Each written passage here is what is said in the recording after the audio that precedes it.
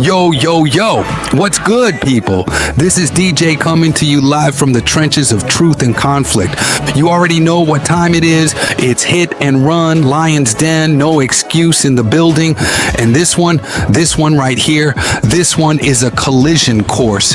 Fearless, the surgical sniper from Hit and Run, the direct hitter, no fluff, no filters, just straight intellectual body bags, backed by the Lion's Den, where the weak get chewed up and only the bold survive, versus No Excuse, the tactician, the strategist, the face of Passport Brothers podcast and No Excuse ENT, Mr. Facts Over Feelings, never folding, always calculating. And the topic, buckle up, feminism and submission, Latin America versus Africa women, two continents, two cultures, one brutal debate. Are Latin American women more traditionally submissive, or is Africa the true home of femininity and wifey value? Where do Western men find real partnership? Not feminist rhetoric, not power struggle games, but peace, submission, and respect. It ain't about theory anymore, it's about results, real experiences, boots on the ground truth, divorce rates, vetting processes, alpha, beta, authoritarian. The whole spectrum is on the table. This ain't no safe space convo. This is men only talk. Real stakes, real consequences. We're taking the gloves off, and trust me, somebody's worldview is getting flipped. Okay, DJ. Okay, calm down. You're getting ahead of yourself, DJ. Let's cut the fat. Submission ain't a buzzword, it's a principle. But too many of y'all don't know the difference between a cooperative woman and a woman trained to tolerate you. Latin Americans got heat, but Africa, that's roots. That's legacy. That's feminine grace bred into culture. Fearless and I, we've seen both sides. We don't speak from Twitter clips. We speak from passports stamped and hands shaken. This debate, it's not about who's right. It's about what's real. No Excuse is coming in strong, and he's got his blueprint, his data, his code. But we're not here to sit at the negotiation table. We're here to burn it down if it don't serve men right. We've already broken down divorce. We already exposed the vetting failures. We already dismantled the male archetypes that keep dudes soft. Now we ask the final question. Where is the true feminine energy that wants to build with a man? This ain't theory. This is experience versus expectations. And tonight, either you learn something or you get learned. Mark it, save it, share it, because after this one, some illusions ain't making it out alive. Tonight on a special edition of Hit and Run, we are getting serious, so be in the room. You don't want to miss this. So buckle up and get your drink. Share the live, hit the like button. People, we want you to get interactive in the chat and let us know what you are thinking.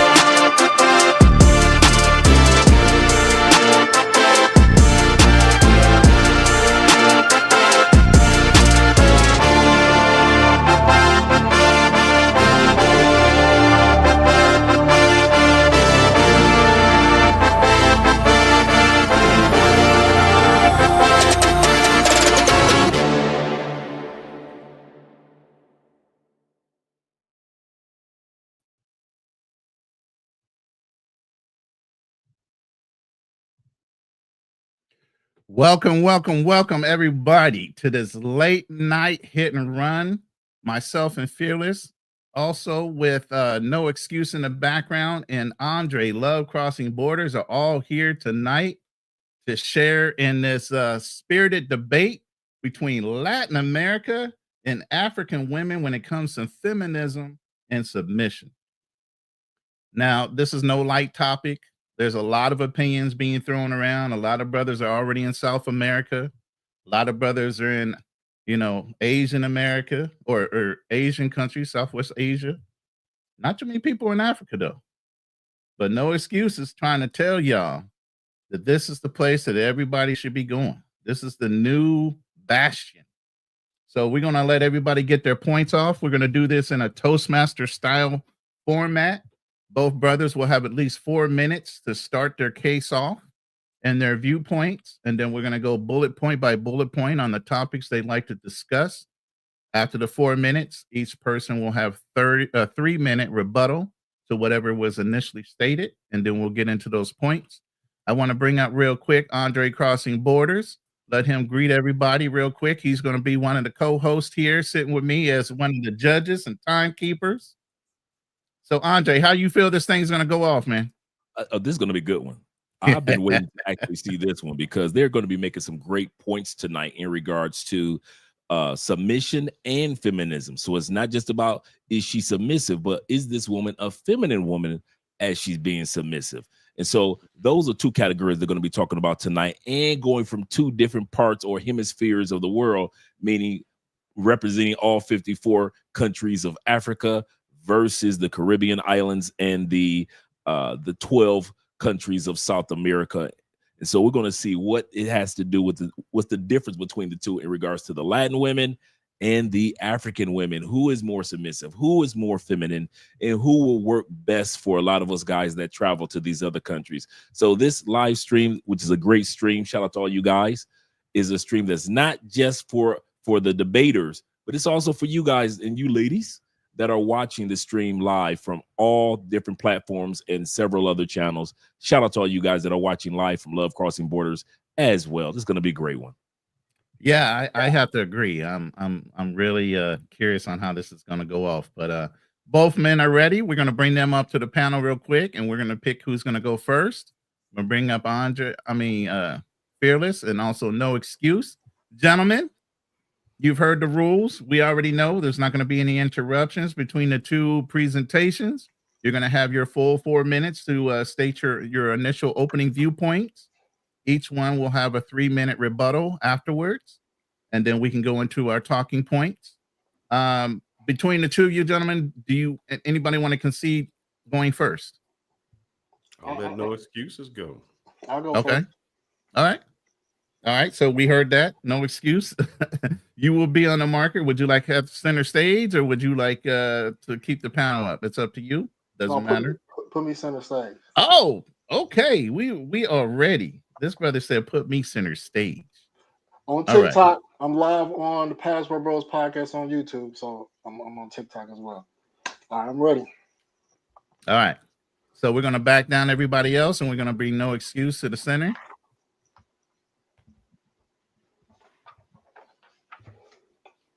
All right, and then can you hear me? Yeah, I can hear you.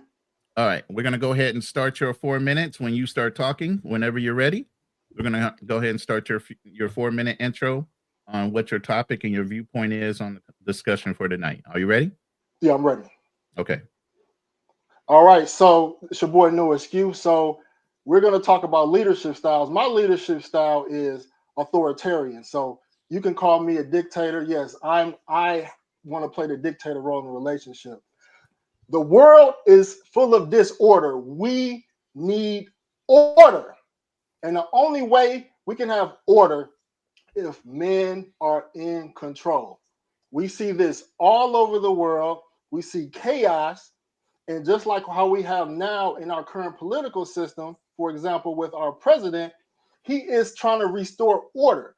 And you need to be authoritative to restore order. That's why they call our president right now a dictator, this and that.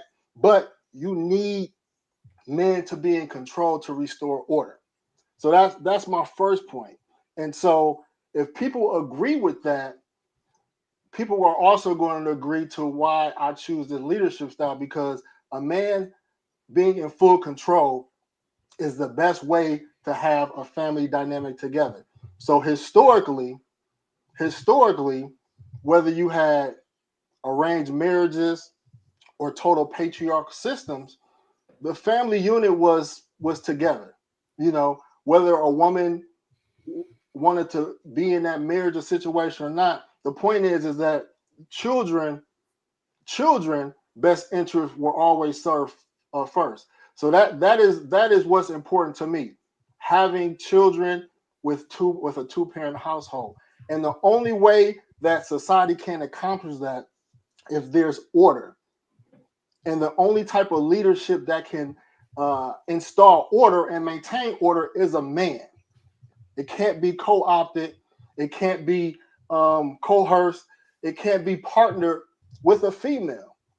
Human nature and history have showed us that. So let me just kind of break down what it means to be authoritative. It's in an authoritative society, culture is the reinforcement. It's not, the issue is not the style, it's cultural reinforcement behind leadership that determines outcome.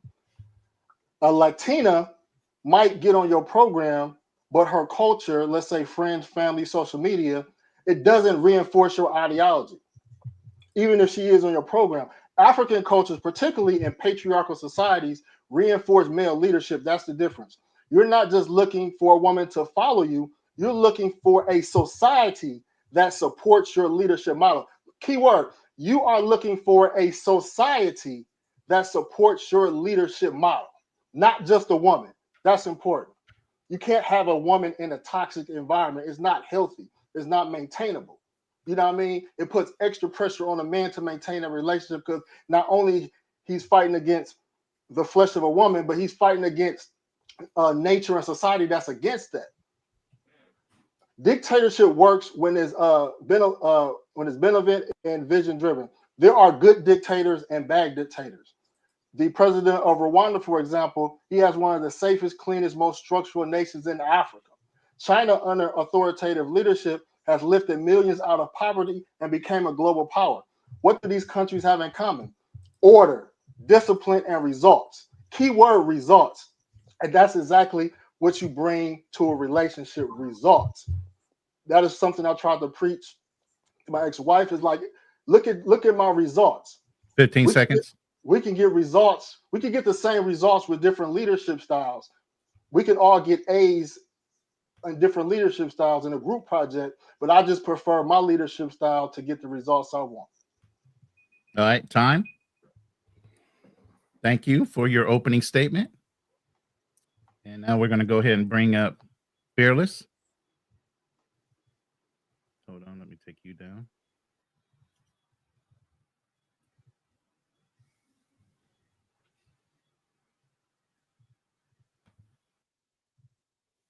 All right, Fearless. Time begins when you start your opening statement. Man, what you're going to hear a lot about is control, and control means fear. This is the topic. Let's get to it. Let me see. I'm sorry, fellas.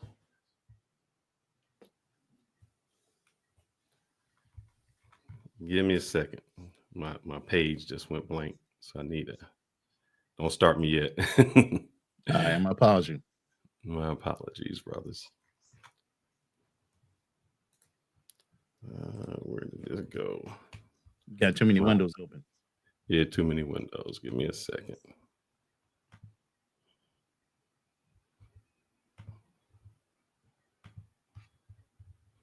I apologize, fellas. While we're in the pause, everybody that's in the different chats, go ahead and hit the like button. Hit the like button while we're waiting for Fearless to get his notes back up. Are you ready? I got them back up. All right. I'm going to go ahead and start you. Go ahead. There you go. So let's get this start off straight. There is a difference between leading and ruling. A leader earns respect. An authoritarian demands obedience. One builds legacy. The other builds silence, fear, and eventually rebellion. I'm not here to raise a woman. I'm fearless. I'm here to lead her.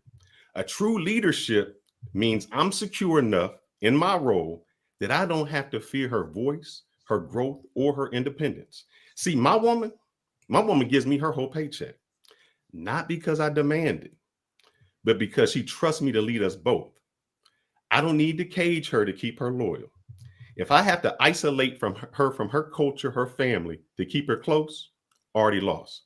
See, my brother here, he wants obedience without understanding, control without connection. And as a result, he got a divorce. And he's still blaming her culture instead of looking in the mirror. Authoritarianism is outdated. It's insecure. It's reactive. But leadership, see, leadership is timeless. That's the difference between being a king and being a tyrant. You can build a kingdom through dominance or a dynasty through trust. I choose a dynasty because when I empower my woman, she multiplies everything I give her. That's not weakness, that's strategy. See, he doesn't understand sales. You have to have a vision for your woman. In sales, you never sell the steak. You sell the sizzle, the vision. And when you sell the vision, any woman will follow you. Leadership empowers. It invites respect, not fear. Leadership is about influence, not intimidation. And that's what he wants to do. He feels that he needs to intimidate. Leadership inspires, and authoritarian demands. A leader earns through trust, and authoritarian controls and enforces through fear. As a leader, I say, hey, let's figure this out. He just says, because I said so. I lead my woman. I don't leash her. Submission is earned and not demanded. A true leader doesn't fear a woman's growth. He inspires it. An authoritarian, he just controls out of fear. He micromanages. He confuses dominance with respect. But here's the truth. If you have to force somebody to follow you, you're not leading them. You're just in the way. See, real power isn't control. It's when someone chooses you. A woman submits by her own will. That's respect. That's attracting.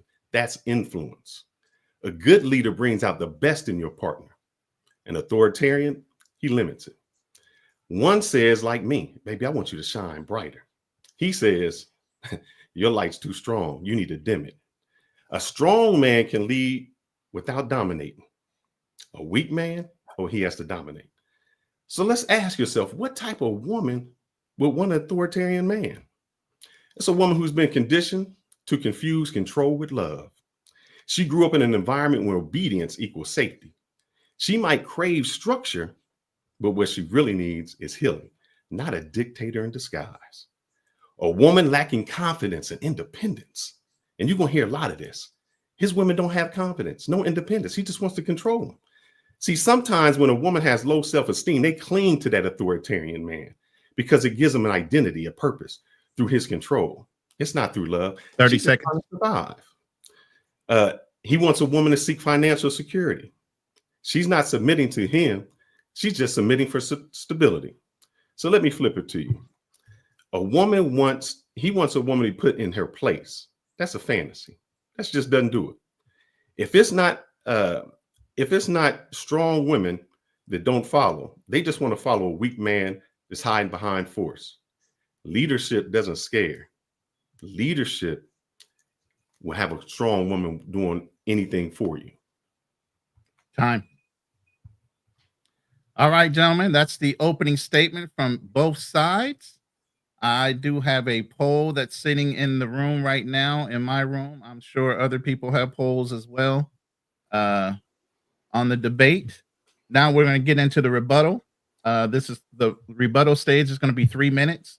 You can either attack him on his viewpoints of what he just said. You can reinforce your viewpoint, whatever way you want to go. No excuse. You'll be the first one up for a rebuttal for 3 minutes, plus or minus. All right. I'm going to put you center stage. All right. And time will start when you start.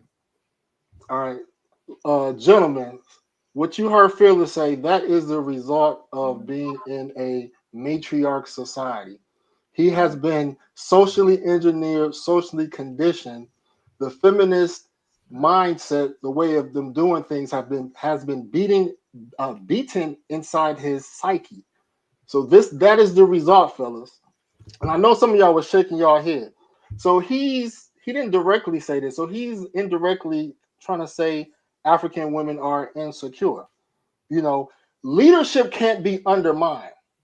It can't be undermined. It can't be undermined by family. It can't be undermined by things in the societal system. You can't be, for example, you can't be a president and pick cabinet members and they're undermining your agenda. You know what I mean? So you can't, to be effective leader, you can't have elements that undermine your agenda. And also, he made a reference to my marriage. An authoritative person cannot marry a feminist. You know what I mean? In my opinion, guys, I would say there's a lot of guys that are married to feminists.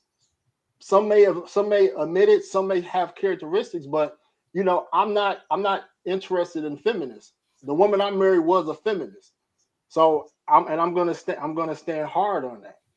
I married a feminist. So let me get into just some other notes. So patriarchal societies work better for marriage. The data backs it: lower divorce rates, stronger family units, and more stable roles in traditional societies.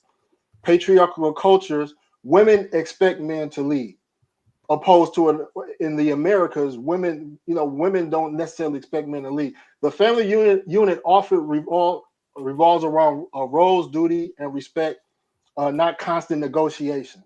Your leadership is not only accepted, it's expected. Something that Fearless wants to hide behind. So naturally, you'll be more successful with a woman who's from that environment.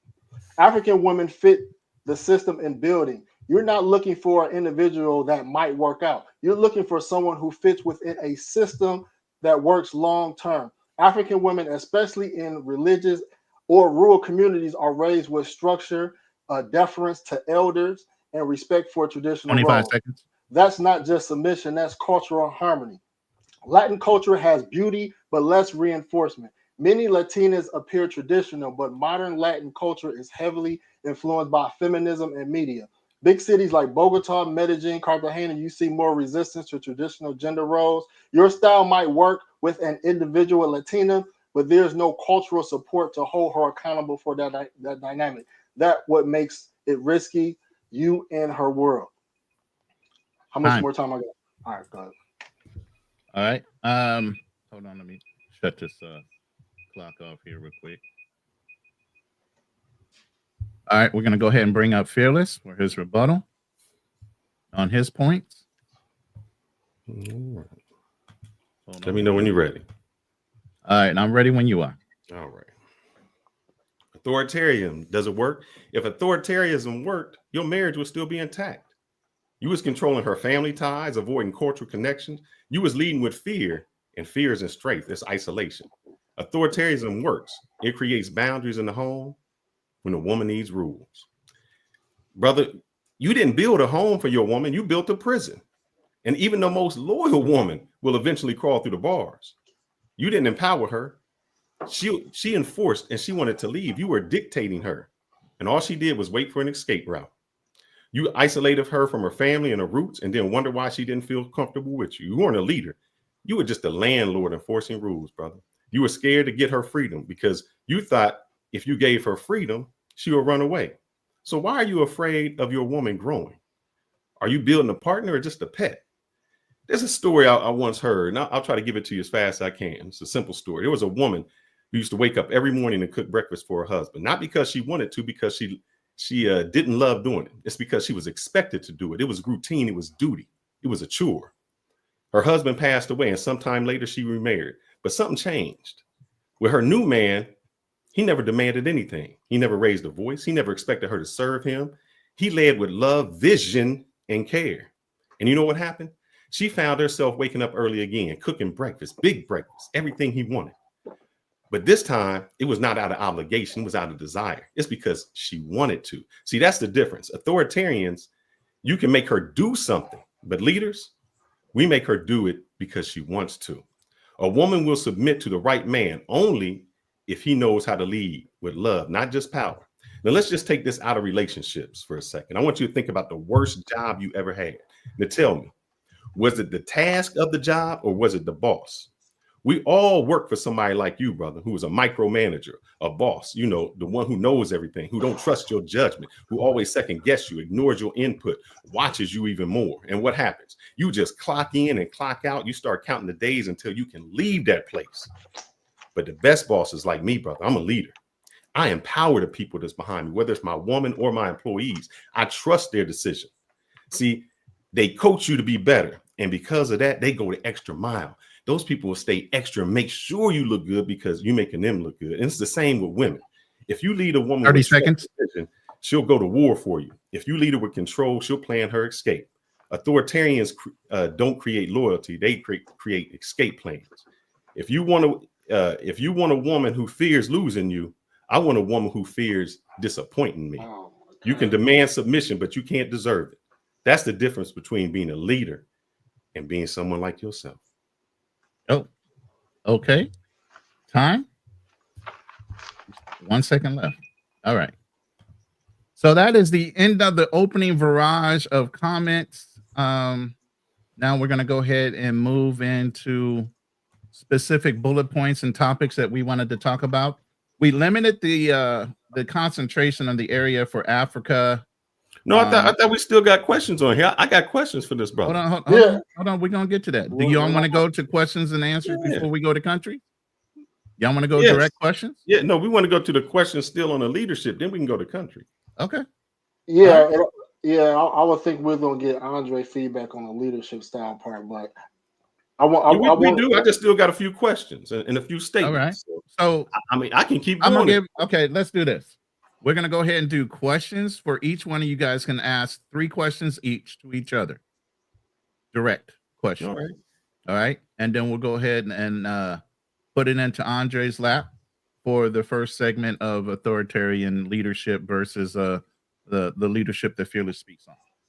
All right, you good with that, Dre? Want to hear a couple volleys back and forth on direct questions? Oh yeah, definitely, definitely. Yeah, you don't have to put me on big screen for. No. We're not gonna do that. We're gonna leave you just like this right now. All right. So whoever wants to volley the first question, go ahead. All right. Can a woman trust a man who doesn't trust her judgment? Can a woman trust a man? Because you got to oppress him. You got to control him. That means you don't trust her judgment. I think you got me misconstrued because a lot of authoritarian person is, man. You gotta let them answer. If you're gonna ask a question, you have to let them answer. Well, yeah, I think you got a lot of stuff misconstrued because I don't micromanage. Authoritarian is a leader too. It's not authoritarian versus leader.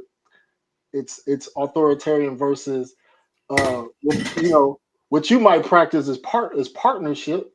I'm not an advocate of partnerships. So authoritarian is a leader, and I think you got what happened with my marriage misconstrued. So I don't want a skewed narrative to be put out there, whether micromanage or anything like that. For me, feminist, especially women that as admittedly feminist, I've always had a problem with. Not all women are feminists or carry that mindset. You know what I mean? So that's the point. That's the angle I'm coming from, is that a lot of Latinas do carry that feminist mindset, which conflates with my mindset, which is more authoritarian. I'm not passive. I don't believe in partnerships or anything like that, but I don't micromanage. I don't lead from a level of being insecure. I lead from an area of results driven. Everything I've done, I've been a leader. Whether me getting my MBA and working with groups of 4, I took the lead because other people were poor at what they did. But the results was we all got A's in our assignments and ultimately A in the course because I took the initiative. I wanted to be the authoritarian in relationship. So the results should, at the end of the day, it's about results. But I had with those results, my man. Hold on. One question each. Don't follow up on the question. So 3 questions total, but you got to give him a chance to answer. I only get 3. I got a lot more than that. But go ahead. No, we're gonna do 3 at first. Yeah. I don't have any questions specifically. I just wanted to kind of. All right, then my turn to go. You said with authoritarianism, you said you was a leader. You didn't lead out of fear, but you was afraid, man. You was afraid to bring your woman to the United States because you said, if I bring her to the United States, it's dangerous. The West going to poison them. They're going to get jobs. They're going to get friends. They're going to get freedom. And they're going to start acting brand new. You afraid to bring her here. See, that means that woman wasn't following you. If you're afraid to bring her here, she was just following a paycheck, a passport, or a plan. Let me say this because I don't think y'all gonna get this. The right woman stays grounded because she trusts the man, not the soil she's standing on. That means no matter where she at, she gonna trust the man, not the soil. So you didn't trust your wife to bring it to your soil. That ain't leadership. That's control and fear. I didn't have environment. Hold on. Are you asking a question or you making a statement? Hold on. You got to ask a question. Anywhere. You can't make statements. Ask him a question. All right. Why were you afraid to bring your woman to the United States? Yeah, I was not afraid to bring her to the United States. I didn't bring her to the United States, one, because my plan was to move to Colombia first and foremost. And then second off, I felt like I believe that our marriage is best suited for marrying a woman and being in an environment that you met her in. You know what I mean? And this is statistic driven. This is not emotions or fear. This is statistics. Passport bro 101 is don't bring her back to the US. That is the motto. Even brother Andre, you know what I mean, is with me on that. You know what I mean? Don't bring them back to the US. Now, you may disagree on the reasoning, but it's statistic driven. It's not emotion or it's not emotional driven. Now I could have got to a point where once I decided that Colombia wasn't realistic, yes, I would have brought her to the US, but she didn't know that. And then two, because we had clashing personalities when it comes to her feminist ideology and my authoritative nature, any arguments or issues or disputes we had in Colombia would only amplify 10 times fold in the United States. So that is the reason why she didn't come, is because of how we handle conflict and her handling her temper. You know what I mean? Because she needed anger management. You know what I mean? She took anger, I don't want to get too personal, but you know what I mean? Anger management was an issue and only going to amplify when she's in a different environment where, where she can be more tempted to do other things. So those are the reasons why I didn't bring her. It wasn't out of fear or anything like that, because she's been to the United States. She was an au pair.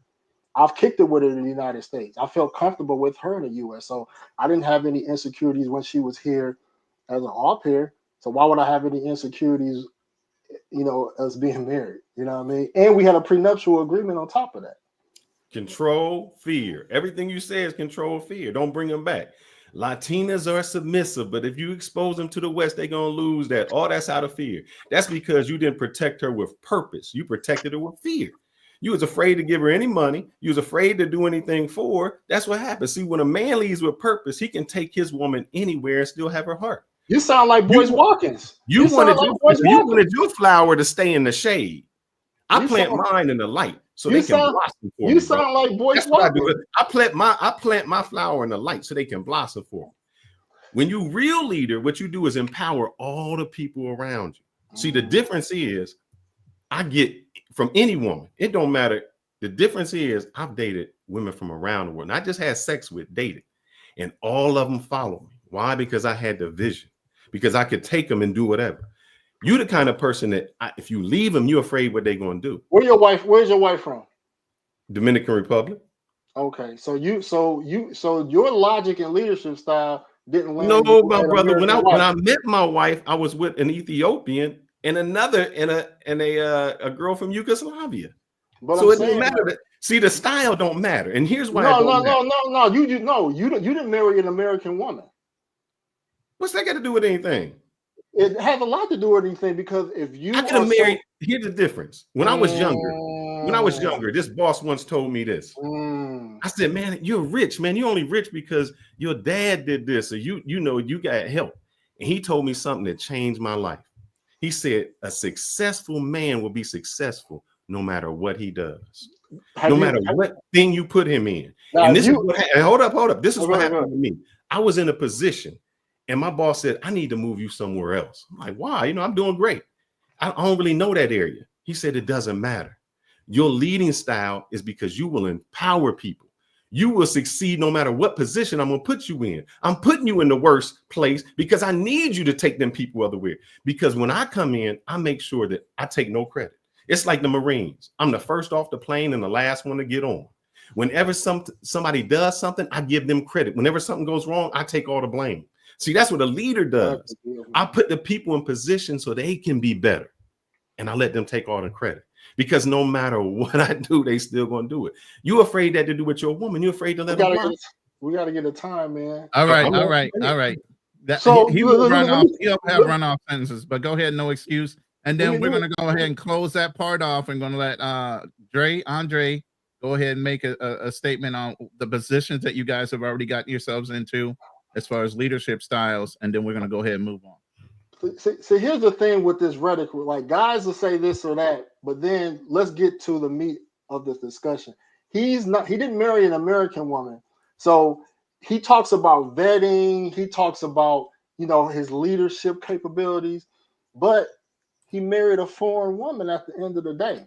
So obviously his temperament, his ways wasn't good enough for an American woman, but he was able to, but it was good enough for a Dominican woman, and there's nothing wrong with that. All I'm saying is that we both pursue non-American women. You know what I mean? He can handle Latinas, and my lane now is African woman. So it's nothing. To me, it's nothing wrong. To me, it's nothing wrong with leadership styles. It's just a preference. You know what I mean? Why I attract or why I'm able to get the results of an African woman, it has a lot to do with my style. It doesn't make African women inferior or insecure. And why he's able to gravitate to Latinas is because he has more of a, he's more open-minded to partnerships. Like I said, he has conformed to, the feminist society, has conformed to American norms, and that's fine. Most men have conformed to American norms. When I say America, North America or South America, DR is North American. So I'm just gonna land my plane there. He didn't marry an American woman, and so I'll take what he say with a grain of salt. All right, we're gonna end that part, and we're gonna go ahead and bring Andre to the center stage. He's been taking copious notes. I've seen him scribbling over there diligently. So what are you thinking right now, Andre?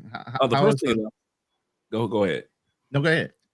The first thing that I was thinking about was excellent debate, guys. You guys have been actually making some wonderful points on both ends. But I want to give you guys some things to think about as you continue on with your debate. And these are not questions to be answered directly to me, but these are questions that you might want to ask yourself during the debate. The topic is about femininity and submission, even though we're going versus different locations in the world. The first question that came up to my mind is, can you control a woman into being feminine? Can you control a woman, the average woman, into being submissive? Ask yourselves that. You don't have to answer to me, but that's the topic that we all have come for. Can I go to another country? Can I go to Africa? Because you guys are talking to those of us, let's say I wasn't married. You're talking directly, not to each other, but you guys are the advertisement for your locations that you're mentioning. One is advertising Latin America. Another is advertising Africa. If I was a person that wanted to get married and looking for a wife, could I go to one of these countries and dictate myself into having a submissive wife or a feminine wife? Or could I go to one of these countries and I wouldn't have to dictate into this woman being submissive? I wouldn't have to dictate this woman into being a feminine woman. Second question that came up that you guys might want to think about is this: is patriarchy, dictatorship, are they both the same thing? Because I kept hearing Rob use the term dictatorship and patriarchy as if it's synonymous.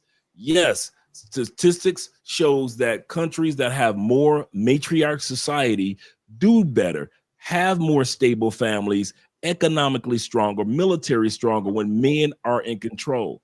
But does that mean that that country has to be ruled by dictatorship in order to accomplish that? We have a dictator right now known as Donald R. Trump. And at the end of the day, he's only been around for 2 months and everything is going haywire because right now we are under the auspices of a dictator. So just because that person's a dictator and he's a male, are those patriotic? Are those the exact same thing? Can you be a patriotic society, and do you have to be a dictator? Number 3 question is this, real quick, guys. Is Africa truly the leadership country or continent? 54 countries in Africa. And for many of us, we have yet to see our own brothers who are the dictators there dictate anything that shows us them being a leader, or other words, in control of a whole continent. There's enough of us there. And I give you what I mean. I don't want to sound like I'm babbling. A leader is a person that does things by example. We've seen our African brothers. He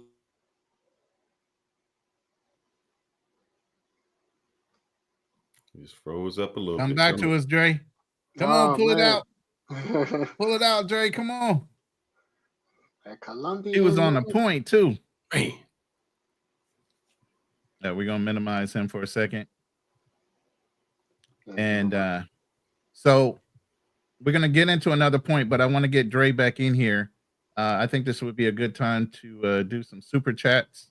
Okay. Shout out to the Globe Spinner, respect debate and honest dialogue. Let's go. $4.99 super chat. Thank you very much for the $4.99 super chat. I did get a cash app from T Mac for $10. Thank you, brother Semper Fi, for the $10 cash app. And then also I want to go ahead and read off this other that I think came in for Dre. Okay. WTF is Fearless saying you guys as close to Mr. Perfect in the US to get dragged through the mud for maintaining a woman in the US environment. US society is pure toxic that poisons a woman regardless of what man does. I don't agree with that whatsoever. What say you two? Obviously I know Fearless's point, but what do you say to that? No excuse. I mean, I see what he's saying. I mean, I agree. I agree, but you know, I can be honest and say that it's still a 50-50. You know what I mean? I think Fearless did a stream and he was like, even though he don't see it, he was like, I could get divorced and then I'll be wondering like what went wrong or what this or that. So I you know what I mean? So even though I'm not an advocate for it, you know, I mean, it's still a 50-50 thing at the end of the day. You know what I mean? So okay. I get what he's saying, but it's a risk. You know what I mean? It's a risk. All right. I think if your woman's going to change, she was going to change no matter what. You can put me in any environment, I'm going to be the same person. Nothing's going to change. So if your woman was rooted in a specific value, it don't matter if you bring her to the United States, you take her to Africa or anywhere. She's not going to lose her value or morals. If anything, she'll be more influential and change the people around her. When my wife goes to work and they say, you cook for your husband and you go home in this, how can you do that? She says, that's what a woman's supposed to do. That's how she's supposed to act. So if your wife is, or your woman or whomever is easily influenced by the people behind you, one, you don't have any vision. You don't have anything. You doing it out of fear. I don't rule out of fear. The greatest thing is this. Some people say, I can't give her anything because she may leave me. That's not power. Power is being able to give your woman everything and she chooses to stay with you. That's the difference. No, because when Eve had all the power, had all the freedom in the world, and because Adam didn't control her. That was God, baby. You can't blame Eve. You got to blame God. God made Eve. Adam didn't. That's what I'm saying. Adam Adam had to choose women. Adam was supposed to be a dictator. He was supposed to control Eve. My goodness. He was supposed to control Eve. That was all the right. failure. Adam, but go ahead. I want Dre. I got Dre back in the room. I want him to go ahead and finish off what his initial assessment was on the first point. I know he had a transmission issue, So we're gonna go ahead and put him back to center stage and let him finish his assessment. Sorry, brother, for that, but go ahead. Oh, no problem. My technical difficulties. The one thing as I was saying was, is a person that is a patriarchal society, or the example of what a man should be, equal to a dictator? Because one of the things that I kept noticing that Rob kept doing, you may want to think about that during your debate, is you kept making a dictator and a patriarch the same person. The other thing that I noticed that you guys have done is making a leader a dictator. Can you be a leader and a dictator at the same time? In some cases, military wise, yes, you could do that. But remember, most leaders in the military are respected, and even Rona can attest to this, because they've been out in the trenches. The military leaders that have been out there in the trenches and that have put their lives on the line and have gone the extra mile and were able to point the direction. The trailblazer military leaders have always been historically more respected than military leaders that got their stripes by way of moving up the ranks. So is a person truly a leader when he's a dictator? Because a leader is a person that leads by example. He's the trailblazer in the family. The last question that I have, or another statement, is, Rob, when you made the statement in regards to your marriage, you might want to think about this, because as you continue to talk about your marriage, you continue to dig yourself in a deeper hole. And I'll tell you what I mean by this. You said you married a feminist. You said her family, for example, just was an example of a family that could have not raised a feminist, but it seems that they raised a feminist. You said that she had been to America. You also kind of somewhat subconsciously co-signed for what Fearless said about your kind of reservedness of moving your woman to the United States. Whatever it may be, at the end of the day, guys who are on the panel, including myself, as well as the audience, we're looking at you as if you should have known this before you dropped the knee. This is not for you to respond to, Rob, to me, but I want you to think about this during your debate. The more you talk about your wife, the more you're just exposing about her things that you should have known before you dropped that knee and put that ring on her finger. I would have known if my wife was a feminist before I dropped the knee. I would have known if she wanted to live in America or not lived in America before I dropped the knee. I would have known all these things. Would I had to be a dictator, or would I've had to be a leader before I dropped the knee? Would I had been would I had to have been a simp before I dropped the knee? So you want to make sure that you know these things before. Like I said, you don't have to respond to me, and you don't even have to respond to these statements, but I just want you to think about this as you debate, because the more that you discuss this, the more that you're kind of like digging yourself in a hole in this debate based off of, well, he should have, these are some of the most obvious things that the average man would have picked up before he dropped the knee. And the last thing I want to say before I let you guys go on this excellent broadcast is this: the rooted woman versus the controlled woman. I did notice that Fearless continues to emphasize on when a woman is rooted, meaning that we know the roots of a tree are that keep the tree solidified. And most people that don't know this, trees communicate underground by their roots. And so a lot of times, like Fearless said, my wife is so rooted that she sets an example to other women. Do women that are dictated to or controlled by a dictator, do they set a positive example to other women like the rooted woman does? You guys may want to ask yourself that. Rob just mentioned, Rob, you and Fearless just were talking about that, the rooted woman versus the dictated woman.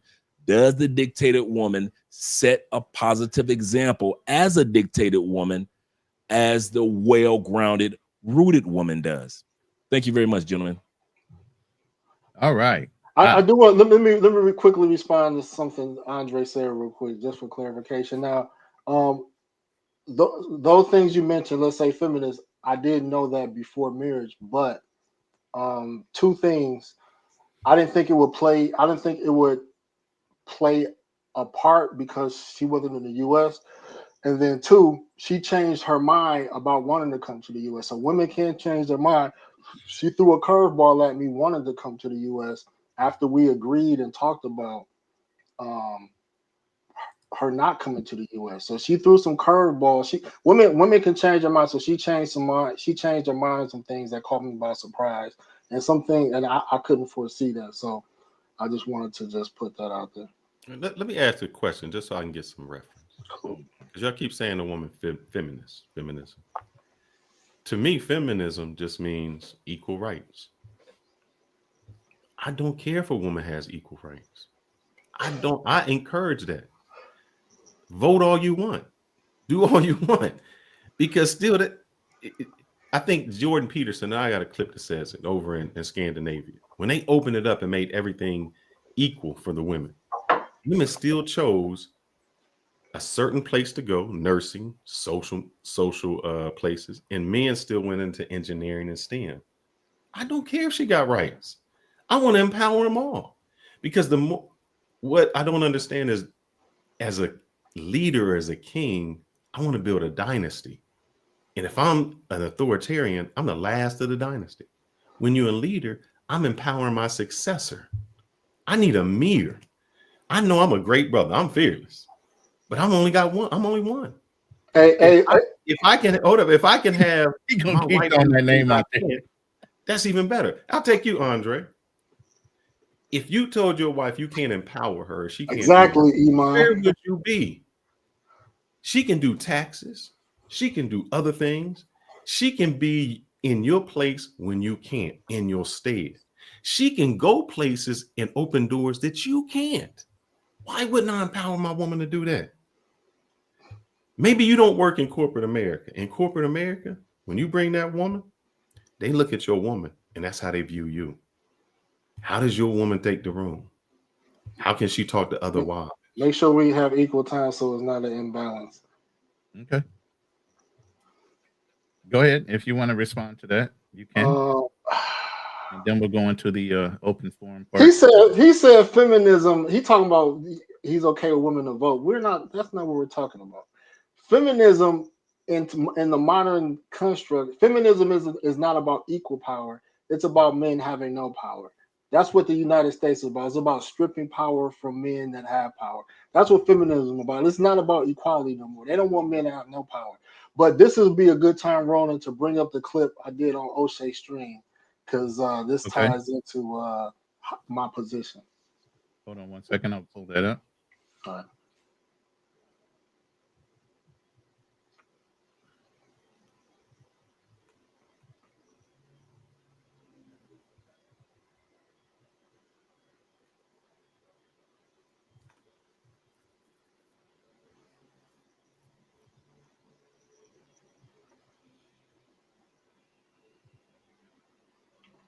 You fired. No. I know hey, I'm pushing buttons over here, brother. Vicious woman. I'll explain. Oh, yeah. I mean, I'm successful. It'd be different if I was just an average guy. I don't consider myself an average guy. I'm top 10 in any category you want to put me. That ambition is going to get in the way of you being there for me trying to direct. If you're ambitious, you're going to have resentment because you're going to feel like I'm holding you back. So it's easier, I'll put it like this, it's easier for a woman to be submissive when she don't want to do shit. It's easy because I'm not asking her to do anything that's getting in the way of what she's trying to do. I want to start a business. Now, if I have to meet you already doing that. Now I'm getting comfortable with you not doing shit. And then now you want to do shit and it's making me uncomfortable because I didn't get to know you in that element. But if you saw her doing that, that'd be different. If I met her in that element, I'll be accustomed to it. Yes. To a certain extent. You said you do not like an ambitious woman. I'll explain. Oh, yeah. I mean, I'm successful. It'd be different if I was. I think you replaying it. I don't consider myself an average guy. I'm top 10. You replaying it. You playing it again. So can I address that? I need an ambitious woman. I used to raise some dogs. One of them was like a Presa Canaria.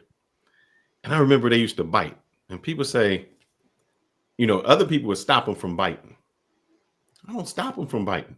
I just direct them to what I want them to bite. So if the woman is ambitious, you keep saying, I meet her, she ambitious. When you're a true leader, you just take that ambition and turn it to your business. You say, what you doing? You trying to strive? I want you to strive in my business. You in business management, manage my business. So I want you to be ambitious as possible, because you're going to put me at the forefront. So you're still trying to, like I said, control and fear. When my wife came here, she had her bachelor's back where she was at. I was like, get your bachelor's here, get your master's here. I need you to do things for me. Be ambitious as possible, because I don't fear that the more and greater she becomes, I never fear she's leaving. I just fear, I say that we're rising. And that's your thing. You're afraid that if your girl gets, and you're going to show it because you talked about it before, submission and education, all the places that you go in these other places, the women are educated and they got access to social media, and that's going to make them, be more feminist. Have it all. They're just going to work for me and do my thing. I don't fear this. You ever heard of a dude called Boo Boo the Fool? Mm-hmm. All right. Now your logic may work in your situation, you know what I mean, and I wish the most success. But let's take your situation as a success story. A lot of guys are not going to maybe have the vetting skills that you have. They may have the same mindset that you have, but if they pick the wrong woman, you know what I mean, they're gonna be like Boo Boo the Fool. You know what I mean? So you got to be careful, because your mind, there's nothing wrong with your mindset. There's nothing wrong with my mindset if it worked, right? If I'm authoritarian and I'm in a 5-year marriage and we're thriving, can't nobody complain because it works. You only can have a rebuttal when it doesn't work. I have another clip, Ronan, because it ties into this segment. The other clips tie into the other segment. That's the clip that's like it's probably like 2 minutes. The Black Colombian? No, because that's when we get to the countries. Okay. This is, I think it's 2 minutes 58 seconds. Okay, that was you. You can get submission by force, submission by money, submission by religion, submission by laws. That's it. So in Asia, right, these strong armed countries, right, like China or North Korea, China basically banned like certain TV, like let's say certain, I want to say like cut off certain programs on television. Some households in China, after a certain time, you can't watch TV. They restricted or eliminated some social media platforms. Basically, a lot of heavily American influential platforms they got rid of. I think even Cuba to a certain extent, North Korea definitely. And the reason why these countries want to cut off, American social media, because they understand how influential it has on their people. You have, put it like this: during slavery, right? There was always a out of control Negro, right? When they try to break a horse, and when you try to break a horse, and you have a horse that just can't be broken, you want to kill the horse so other horses won't adopt that ideology, right? Because it spreads, right? If you have one rebellious Negro, you want to get rid of him as soon as possible, because that can be contagious. So what these countries understand is that you get too many women, seeing Western or American in culture, it's going to spread. I've even heard in the harshest countries like Afghanistan, Saudi Arabia, you got women standing up, risking all type of persecution, that's unheard of. And that's because once it penetrates into society, it's hard to control. So they try to nip it in the bud. Places like countries like I said, Uganda, Tanzania, it's a true patriarch. Tanzania, for example, there's not a lot of women that use social media. They're not on dating websites. They don't have the smartphones, and so they are. So the men in those countries have more control of of the culture that they want as a patriarch, right? Uganda's a little different, but men still have the mindset of that. You don't talk back. You can't be too opinionated, and so those concepts are reinforced. Now Uganda does have more feminist mindset, for example. So but when you go out in the villages and outside of the major cities, it's still being kept intact. So the factors is that. And I can't speak too much of all of Asia, just where I've been to, but in Africa, the countries where the women are most submissive are the women that have the least amount of education and the least amount of social media. So in Latin America, even in third world countries that have social media. So this is why it doesn't matter about your money anymore, because social media has penetrated third world cultures in Latin America that women have been empowered in a way to say, you know what, I don't have to depend on men. They have hopes that their country is going to model the United States in some way. And so women are willing to be patient for change. Whether in Africa, the hope is not there yet because the education is not there, the social media is not there. And so, men are still kind of holding on to the patriarch that they want. So that is that is what I'm seeing from the other side. And how the passport bros fit in as far as wanting to find a certain type of woman. What I'm saying is that now the countries that we expected a certain type of woman doesn't really exist, and now it's looking like it's women from countries, we're gonna say Africa, Middle East, Asia, so to speak. So that's my conclusion. Oh man, I do get a rebuttal, don't I? Yeah, that was a 2-minute. That was a 2 I need more minute. than 2 minutes, brother. Because he talked before that, man. Let me can I say thank you for the super chat? I got two super. I'm not gonna read the super chat, but thank you, JX, for the $20 super chat on the Passport Bros podcast channel, and also thank you, JX, for the $5 super chat on the Passport Bros podcast channel. All right, go ahead, Phyllis. Man, what you just said was scary. Scary. Let's be clear. You said the only way you can get submission from a woman is through force, money, religion, or law. What about choice?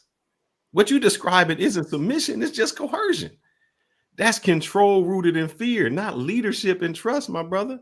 And if a woman has to depend on you, fear you, worship you, to follow you, then she's not submitting to your leadership. She's just trying to survive in your presence. That's not power, that's insecurity dressed in masculinity. Let's break this down line by line, what you said. Women only submit by force, religion, and laws. Real submission is earned, man. It's not force. A woman who follows you is because she wants to, she trusts you, but she believes in the direction you go. That's real power. If you only need external systems to control her, you're not a leader, brother. You're just a supervisor. A king without loyalty is just a man with a title. A woman who follows by choice, that's the crown you don't have to steal. You also said women are submissive because they are poor, uneducated, and lack social media. That's not submission, man. That's just limitation. Of course, a woman with no voice, no access, no education is going to follow anybody. She don't have a choice to do anything else. You're mistaking obedience from oppression from a willing partner. See, the real flex, let me tell you, the real flex is when a woman got access to education. She got access to rights. She got her opinions, and she still chooses to follow the man because he gives her purpose, peace, and protection. You bragging about being followed by a woman who can't even see the world, who uneducated. I'm talking about being followed a woman who's seen it and still choose me. You also said social media corrupts a woman if they see Western culture and they stop being so submissive. You can't blame social media for exposing the truth. If they seeing other women that's been empowered and she changes, that's on her and on you. The issue isn't TikTok. It's the lack of vision and stability, and emotional is a strength. You also, which I don't understand, brother, you had the nerve to bring up slavery. You said during slavery, the master beat the rebellious slave to keep the others in check. So the same principle applies to modern women, huh? If your leadership style mirrors the plantation, you're a man. You're not a man. You're just a master without a conscience. You literally using the tactics of the oppressor to justify controlling women. That's not culture, man. That's trauma. See, fear might silence a woman, but it doesn't secure a soul. You also said you're afraid that Latin women, they make their own money, so they would become less submissive. Yeah, they make their own money, and yet they still submit to the right man. That's the whole point. When a woman don't need you financially, but still trust your leadership, that's the purest type of submission. It's no longer tied to survival like they do in Africa. I ain't got no other choice. It's tied to your value as a man.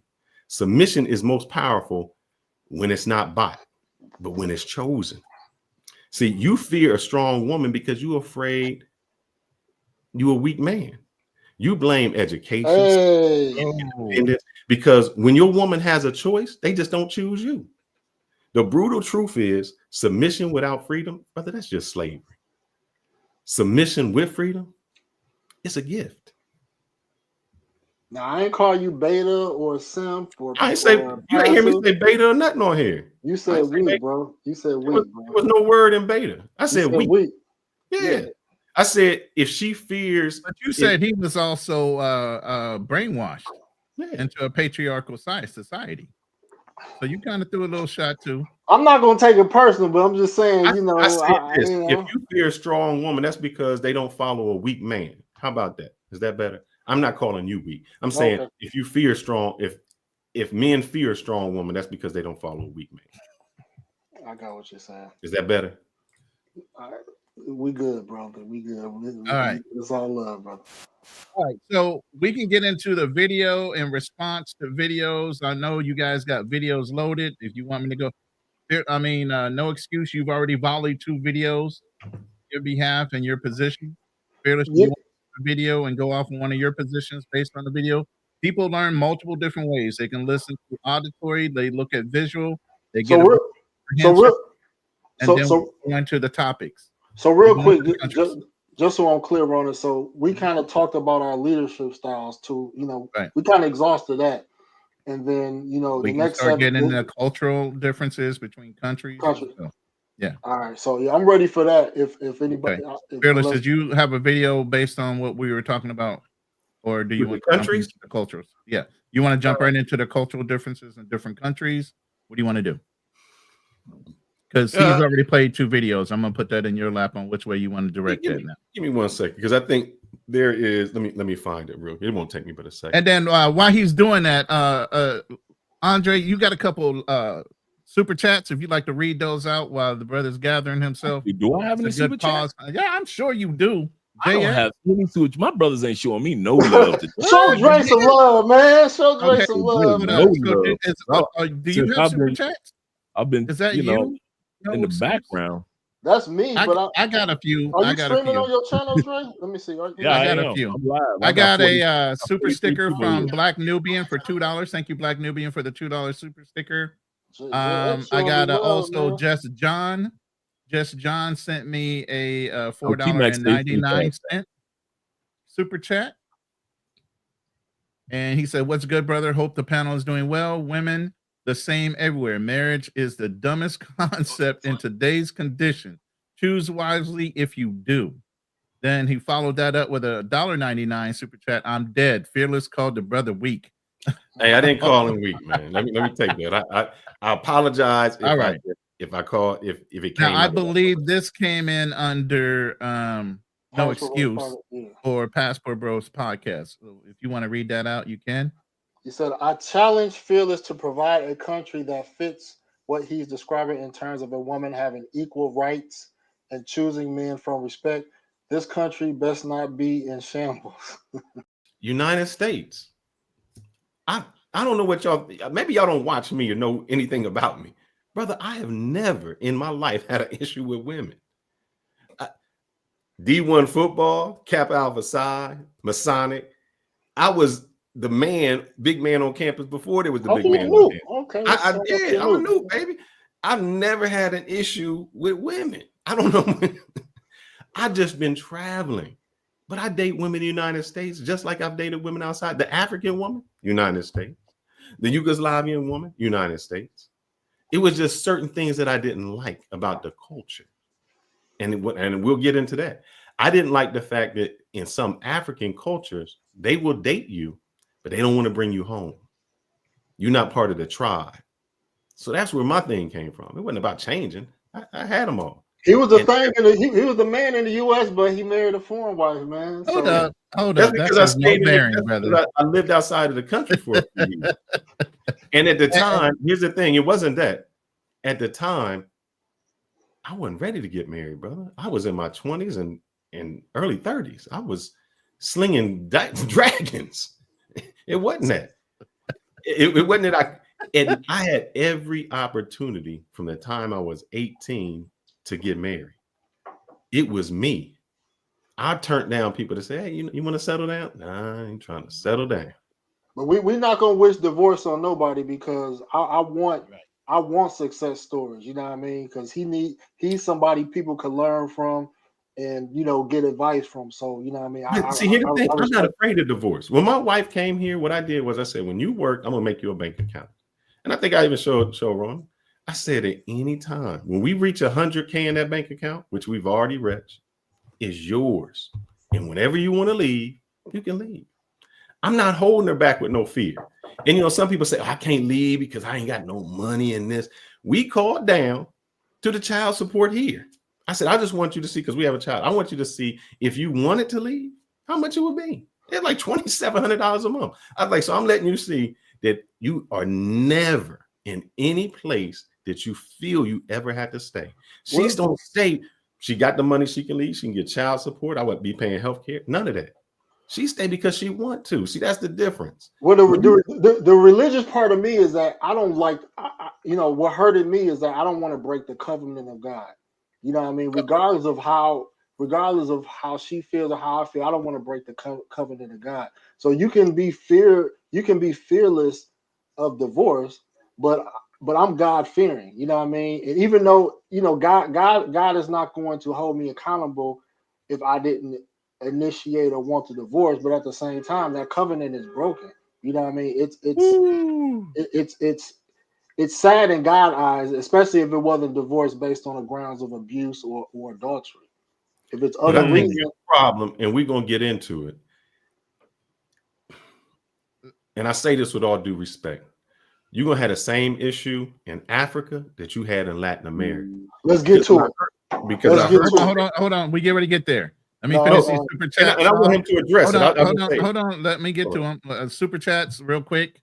Passport Blueprint sent you a super sticker for $4. And then T Mac, this is Dre. Now I'm Brother Dre. You did get a cash app, brother. This I did get a cash app. Shout out to my man T Mac with the $10 love. Appreciate you, brother. And Black Newbie. And Black Newbie, them Canadian boys at it again. I told this guy where I was from. He said, "Oh, Canada." All right. Shout out. Appreciate you guys. Great debate. Great debate. Oh, Ellis super chat me. I don't know if you got that. Oh, he just did. Yep. So we're gonna go ahead and highlight that real quick. Men are in love, women are in business. Straight facts. Appreciate y'all. That's the whole idea behind hypergamy. Mm-hmm. All right. So we're gonna go ahead and move on, gentlemen. Oh, I think he was looking for a video from me. I'm sorry. You stopped. No, because y'all started talking. So I'll just play this. And it's just talking about I think we have a concept of African women. I'll do this when I have a few more to play of them, and I'll drop it off. Nigerian woman given to their man. Yeah, what's the role of a Nigerian woman in just that living and existing and breathing? That's it? You didn't know that? What you mean? What else do I mean? What else is there to do? Well, I mean, they're just housewives. It's the culture. Yeah. It's just culture. These the people you thought was depressed? They are. I play that to say, and maybe I got another one somewhere that I can drop in real quick. I'll play her a little bit later. Time out, vlog. Super chat is fun. I think what we start to think is that women across the world, whether it's Nigerian, whether it's Kenyan, it becomes the same. A lot of them become the same thing. Where there's Nigerians want money, it's transactional. Basically the same thing. I'll hold the other ones. I don't want to take it to be fair, we only focusing on specific countries in Africa and Latin America. Yeah, I can say so. All right, so I'll put this one out, and I think this is where you're gonna have your issue. So, and I'll do this one. And it is used by a lot of Ugandan girls. Like when a girl is going to meet a guy, of course she has to tell you, okay, we are going to meet here, but I need the transport money for me to come and meet you. It's not like the way you hear other people from other countries, a girl comes and meets you without even transport money. But for us here, it's so crucial to give a girl transport money. So one, they always gonna need money. Let me see if I can get to the other part where she talks. We want the family to know you and to accept you as my husband. Give you the list of the introduction, which is the next function. So the introduction is valued to be like one of the biggest. That is what they value more here in Uganda, because you're going to bring like a lot of stuff. You're going to bring what you call mutwalo.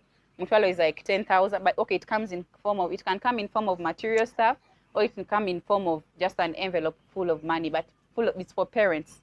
Any money that you want to give the girl's family, is what you give them. So that one is also valued like so much. And again, you can also do the white wedding now, but most of the time they value the kuchala more and the introduction here in Uganda. Okay. So let's say somebody's. And the reason I played that is your issue previously was your Latina woman, you had to support the family. What do you think is going to happen when you go to Africa? When you go to Africa, let me answer that question. Let me answer that question real quick. In Latin culture, if she's not working, you expected to pick up the slack that she would have been helping her family if she had a job. In African culture, if you paid a dowry, that is a one-time payment versus marrying into Latin culture or Asian culture where it's perpetual. That's the main difference. You still supporting that family. And on top of that, let me ask you this question. Okay. From every African culture, whether it's Uganda, Kenya, the women work, the men provide. And what they say is, it's your responsibility to control the household. And whatever money they get is just their money. Do you agree with that? No, that's not like that. I'm about to smoke it on the videos that I got. I'm about to ether him. So I just want y'all to be patient. Don't go nowhere because it's my receipts is really good. But no, I disagree with that. I disagree with that notion. Their money is their money for the women. Well, how you going to change that if that's their culture? That's not the culture though. Have you been to Africa? Yes. What countries in Africa? I've been to Ethiopia, Kenya, Nigeria, Morocco. Haven't been to Egypt yet. And I think, which we don't consider black, is it Libya? Any of the countries that we're going to talk. Okay, Ethiopia you've been to, so you've been to that. But the and other dated I can't say the name because it always messes me up. Eritrean, whatever country is next to it. Okay, Sudan or Djibouti. No. Eritrean, Eritrea. Yeah, that. Okay. Oh, all right, man. So hold up, and I want to say this, not because a lot of y'all go there and say I dated some chicks, and y'all just did P for P. Not that. I'm talking about chilled and relaxed entirely. Yeah, there it goes. Eritrean. Eritrea. So we're gonna start with the Uganda first. All right. Thanks, C. Breezy. All right. So we're already off of the non-authoritarian, Ugandan, Dominican Republic, whatever countries you want to talk about. We can just we don't necessarily have to go country. Do we do an opening statement for this too? I put an order list. So I wanted to start with Uganda, but go ahead. Before you do that, I'll just do an opening, then you can start with yours. All right, all right. Yeah, go ahead. Give me a second. While you guys are doing that, I'm going to give a shout out to my man Don with the $20 cash app. Appreciate you, Don. Shout out to you, brother. That's what I'm talking about. But I've been messing out on my soundboard and everything else. Messing up. Yeah. So here it is, man. We talk about feminism and submission. And let's just get something straight from the jump. There's a difference between being submissive because you have to, and then being submissive because you want to. That's just the real difference between Latin American women and African women. Nothing wrong with African women. They strong, they resilient, they built by the struggle. Many were raised to survive, not out of necessarily out of submission. They accept it, but they do it as duty. Their exception is earned. It's not practical, it's rooted. It's like a provision. But Latin women, even the culture where they're educated, independent, have access to careers, freedom, all the rights, and they still choose to be submissive. Why? Because submission is just a part of their culture. It's a feminine pride. The women there are raised in a culture that celebrates femininity. You know how Latin women are, man. From their childhood, they learn being a woman is powerful, graceful, valuable. The way they speak, the way they dress, the way they dance even reflects it. If you ever do salsa, bachata, merengue, what do you think? Who leads? The man. But who shines? The woman. See, she shines and she just follows you. That's just a perfect metaphor. It isn't because she leads because she weeps. She leads because she trusts you. That's the submission you want. A woman who chooses to follow your lead, even though she's fully capable of walking alone. You all get scared of this feminine expression. Well, Latina women are taught to take pride in how they look, how they smell, how they move. Y'all know how they dress. These chicks will wear high heels to the store, red lipstick for breakfast. They even dress themselves up. And I know how they do it because me, when I tried to go to the store just in jogging pants, and I say, hey, you ain't got to get dressed up to go. The wife will say, no, not only do you represent me, you go out there and a woman going to question why you dress like that. Your woman not taking care of you. Or she can't go out there because she's a representation of me.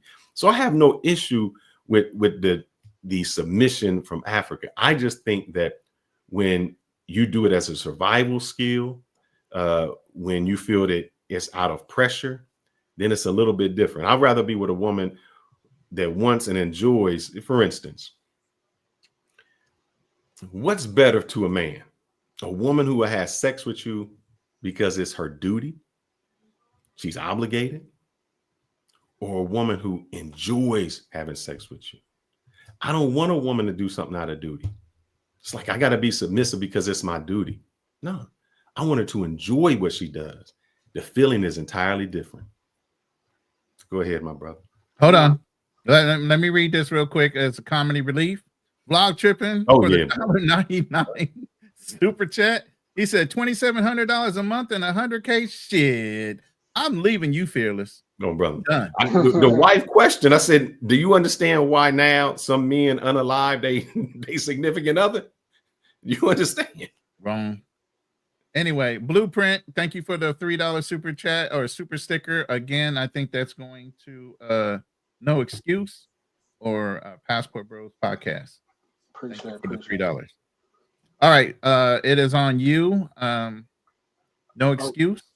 Which direction do you want to go? I'm gonna kick off Uganda, but real quick, I to be honest, I agree with Fearless ultimately, and this is going to be towards the end, but ultimately, like I'm not a fan of the word submission. You know what I mean? Because you don't want a woman out of control. You want a woman to genuinely like you. But we're gonna get into this. I want a woman that's submissive to her religion, but we're gonna get to that.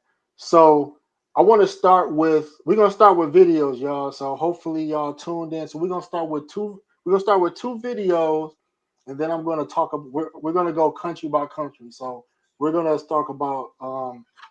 We're gonna do 3 countries or 4 countries in Africa, and we're gonna do 3 countries in Latin America, just so the audience knows.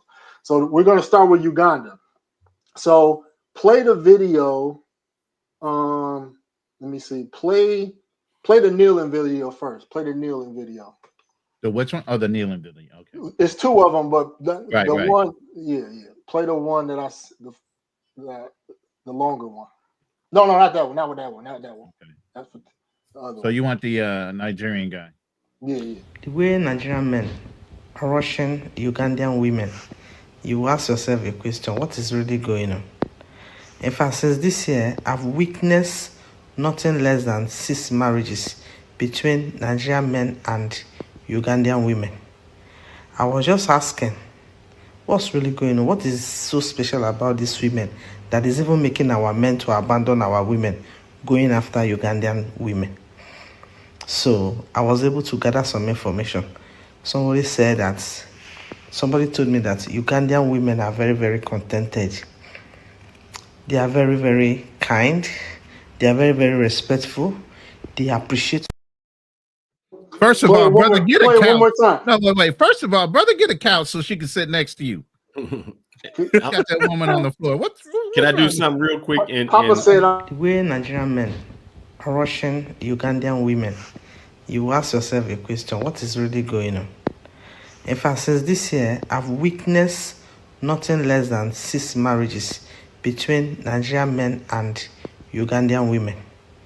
I was just asking, what's really going on? What is so special about these women that is even making our men to abandon our women, going after Ugandan women? So I was able to gather some information. Somebody told me that Ugandan women are very, very contented. They are very, very kind. They are very, very respectful. They appreciate. I agree with that, but let me show you why they're like that. Hold on. Oh wait, You well, had he 4 going minutes. one. I'm gonna do a rebuttal No, right back, right? No, you had a No? whole 4-minute dissertation. The brother just Okay, paid go a ahead, bro. I was 43 gonna go second point by clip. point. He ain't got to have no comments yet. Go ahead. Go No ahead. excuse.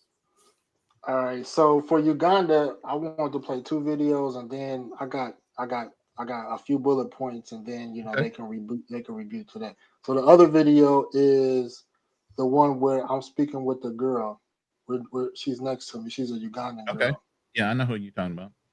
As long as you can support all the women you have, you don't let them suffer, you support them equally, it's okay to. I can support polygamy, but if you can't, it's better you have one woman whom you can take care of. Yeah. So if you were my first wife, I wanted a second wife, and I could support both, you would be okay? Yes, of course. As long as you love us equally. Okay. Now, would you want to meet her or choose or what? Me to meet her? Or choose? I would love to meet her if she's interested too, but sometimes someone might not be interested in meeting me, or someone might not be interested in meeting another woman because they are in love with the same man, but me, I'm okay with it as long as my man loves me. That's what I care about. Okay. Now, some women may say that you wouldn't want polygamy if you were rich or had a lot of money. You wouldn't really share your man if you were maybe in a different situation. What do you say about that? Pardon? No, some women would say that you probably wouldn't want polygamy if you were rich or if you were in a different situation or anything like that. Like, would you support it even if you had a lot of money? There are some men who have a lot of money, but they fear responsibilities.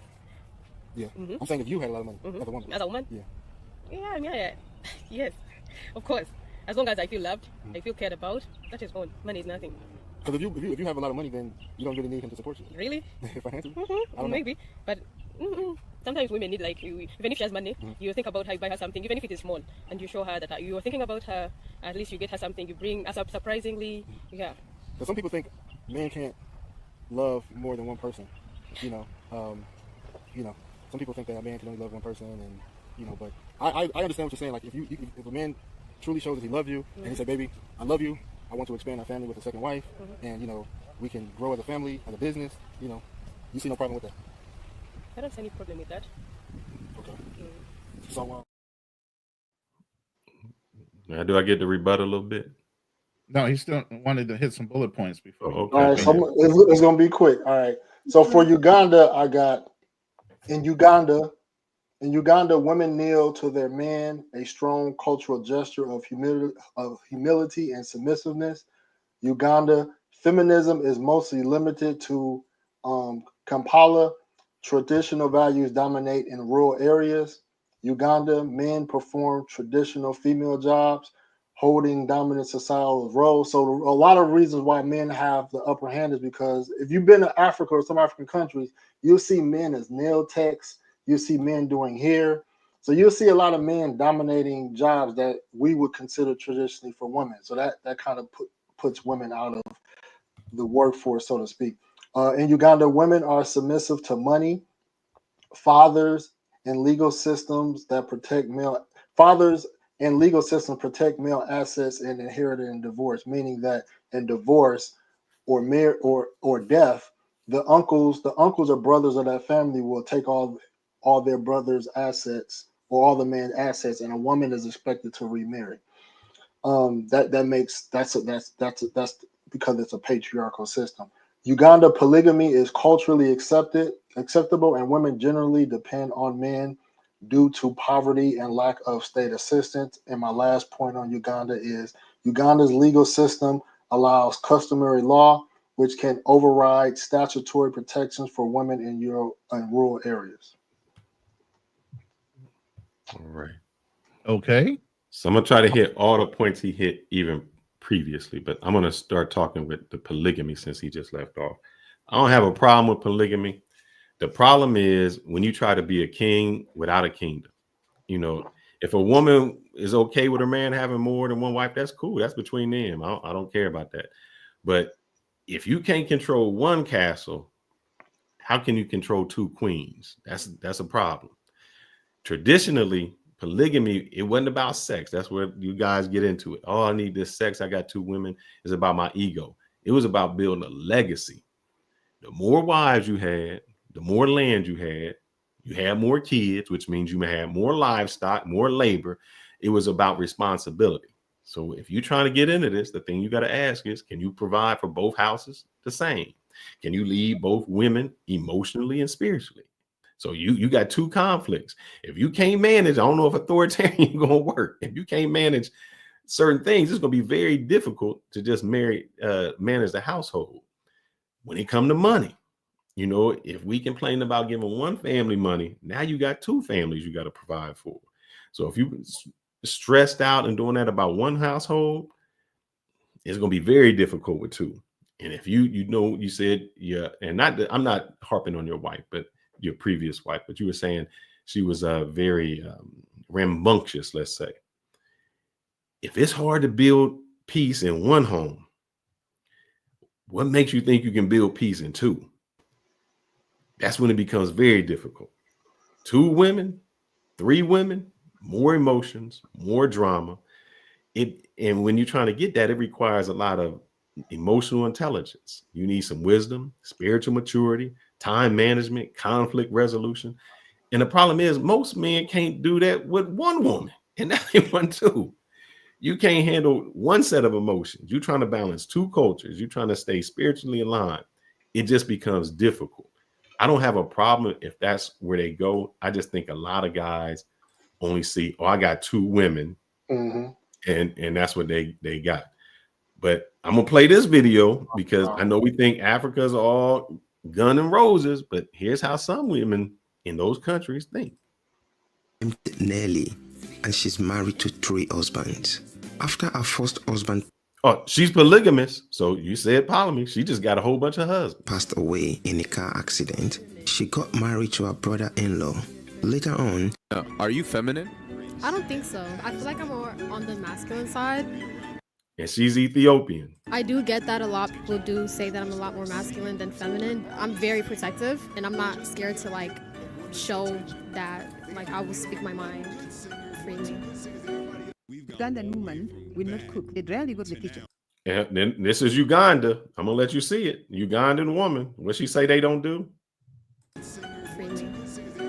Ugandan women will not cook. They rarely go to the kitchen. The husbands cook. The husband will come and sit down. They'll go get the food and bring it down, kneading them. Really? Rarely cook. Rarely The most cook. powerful woman in Africa is Ugandan woman. I always thought that. That's right. So what I'm saying, guys, it don't matter where you go to. You can pick in and out. And one thing I never heard, let me play this one video, then I can tell you, because I think what you're thinking is, I'm gonna go to Africa. I'm going to escape all of this feminism. I'm going to escape all of these things. From Nairobi to Conakry, women across Africa are demanding change in attitudes towards sexual harassment, fair wages, access to What country is this, though? opportunities for political leadership. I'ma show But they're you. doing it in their own ways. Rwanda, for example, has the Rwanda. largest share of seats in parliament in the world held by women. Rwanda is a terrific example of what public policy can do to help women. They use quotas, and people say, well, quotas diminish the role of women. No, it doesn't. And so one thing I don't think you think of, you think, oh man, I'm going to Africa and they haven't been exposed to this. Let me tell you this. Ethiopia, United States don't have a female president. Ethiopia, female president. Rwanda, 60, it's still a president. 60% of the Okay, you know what I'm gonna say. 60% in the parliament of Rwanda is female. 60%. Not only they do that, it's strong. Even in Tanzania, they have their first free female president. So if you thinking by death, but go ahead. It's still there, but it's still a president. So what happens is we are thinking, oh man, and Rwanda isn't by president, that's by election. No, Rwanda is a dictatorship, but let me let you finish. All right. It still got 60% women. They're going even faster into feminists. Why? Because they feel suppressed. They feel that they haven't had anything. And when people feel that they haven't had anything, they're going to go further, faster, and more. When you give people options, they just don't choose it. Here, we can have a female president. We just never choose it because the women feel that they have the power to do something. Hell no, Cortez. Hell no. Hell to the no. Hell to the no. To the no. All right, go ahead and respond to what he said about Rwanda and Ethiopia and some. Well, we supposed to be on Uganda because we're gonna get to Rwanda. That's on the list. So I don't want to get to Rwanda until we get to Rwanda. So if He Andre did address the Ugandan women though. yeah, I don't have anything. I don't have anything else to add. If I was gonna say something, I forgot. We can move to the next country unless Andre wanted to chime in on anything he saw so far. Yeah, I got a couple of things I like to express off of based on what you guys were saying. One of the things that I noticed that you guys were kind of mentioning, once again, going back to the topic at hand, if I was not married and I was to be influenced, or if I was not dating, let's not even go the marriage route. If I want to go to a country or a continent, South America or Africa, and I'm single, which one of you guys will have influenced me the most, me and the rest of the audience? And the key thing is when it comes to the femininity or submission is, can this person be a helpmeet to my life? We're talking about the spiritual side, whether you're Islamic or Christian or Catholic. We all have that same belief in Adam and Eve being a helpmeet or a benefit or a helper. I will have to agree when it came to what Fearless had to say. I need somebody in my life that can do some things while I'm taking care of other things, such as Andrea saves me so much money because she can do the visa work. I don't need somebody that's just pretty. I need somebody that can be a help me. I don't need somebody with just thick thighs. I need a help me. While she's doing these things to bring, no, we talk about Andrea's rebuttal.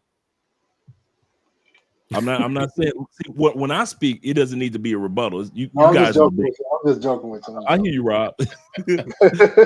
Number two thing is, when it comes to a woman, in other words, you do need a woman with a sense of ambition, because that woman can see some things in before you do. And I'm not saying that she has to have equal. I think a lot of times we think that ambitious women means, in other words, if I exchange, if I give her rights, I've exchanged my position in the relationship. My wife has a lot of rights, but I still hold that leadership position in the relationship. So there's a lot that I control, and there's a lot of higher expectations from me in the relationship, even by example with the young lady that was just talking to you in the interview, when it came to she being married to a man and that man being able to have a second wife. You asked her if he could afford it, and she's like, yes, he doesn't have to be rich. I'm paraphrasing, but he has to at least be able to afford us. In other words, he has to be able to play his position, no matter what position or ambition we, the ladies, have, or expectations we have of him. So even women in those countries. Now, I did something while you guys were not, when you guys were talking. Let's talk about cheating, because I could marry a woman or I could have a girlfriend, but what countries are cheating? Is Colombia on the top list, or is South America, or is it Africa on the top of the list for unfaithful wives and girlfriends? And I found number 10 is Singapore. 19% of the women in Singapore cheat. Let's look at Sweden. The white girls, 32% of them cheat. Russia, 3%. Finland, well, they're all the way up to 36%. Denmark, we're still in the white countries, right? Denmark, we got 46% cheating. Wow. Thailand, 59% cheating. Guess who holds the record for years? Even though they get on their knees, Dre, don't do it to them. Get on their knees. Don't do it to them. They'll get on their knees in front of you. They'll get on their knees for somebody else behind your back. Wow. Nigerian women, at 62% of those women on the continent of Africa will cheat on you, even though she may be one of those women in Nigeria or Uganda that'll get on her knees in front of you. She'll also get on her knees behind your back. That's important to realize, whether she's feminine or whether she is submissive. Not a feminist, but feminine and submissive. So even though she's cooking, cleaning, dressing well, and everything else, and we're not saying that South America doesn't have a lot of women that cheat, because we do know that, but not in these records that these other countries are. South America didn't even make the top 20 I'll say that again. The top 20 list, let's just use Colombia, was not even in the top 20 countries when it comes to a woman being your girlfriend or marrying you and cheating on you. So that's an important factor that we need to consider, guys, when it comes to choosing these women. Hey, Dre, I think he left out Nigeria for a reason. He did not have Nigeria on that list because he knew how wild Nigerian women are. Left that out. Well, 1 second. I don't like to use my words. I like to use the words of an intelligent person when asked about submissive women. And I'll just use the most intelligent person on this panel. That's all I do. On the scale of, submissiveness and being feminine, how would you kind of compare that with Colombian and South African women? Like, which one would you say? Feminine energy. Well, I would say out of all the Latin countries that's frequently visited, I would say Dominicans are the most feminine. Well, got nothing else to say. I agree. He told you compare between Africa and the Latin countries, and you already said it. I appreciate that, brother. When we get to in your own words. Listen, when we get to the Dominican Republic, Dominicans next. We're actually moving into the Dominican Republic. It was right after Uganda, so that's his segue into the Dominican Republic. So he already threw a shot at you by your own words, saying Dominican Republic has some very feminine. And before we get there, I know he was talking about Africa. I think this is one thing that that a lot of people don't understand. It's by finance. So I'll let this woman explain what she will need if she's going to marry you. Two of my requirements for a husband, so I can weed out all the people asking my dad for my hand in marriage. You will have to pay my bride price, even if I marry outside of my culture. I feel like that's just like a testament to showing my family that you can actually take care of me.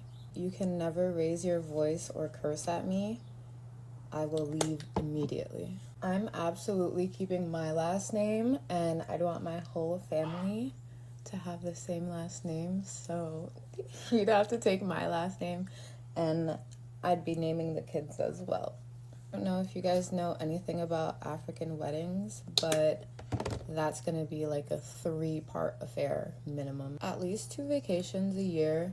I would like someone well-traveled, and like traveling is a hobby of mine, and I'm trying to hit every single country in the world, so I'd want someone that shares that same interest. Someone that speaks at least 3 languages, because I speak 3 languages, and I'd want our kids to speak 3 languages.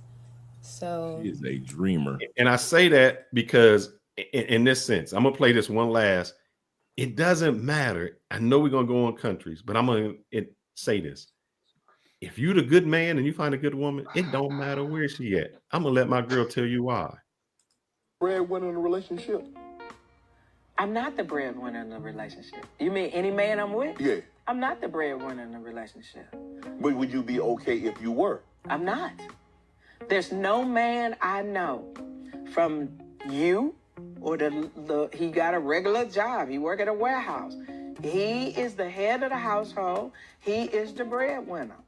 I will chip in as he see fit because he's that. Now, this is the way I was raised. A lot of women not going to agree with me. No, they ain't going to agree with that, Cheryl. I'm cool if you don't, but... They're about to tear you up, Cheryl. Let me say well, tear me up because here's the thing.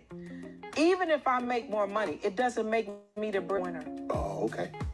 It doesn't make me the breadwinner. It makes me the baby. What you say you want to do what? Or what you want for Christmas? You want a pony? Okay, nigga. I got you. Cheryl, what? You know, like... What? The breadwinner, you know, normally that person has the larger voice in the relationship. Exactly. He's a man. He's going to have, this is what I believe. You got the money, you making the money. No, this is what I believe. Okay. I believe I am advice and concurrence. Okay. He is the head of the household. Now, this is how I believe. The word did not originate with me. He is the head of household. People need to start reading Ephesians. That's what I believe. I may be strong-willed, I may make money, but I'm not the head of the household. But what I watch, my mama who raised me, and my daddy, I watched them talk on Saturday morning. And my brother Chris will tell you this. I watched them talk on Saturday morning, and they settle the differences and come out unified. I am not the head of the house. I may be an influencer, especially if this man has children. Right? I want to make his life better and easier, but I'm not the head of the household. Even if I have access to more money. What happens if I don't have access to more money and we got to live off his money? Then we're going to be eating peanut butter and jelly sandwiches and fried bologna, because I love fried bologna. Exactly. And I say this to the guys out here real quick. When I was playing ball, I remember I was talking to this girl and I said, man, you always talk to these ball players. You know, why are you talking to these ball players? And she said, oh, those are the only guys that approach me. I said, no, those are the only guys you accept. So when I say I can go any country, there's certain women that's going to gravitate to me. There may be some women out there that's this, and this, but when they see me, there's certain women that's going to shy away. It's like, nope. Just like there's certain women I'm going to shy away from. She looking hood, nails like this. You're not having a conversation. So women are going to gravitate to me because of how I lead. And that's what I'm going to accept. So I know we're going to talk about countries, and there's nothing wrong with that. But guys, remember, it don't matter what country you go to. A lot of y'all had the same problems in every country you touch down on. And y'all blame the women in every country you touch down on. Hold on. That woman, first of all, that clip was she's not a baddie. So we don't have issues. We don't have issues with women. Every dude out there is not going to find a baddie. So let's stop that right now. No. What I'm saying, everybody is not getting a baddie. She's talking about the message. She's talking about the message, not the person. No, because if it was a baddie, you're talking about the message, not the person. A baddie wouldn't be even answering that way. No, the baddie was the other girl that was self-entitled, talking about, I need 3 languages in my child, and you're going to actually have my last name and all this other stuff. That's the one that you're talking about. Women that's not highly attractive are more compliant. I'm not that's my stance. Well, why is it somebody like my wife and Fearless? You just said baddie, but then you just said the ones that are ugly are more compliant. So make your mind up. I'm responding to the clip. Fearless play, and I'm watching the chat as well. I'm watching the chat as well. They like she ain't. We're not watching the chat like you are. You're responding to the chat. We're noticing the chat. You're responding to the chat. What I was saying is, Fearless and I both have very attractive wives, and yet we still get femininity in the topic at hand. Femininity and submission. I'm trying to understand how you get the dynamic that because Cheryl Underwood is not a physically attractive woman, that her message of femininity and submission doesn't resonate. Yeah, back in the day, I would have knocked her off. So you still have attractive wives, but we don't attract problematic women. We still have attractive, feminine, supportive, and submissive wives. So sometimes having to look like Cheryl Underwood. Listen, sometimes it's a glitch in the matrix. I remember my wife telling me she was like. She was like, said that. Let me finish.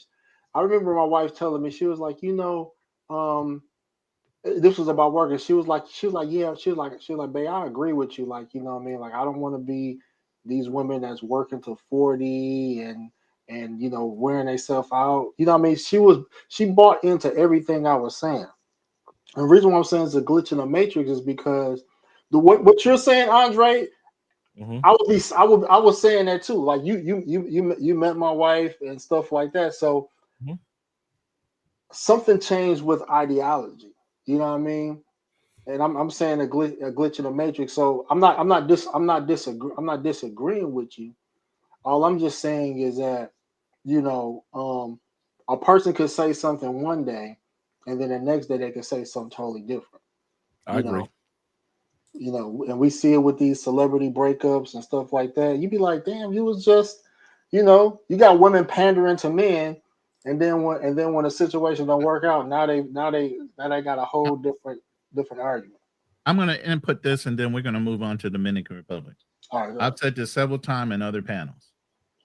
As you grow in life, you gain experience, and the things you thought of yesterday might, because of those experiences, change your future.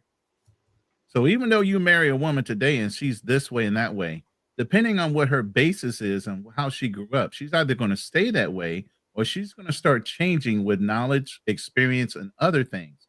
It's how you integrate and work out those changes as she grows. Now, if you're separate from your wife, you grow apart. If you are with your wife on a consistent basis, when those changes come up and you notice them, then you can address them right then and keep your family and your marriage together stronger. So when you're separate from your wife, you cannot contain the changes that she has and the experiences she has by herself.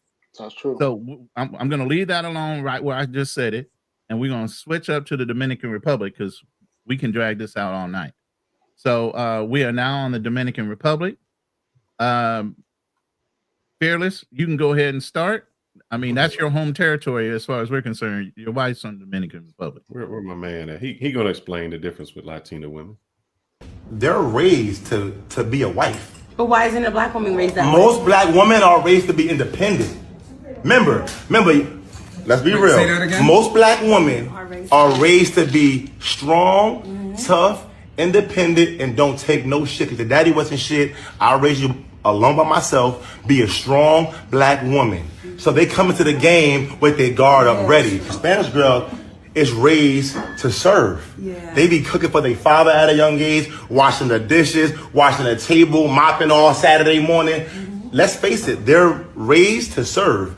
If one time I swear to God, I'm at a girl's house having dinner. I got up with my own plate, put it in the garbage, put it in the sink. Her mom spazzed on her in Spanish about da-da-da-da-da-da-da-da. Now, in the black woman's house, if I get up with my own plate, she gonna say, that's a damn good nigga. He got his own shit. I like him, Shirley. And I don't want to say nothing about whether it's black women or not, but that is the reason. I will. Oh, yeah. I will. I have never in my life gotten a period. And I mean this. And I'm like you, Fearless. I've had very feminine, very ladylike. I've never had an issue with a woman. I don't know what it's like to be in a relationship with major issues, like a lot of guys say. And I agree with you also. No matter where I go, I gravitate a certain type of woman, and I don't gravitate a certain. I don't know anything about dating somebody with red hair, orange hair. I've never attracted a woman with weave. I cannot tell you what it's like to be with a woman with. I would be with a woman that has a pixie cut before I'd be with a woman that has brush waves before I'd be with a woman that has weave. So I don't attract those type of women. So be it. But even on the other hand, being in the West among our sisterin, many of them were not groomed to go get their man a plate, go get their man a bottle of water.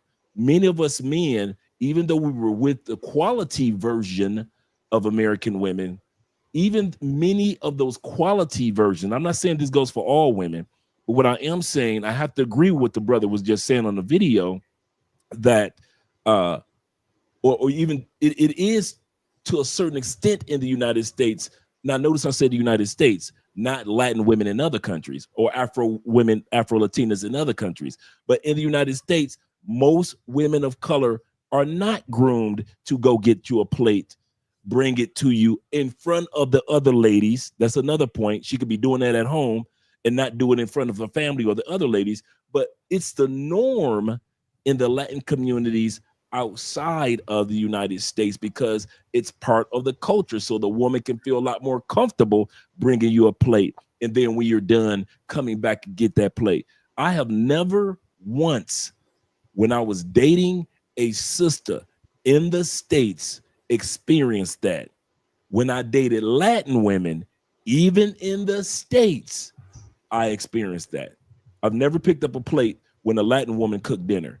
When a sister cooked dinner, I always picked up the plate. Even if she served the food or cooked the food, I always had to either make my own plate or she would bring a plate, but I would have to take it in by myself. And I was never offered, you want something else to drink? Would you like anything else? Never offered anything else.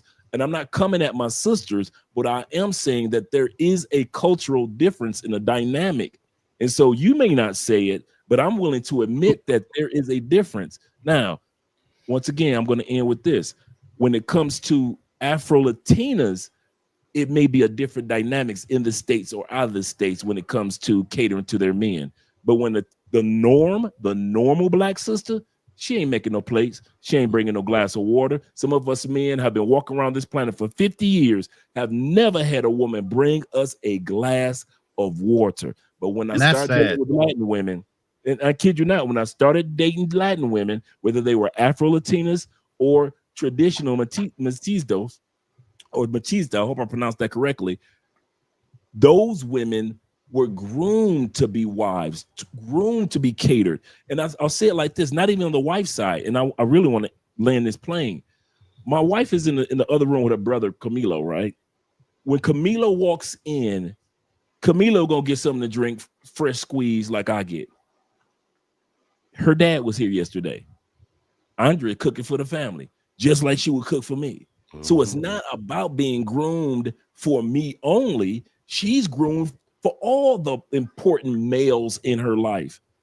In the United States, among sisters, you are not going to be what me. I come over to my boy. If I come over to Rob's house, Rob's wife is not going to cook a meal for both of us. She ain't going to cook one for him if she's a sister. And she dang sure ain't going to cook for both of us. But in the Latin community, you already know, and we all know, whether it be a Latin sister in the States, for the most part, everybody's not the same, but even more out of the States, that Latin woman, if she knows that her husband is going to eat, how important his friend is going to get a plate. You're not going to see that in any other cultures among sisters in the United States. It's sad to say they're not groomed to be wives. They're not groomed for the most part to be family oriented. Like I said, I got to push back on that, Andre. Go ahead. I got a couple of things I want to say.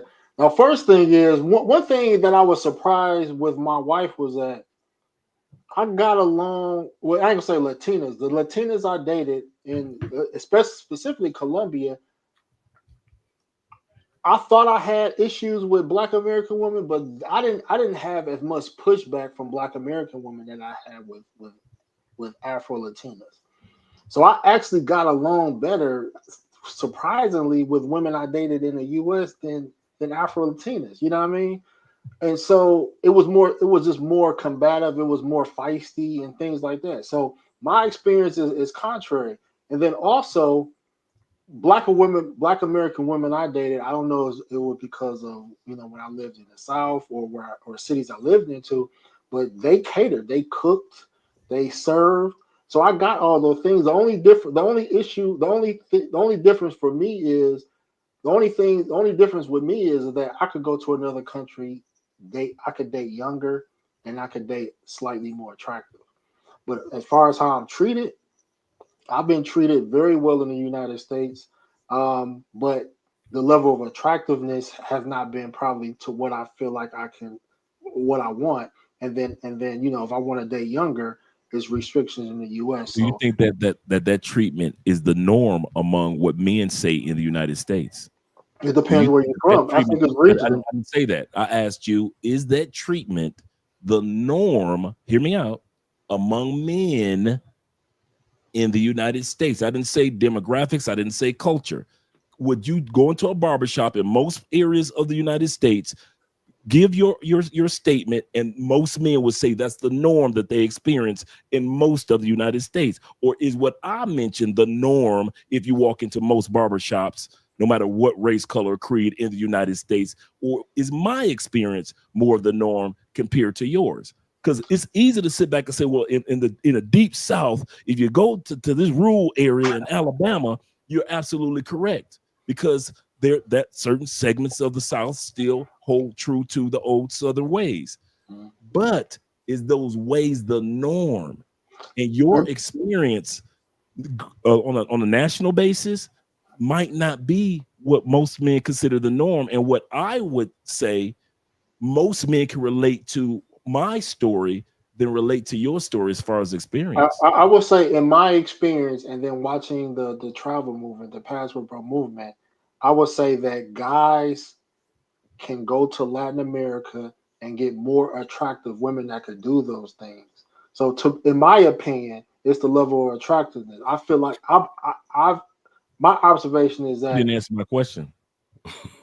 My question was, is that the norm? Is I'm your saying, yeah, experience it's the norm. nationally? Listen. It's the norm for women that are probably rated. I didn't say you. You didn't answer my question again, Rob. I asked you, is that experience that you had, can you walk in most barbershops from the East Coast to the West Coast, Florida, all the way to the state of Washington, most barbershops with men, tell your experience, and what most men say, yes, that's the norm, what I normally experience. Yes, Do that you was really the think that, norm. Rob, Yeah, now you but okay. listen, just listen to what I'm saying. I'm saying it's the norm because most men are going to agree with me. The women that they're talking about are probably going to be average looking women. Why you keep saying that, man? I've had some of the fun. Me too. We're talking about the norm. We're talking about If I was going to be disrespectful, because I know my wife watches, you won't let me. I had to destroy any previous pictures I had. I would bring up some pictures of some of the finest women you've seen in America that have done that. He said the norm. I'm saying that the average man is probably not getting the level of attractive of women that you have gotten.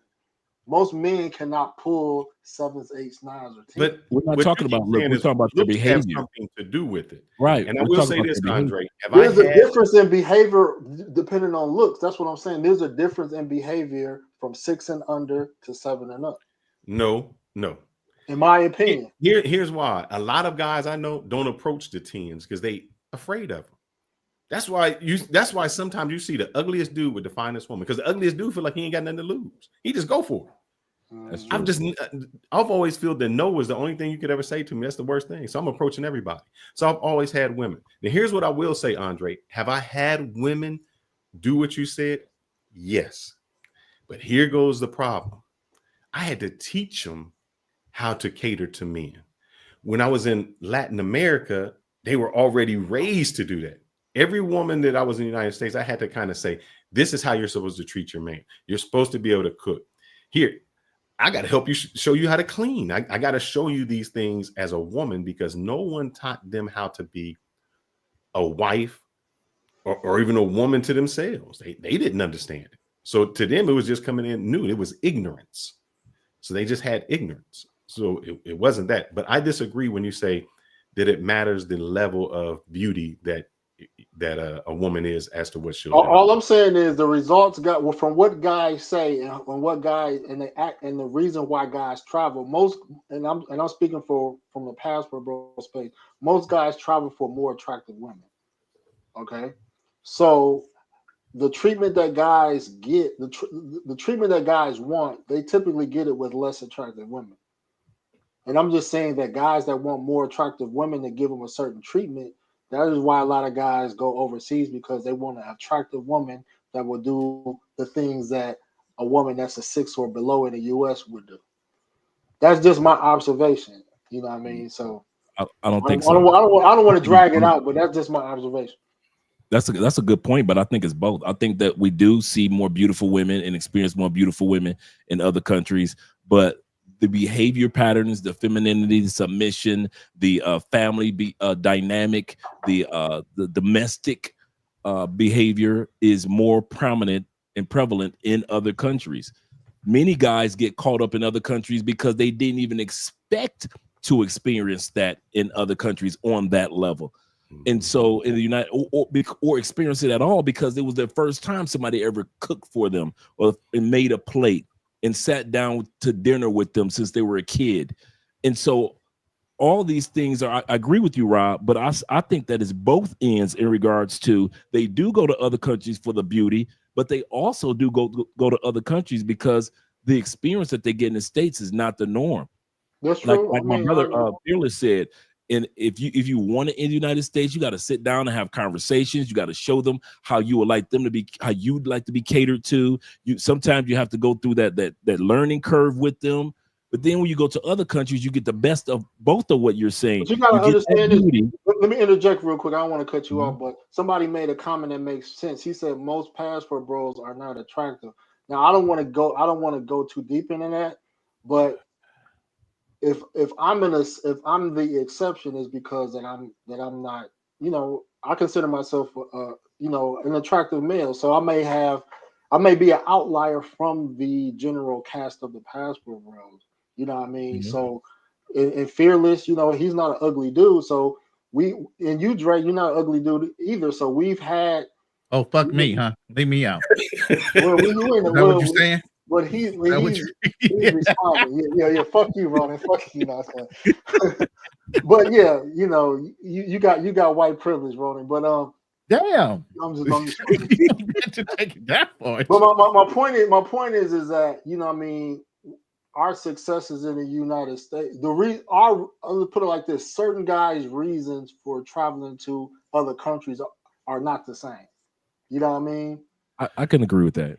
But here's what I'll say, and I watched a video, Andre, of you and your wife, and one thing that she said that I think Passport Bros miss out on, she's like, yeah, we're attracted to black men, we're attracted to the swag, how, you know, I like how a man dresses, how they smell, how they do this.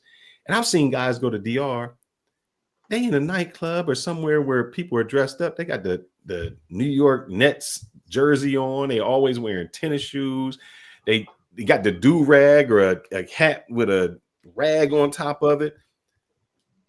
What kind of woman are you going to attract when every guy there is sharp, clean cut, wearing pointed toe shoes? So if that's how you're dressing in that country, that's what you're going to attract. When you come looking like Andre, how he is now, those scrap women ain't even approaching you. You get a whole different type of tier of women.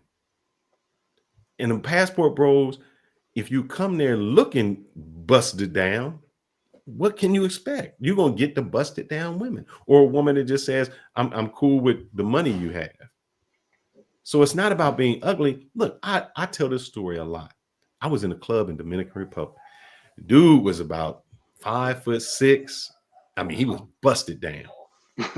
He dressed nice, and that brother could salsa.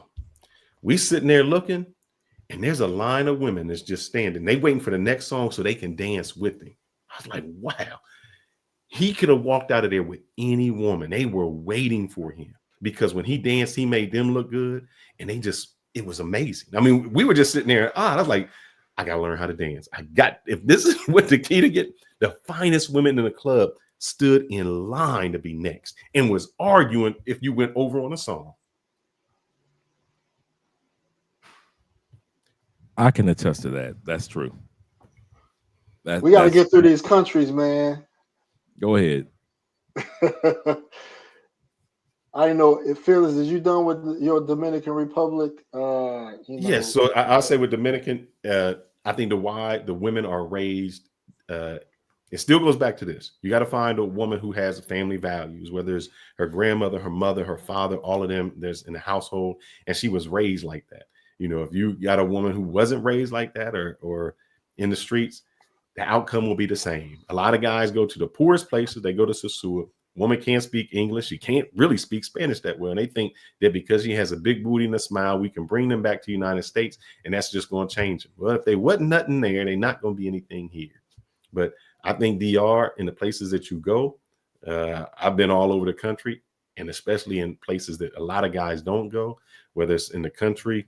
And I wouldn't say country. I just mean maybe not the Santo Domingo, the Punta Cana, or the Sosua. You go to Santiago, you go to Memon, you go to any place like that, you will find women who are not on the tourist, but are beautiful and traditional, expected to be traditional. All right. Now here's my spiel on the DR. Now I don't know if you can answer this, Andre, but after I finish, I want to know if you can answer this. I want to know the qualitative success rate on marriages from Colombia to DR, whether they brought her to the U.S. or lived in her country. I'm curious about that. Now, the Dominican Republic, I will say that out of Brazil and DR, Dominican Republic shows the least feminist influence amongst Latin America. So I will concede to that.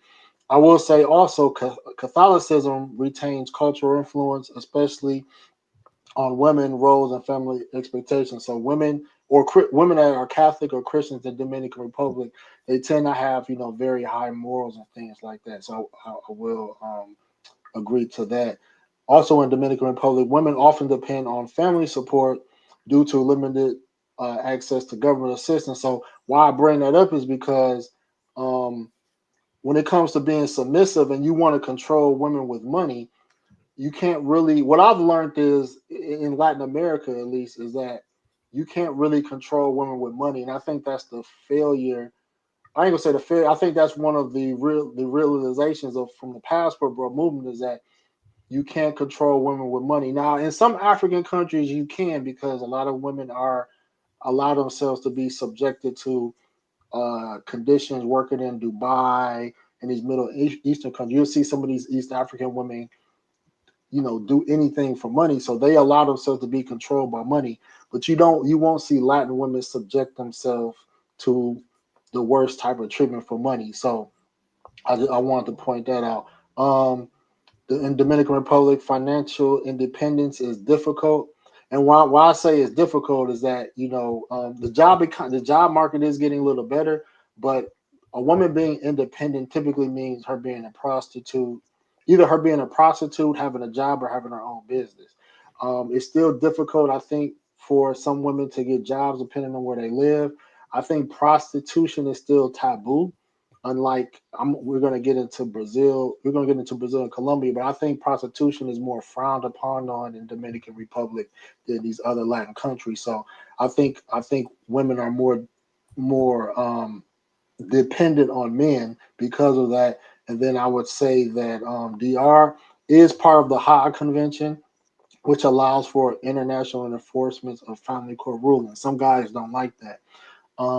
And then my last point I'm going to say is Dominican divorce rates are higher. Divorce rates are higher in Latin America than most African countries. Actually, Dominican Republic has the highest. Not to interrupt you, Rob. My bad. Go ahead. They actually have the highest divorce rate of Latin countries in the world. Dominican Republic actually ranks 5th among all countries in the world for divorce rate. Yeah, and then the last thing I'm gonna say is machismo culture still influences traditional gender expectations despite low feminism visibility, and migration patterns also affect gender roles. But yeah, that's a good point. There is a higher divorce rate when it comes to Dominican women. I don't know how it is in the U.S., but I'm curious on how it compares to Colombia. Colombia is 9%. Problem is, and I think somebody said in the chat, control, man. You keep saying this word control, but economic. I just don't deal with those women that are not like, all right, my wife worked for the Ministry of Health. Her mother is a news journalist. Her father was a high-ranking person for the customs. I just never dealt with that type of person who was in need of money. And I think, and when I keep saying that's why you like Africa, because you have women who are economically dependent upon you. And when somebody is economically dependent upon you, you can control them. I don't want to be able to have to control. I want it to be willingly, because what happens is when that woman gets money or she gets freedom, she's out. She's out. But listen, Fearless. Well, I ain't gonna say this because you don't know this, but my focus is on Ethiopia, and Ethiopian women don't subject themselves to be controlled like that. But to your point, for the sake of argument, I get what you're saying. And Rona, if you want to read some super chats, I think we have some in here. Vlog tripping with the $4.99 super chat. He said, did he just say he wanted to date younger? There's restrictions in the U.S. Rob's leadership results seems to be failure. Fearless equals success. Thank you for the $5 super chat. Then Zeta Zen. Shout out to Zeta. Thank you. Help me out with that. Fellas learn a language too. I've seen too many guys try to rely on Google Translate. Women will be drawn to you knowing their language and culture. Absolutely. Especially if you go into Ethiopian, that's a difficult language to learn, Rob. So if you're talking about Ethiopia, and I understand because Orthodox Orthodox Christianity, it is the place of the original Bible and so on. Because I actually had Rob pick me up an Ethiopian Bible while he was there and send it to me. So, and talking about that, I'll play this video real quick. But culture, man, This is where a lot of you guys go bad. I'll try to skip if it's a little long. So what's the next country? Go ahead. Don't really date Black American people. Yeah. Interesting. However, Number one reason. My number one reason of why Rwanda. African people would not want to date African Americans is because culture differences. Okay. When I look at it, coming from Uganda as an African girl, born here, raised here, I would think that African Americans, they don't have kind of the same values that we have. When it comes to relationships, when it comes to marriage, the way we conduct each other, I think it's different. What do you mean by values? Values, most especially, let's say love, family, marriage. If this man, I bring him and he has to kneel for, let's say, a little boy who is 5 years old.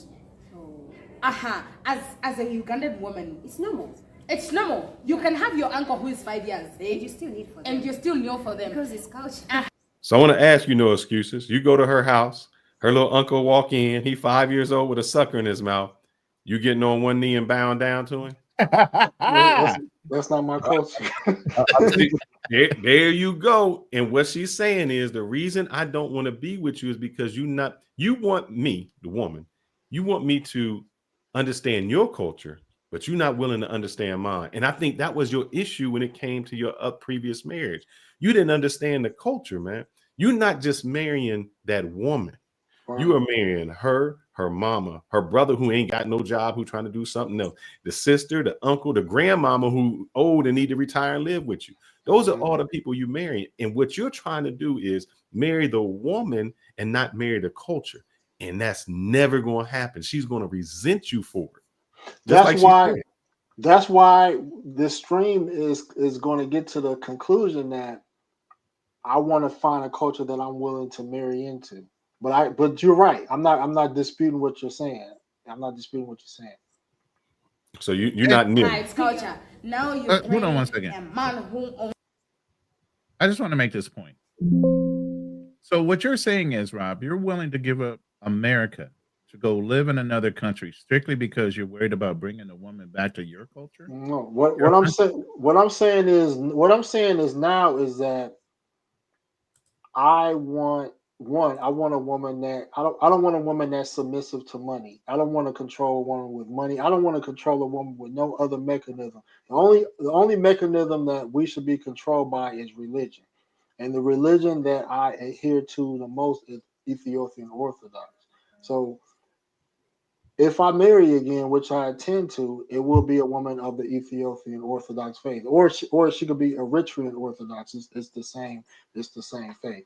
So that's the direction I'm going in a nutshell. So then you're not going to be an authoritarian. No, that's a contradiction of what you just said. Well, I'm saying that even in the dating process, my interactions with women, etc., it's better in Africa than Latin America. We could exclude marriage, dating and relationships. My interactions with Africa is better because of the dynamic. What dynamic? And my personality. We already covered that. I don't want to veer off because all right. The next topic is going to be Rwanda because we're. But let me answer this real quick. With 2 hours and 19 minutes, we need to. Yeah, I'm going to answer real quick. I know we never answered it. When guys say, "What country should you go to?" It's going to be a personal preference, guys. To me, if you want a woman who is more liberated, maybe more educated, and still chooses to do things for you, I would say your Latin America would be it.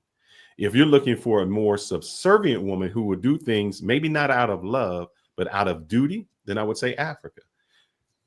That's how I see it. When you are in Latin America, the women are more expressive. We don't have the term a Latin lover for nothing. You're going to see women that are very expressive emotionally. When I've been to Africa, it's a little more suppressed. They do everything that you need them to do, but I don't think they are expressive, whether in the way they dress, in anything like that. They're not as expressive. They will do things, but it's more out of duty instead of out of willing. You dated Ethiopia. You know they're not subservient. You know that's not their culture. You know, The ones Ethiopians are I not. dated, they were like that. That's no, they're not like that. So And hold up, Ethiopia, then I'm really the culture confused. where they actually Why feed would you? you go to a culture where you say you want a submissive woman, No, but you're because saying Ethiopians aren't subservient? no, because you're making it a negative connotation. But you Women, guys are jumping to Ethiopia, and you're supposed to be in Rwanda. no, That's what I'm saying. no, That's off topic. no. I'm not gonna get on Ethiopia. But I want to make the point is that you can't try to make a negative connotation of subservient. That's not fair because Latin women love their culture. African women, South African women love their culture. Even if polygamy is in their culture, women that accept polygamy, they'll say, "I accept it because that's my culture." You know what I mean? That's part of them. That's part of their history. That's part of their DNA makeup. So you can't say that they're doing things unwillingly. Some women are doing it because that is their culture. You know what I mean? So I think I just want to push back because I was a shot at African women and trying to call them say they're subservient when it's subservient in our lens, but that's their culture, and most women from their culture love their culture and accept it. Okay. Can we get to Rwanda now? Yes. All right, well, go ahead and kick it off because he kicked off Dominican Republic. That was his hometown. So, all right, I don't have no videos for Rwanda, but I will say first, Rwanda leads the world in female parliamentary representation. So it's true. The dictator, I don't like calling him a dictator before this segment. I'm gonna say the dictator, Kagame, he made the decision to give women equal representation, but as a dictator. And I'm gonna get into that a little bit more. But these positions are often top-down appointments rather than from grassroots. The thing with power is that it's not power when it can be taken away. The women empowerment in liberal societies comes from voting for senators, voting for representatives that can vote, that can push your agenda, and women having money to push their agenda. In Uganda, that's not the case. It is pretty much an authoritative regime that's masked with giving women equal opportunity, but women aren't getting opportunities because they marched and protest and they have political leverage. Women have no political leverage. Kagame won his re-election by like 99%. Come on now. Rwanda is an authoritative regime where women are given political opportunities, but not through grassroots empowerment. Women in Rwanda are not submissive. I'm sorry, women in Rwanda are not more submissive than those in Latin America. So I will concede to say they're not ideally what I would consider submissive, but there's no gender power struggle because of the dynamic of a government. Marriage is highly valued. What I've noticed in Colombia, which we're going to get to, is that Colombia has a low divorce rate because they have a low marriage rate. And I don't want to get too much in Colombia, but people live together in Colombia. They say my esposa. They don't say my marido, which is husband. They say my esposa because when people in Colombia, when people live together, they refer to them as husband and wife. That's their culture. Getting married legally is not common in Colombia. So I just wanted to preface that. So in Rwanda, marriage is highly valued. Polygamy is not legal nor practiced. So if you want polygamy, Rwanda is not the country. Strict laws against domestic violence promote emotional discipline in women and respect for men. So men and women have to adhere to strict rules in Rwanda. So you won't see aggressive women. You won't see them getting loud and disrespectful in Rwanda because they have strict laws against that. So I do appreciate that about that authoritative regime. My last point is that Rwanda, men control the dating market, but are still appreciated and cannot take advantage due to societal norm. So men, by being more patriarchal and authoritative, men do control the dating market. However, how Kagame runs it is that men can't abuse it either. So women women fare better in Rwanda because I believe they have a good dictator. That's what I was saying earlier, between a good dictator and a bad dictator. If we want to call Kagame a dictator, I believe he's a good dictator. He gives women equal opportunities. He protects women physically, but at the end of the day, the man holds the power. So me being authoritative, I want to say my authoritativeness is synonymous with Kagame and Rwanda. I'm gonna land my plane with that. Fearless. All right. If you can read the super chat, then I want to address something that JX said in the chat. You can read the super chat. I think Vlog Tripping had something on there. JX did as well. Rob's not changing himself, just changing location. Yep. Did you read JX? Did you want to read? Here, I can read it. Every culture with religion all agree that. Oh, okay, go ahead.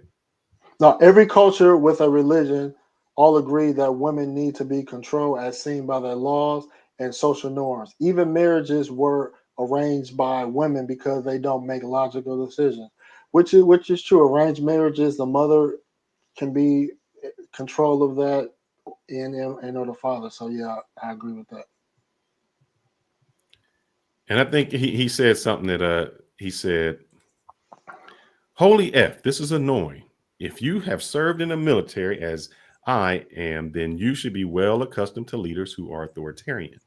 It's mostly the new leaders. But here's the difference. If you served in the military, yes, you are authoritarian, but you're authoritarian to people who are trained. The people who are trained to trust your judgment over time. If you took that same authoritarianism and went to a civilian and said, run into that building, they're going to question you. So in a relationship, if you've trained your wife, and train is a bad word, but if I've given her all the instructions and she knows that when I say do something, there's a reason behind it because we've done this together, it's not questioned. That's the difference. But you can't take that authoritarianism and give it to anybody and say, go do something, because the average person is going to question, why are you telling me to do it? I'm just not going to follow your lead blindly. No one does. It's a built trust over time.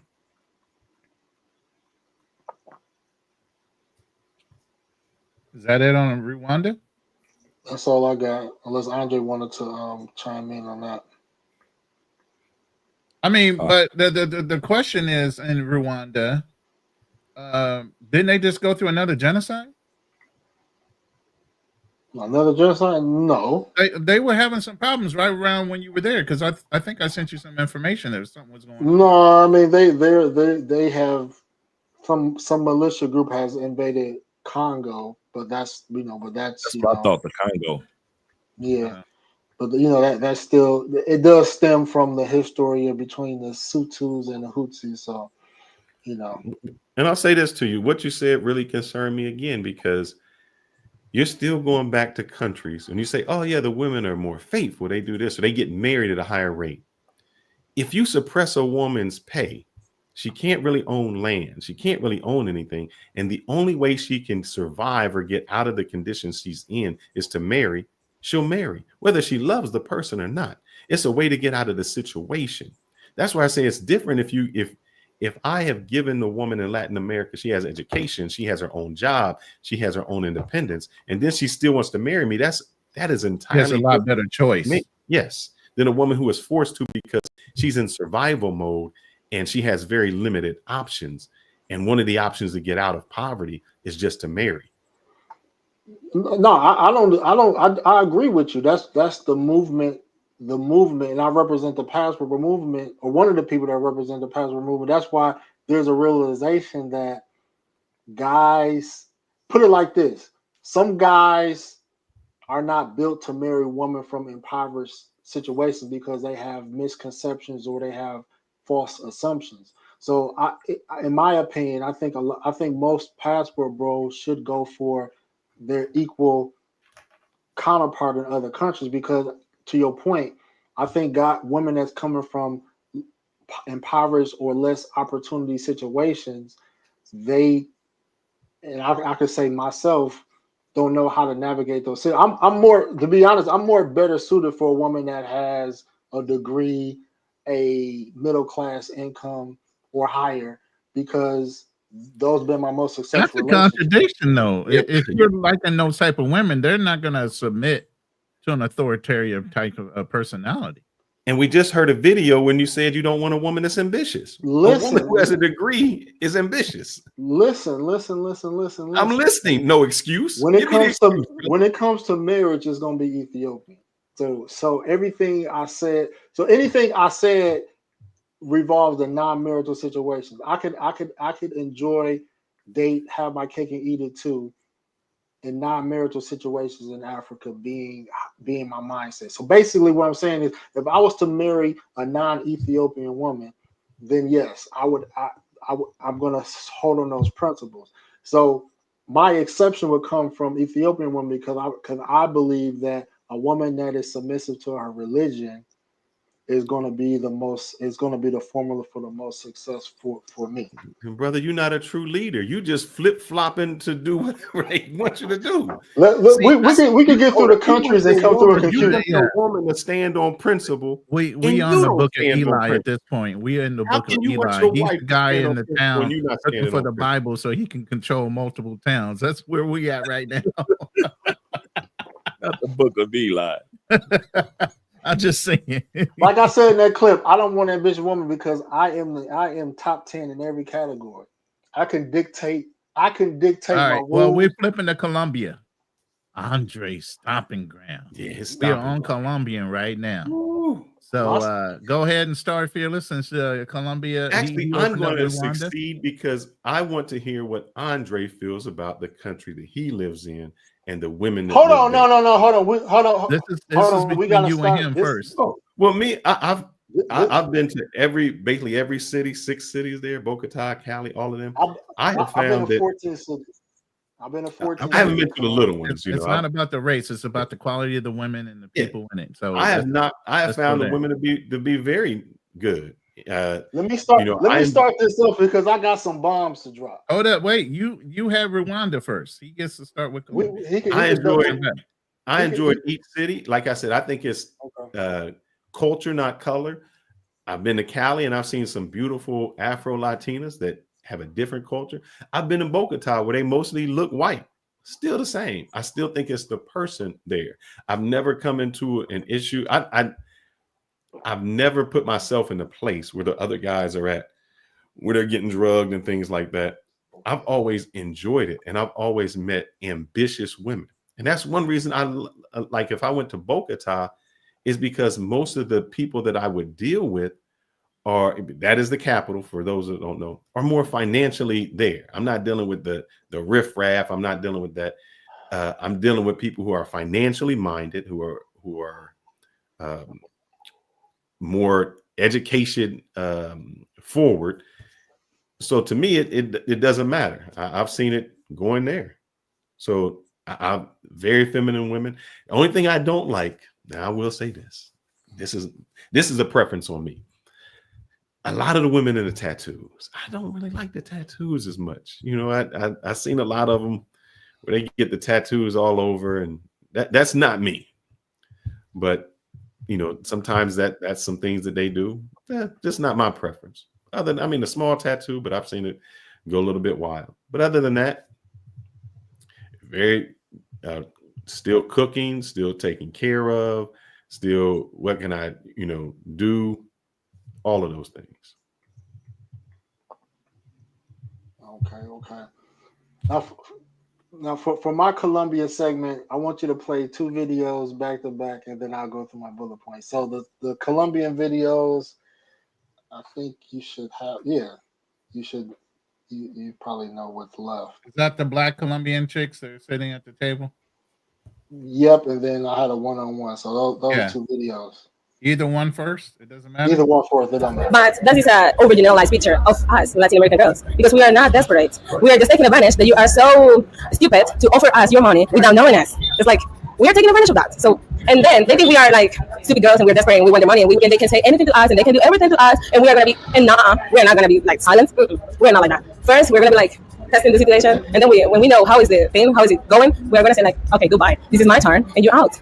That's how we work. You know, that's how Latina girls work. It's like they're watching you, they're listening to you, and you're not even noticing that. So you're like, you have no clue what's going on in that mind. And then when you are gonna see it, you got shot or something like that. So guys, those Afro-American guys, I'm not gonna say all of them, but what I see is that they are so violent, and they want to be like always forcing us to do things that we don't want. And poor girls, they are in a different country. They don't speak the language like in a very good way. They barely can communicate with others, so they think they have no options, and they take advantage of that. And that's when you see those cases where those girls are murdered or just kidnapped or killed by their own husband or partner because they don't know each other. I don't know, because in Colombia, they used to say that black girls are not that lovely. They are rude. And most loving girls are white girls, For example, paisas. They are like loving their husband, like cooking meals for them, cleaning their clothes, doing everything for their husbands. And we are not like that. So when you foreigners come here, they get that image, they get the message that we are rude. Maybe you're looking for us, but in Colombia, they don't think like that. It's like black girls are hard. So you need to be careful if you want to be with one of them. I don't know. It was Let crazy. the audience know, I guess, how do you feel about the, traditional relationship where the man provides, a woman, does things for the home? What's your thoughts on that? Well, if you're a man who likes traditional relationships, then I'm not the woman you want to have by your side. Because I've been raised, I like working. I'm intelligent, I'm clever, I'm nice. I look pretty. So I just know that I can have whatever I want, right? So the thing is, men try to give everything to you. Yes, that's not bad. Who wouldn't like to have someone giving to him everything? It's like quite a interesting thing. But what I think is, you're giving us everything, but what are you demanding just for giving us that, right? So some of you, I'm not saying every single man, some of you used to think that if you give us everything, you own us, right? So we must be like your, puppy or your pet. So you're always like telling us what to do, how to dress, where to go, who to hang out. And I'm not willing to do that. That's disrespectful. If you're trying to give someone everything, it's because you want to, and just that. And of course, you're not going to give everything to someone who's not willing to give you something you want, right?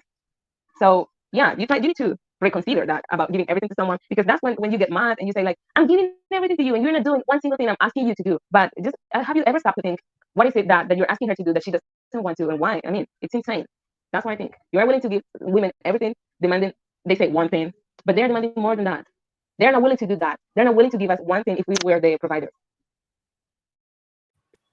This is exactly what I said. I don't want to control a woman with my money. The first I thing don't want her. said, no, I'm saying I'm not finished. I'm not finished though. I'm not finished on my segment though. I got some bullet points. Go ahead. But to her point, I don't want a woman. I don't want a woman like that. And she even said that Afro-Colombians are hard. The paisas, the light-skinned women are more softer. So guys, take note of what she said. Where's my Colombia real quick? So Afro-Colombian women are known for strong personalities and resistance to machismo-ism. My wife, she was Afro-Colombian. Dre's wife is not Afro-Colombian, just to put context in. Cultural rejection of traditional male authority is common.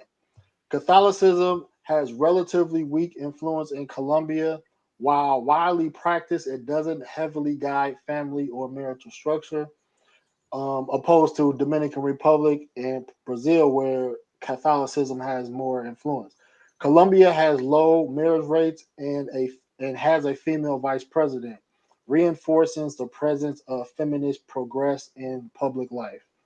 I'll land my plane. I'm gonna let Andre go a little bit. I'll just say these things.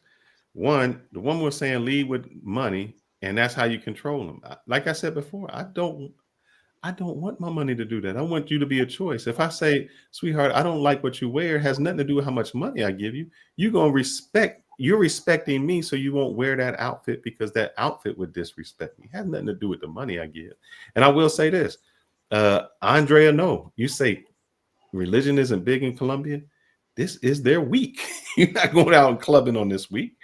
They shutting everything down. This is like the past. I'm talking about influence, though. You could be religious, but some people don't. When I say religious influence, that means that a lot of women in the U.S. are religious, but you point to the Bible on how they're supposed to be in marriage or the grounds of divorce. Most women don't follow the biblical grounds for divorce.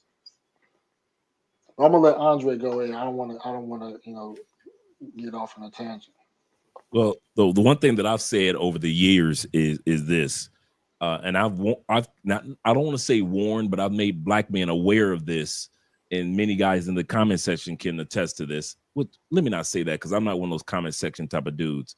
When it comes to black women, Africa, African American, Afro-Latina, they're basically, outside of a bit of culture spread off in there, they the same, bruh.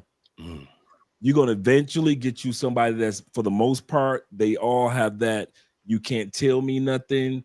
You have to prove to me before I submit to you. So for the most part, no matter where you go in the world, I don't care if you go to sisters in Cambodia.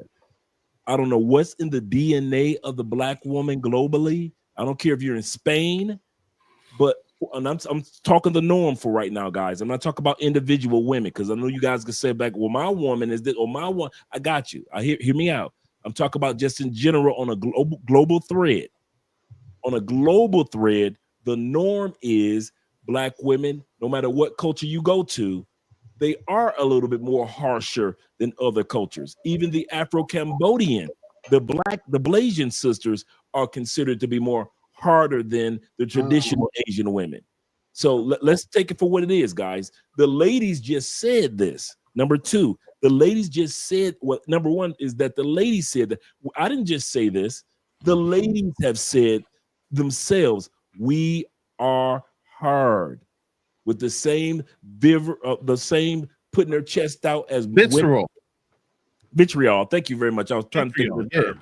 The same vitriol as women in the States or in Canada or in UK say it. They're hard. So if you're going to be with one, you might find one that every once in a while does hold the traditions, but expect a black woman to be a black woman.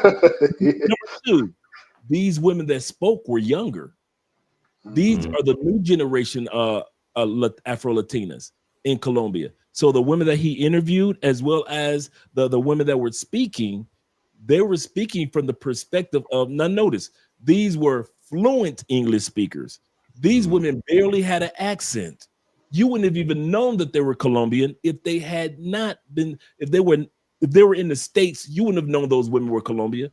Like my girl Tours by D, her English is so perfect here in Cali that you wouldn't even know that she was born and raised in Cali. You thought she was still born and raised in Houston.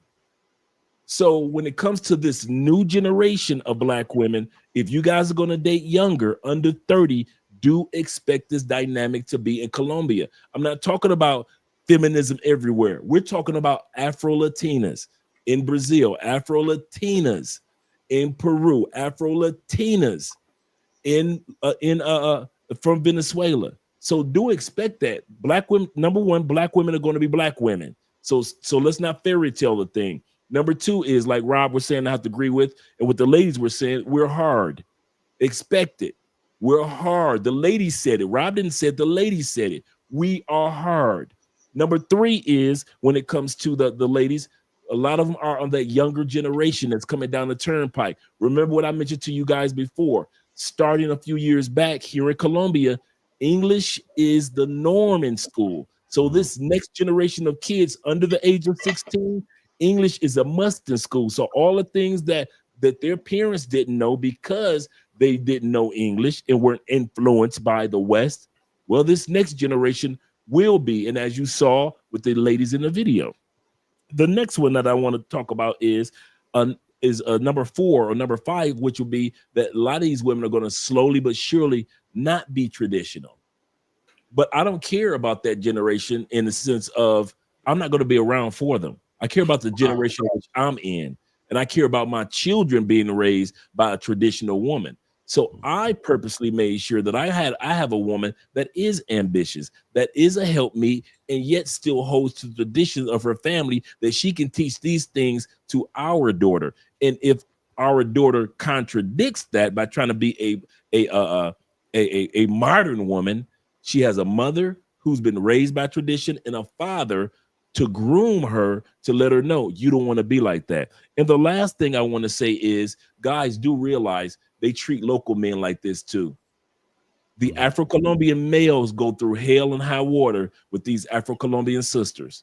I'll never forget a story. I'm going to end with this story, Rob. Andrea was telling me when she was about, I think she was 19, 20 years old. She said, now remember, we all know that Andrea only hangs with black folk. That's her people.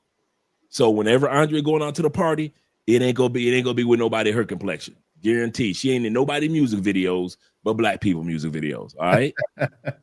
Yeah, man, she's 16 years old. Ain't nobody out there but brothers and sisters. You see this little white child out there hanging out there and dancing just as good as the Afro-Colombians. And so here's the dynamic. She told me, she said, one day we were at a party and we're sitting around just a bunch of musicians, musician friends of hers and some of her sister girls. And the brother said, one of the brothers that were musicians, he said, and I might be paraphrasing, he said that he said, I don't date black women. And the sisters at the party was, what do you mean on date sisters? Now this is here in Colombia. And the sisters were like, why? He said, Andrea, if I asked you to make me dinner and make me something to drink, you have a problem with that? And Andrea said, no, that's crazy. What are you talking about? That's why I don't date sisters. We're talking about the Colombian men. No, A, the women are hard. B, a black woman is a black woman is a black woman. C, they know that the modern movement is starting to slowly creep in among these younger women who are learning English and are starting to get their degrees in education and think that they're following the dynamics of the American women, and they haven't had the repercussions yet. I'm going to say this again, and I'm going to end with this. Afro-Latinas, Afro-Brazilians, Afro-Colombians, Afro-Peruvians, Afro-Venezuelans, they haven't felt the repercussions of men not wanting them like American women have because of the modern feminist movement. They haven't felt it yet. The next generation of women, when they are left, and it's only like they say in the United States, by 2030, over 50% of women will be single and childless. South America hasn't felt that yet. The next generation of black women in South America, they're going to feel it if they keep following the patterns of the black woman in the United States. And that's the problem. A lot of guys don't want to admit, and I'm going to go back. I'm not saying every sister, but on this channel, we talk about the norm. We talk about the thread. The common thread is no matter where you go in the world, a sister is a sister is a sister. Now, Brother Dre, real quick, do you think I would have fared better with a non-Afro-Colombiana?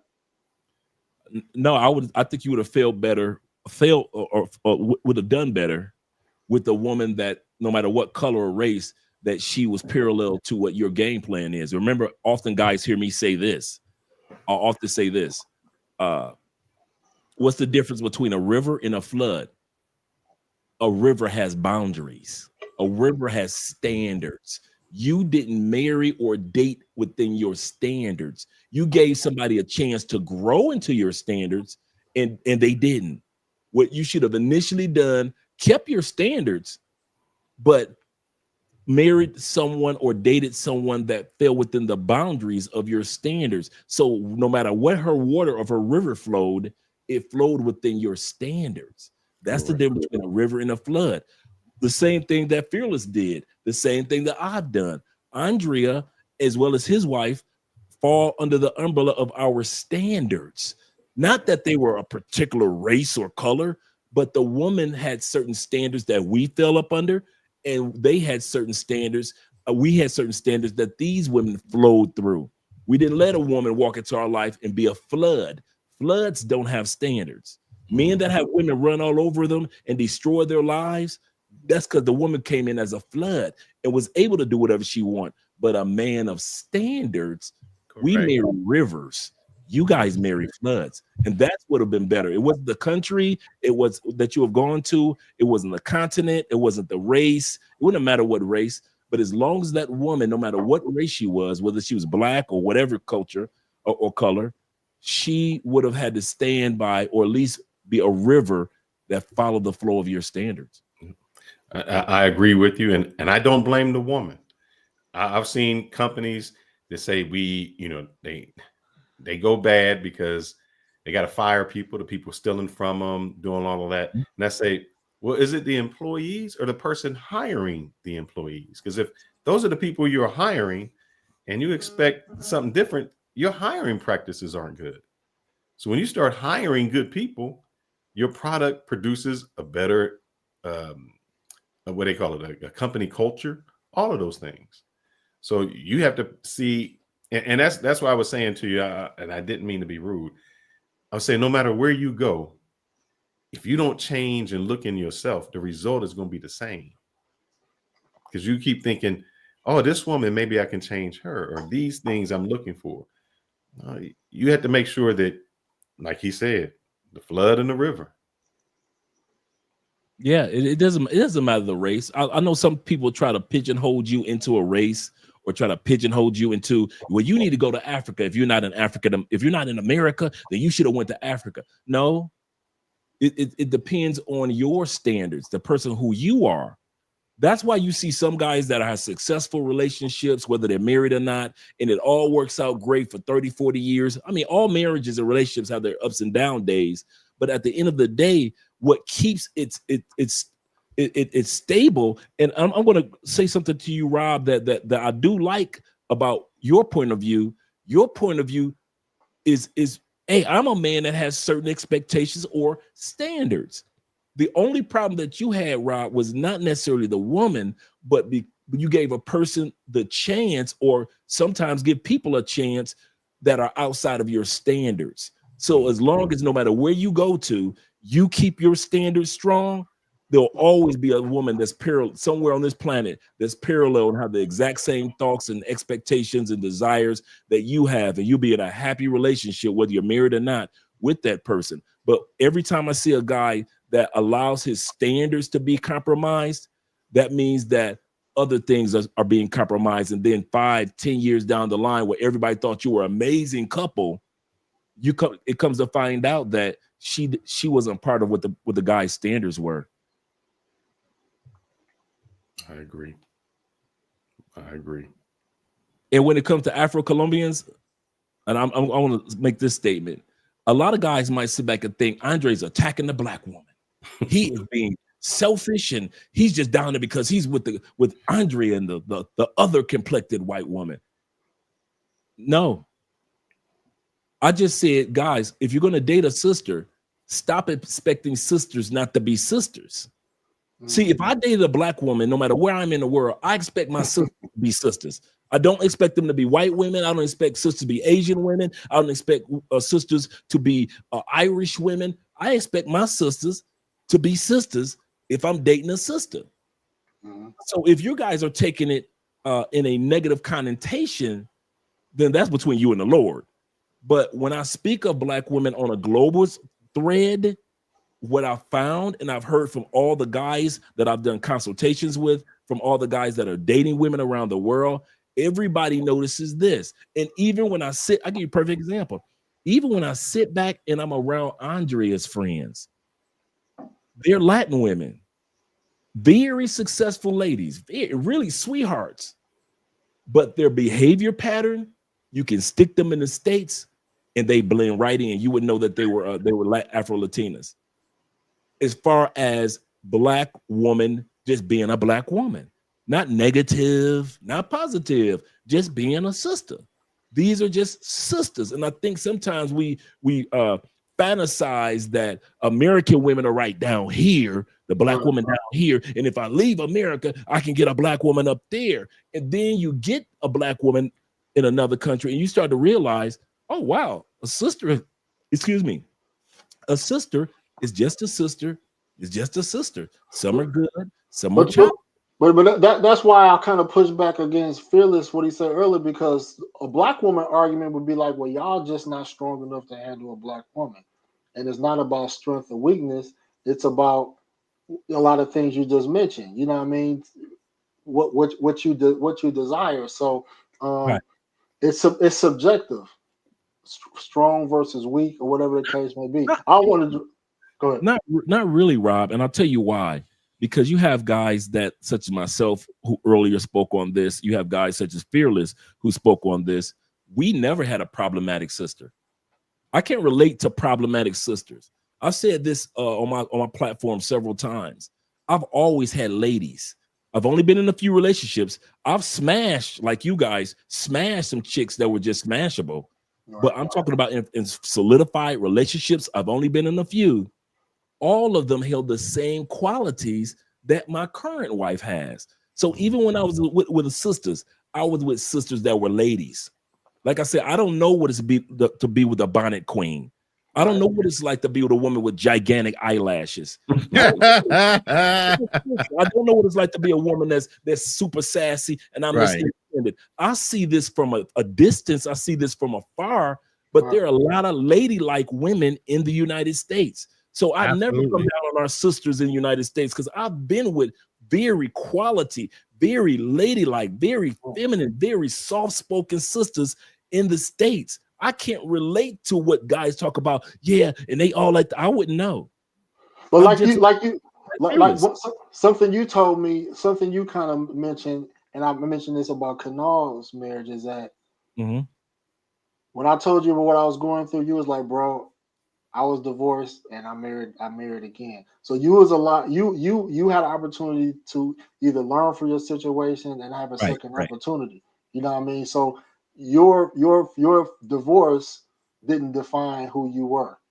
No. You didn't let it define who you were. No.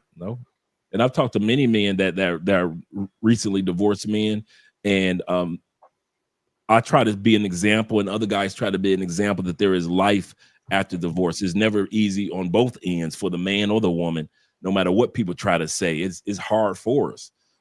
And I just try to let men know that there is a life after divorce. You can find love again. You can find it whether it's in the States or you find it out of the States. But either way, there are some good women in the United States. And like I said, I co-sign all the time that there are Black ladies. And I think that's the problem, that a lot of guys don't want to be with a lady. They want to be the one that gave them the best intimacy, they give the most time to. But a woman that could benefit them in the long haul, a lot of guys don't want those women in the United States. So that leaves more for me. I'm just like a Fearless. Exactly. The most beautiful women I've ever had in the States, and the most ladylike women I had in the States. You know why I got them? Because y'all didn't say anything to them. You didn't walk up on that 10, so I did. You didn't walk up on the one that was feminine and she wore dresses and she smelled really good and she was very perfect. You didn't walk up on her. Some brothers are the ones that say, well, I ain't got my money right, so I can't walk up on a woman like that. A lot of those women don't care about money because they got their own. She need that time, baby. She need that time. Yes. And you know, dude, I always go ahead. No, I was saying, you know, the crazy thing, Andre, I know you're saying, oh, those baddies, those baddies may have been renegades, but when they meet a man that says, I got these standards, it's completely different. They just never live with, they like, hold up. This is different. Yeah. I've been able to do whatever I want. Now I got to live this. They completely change.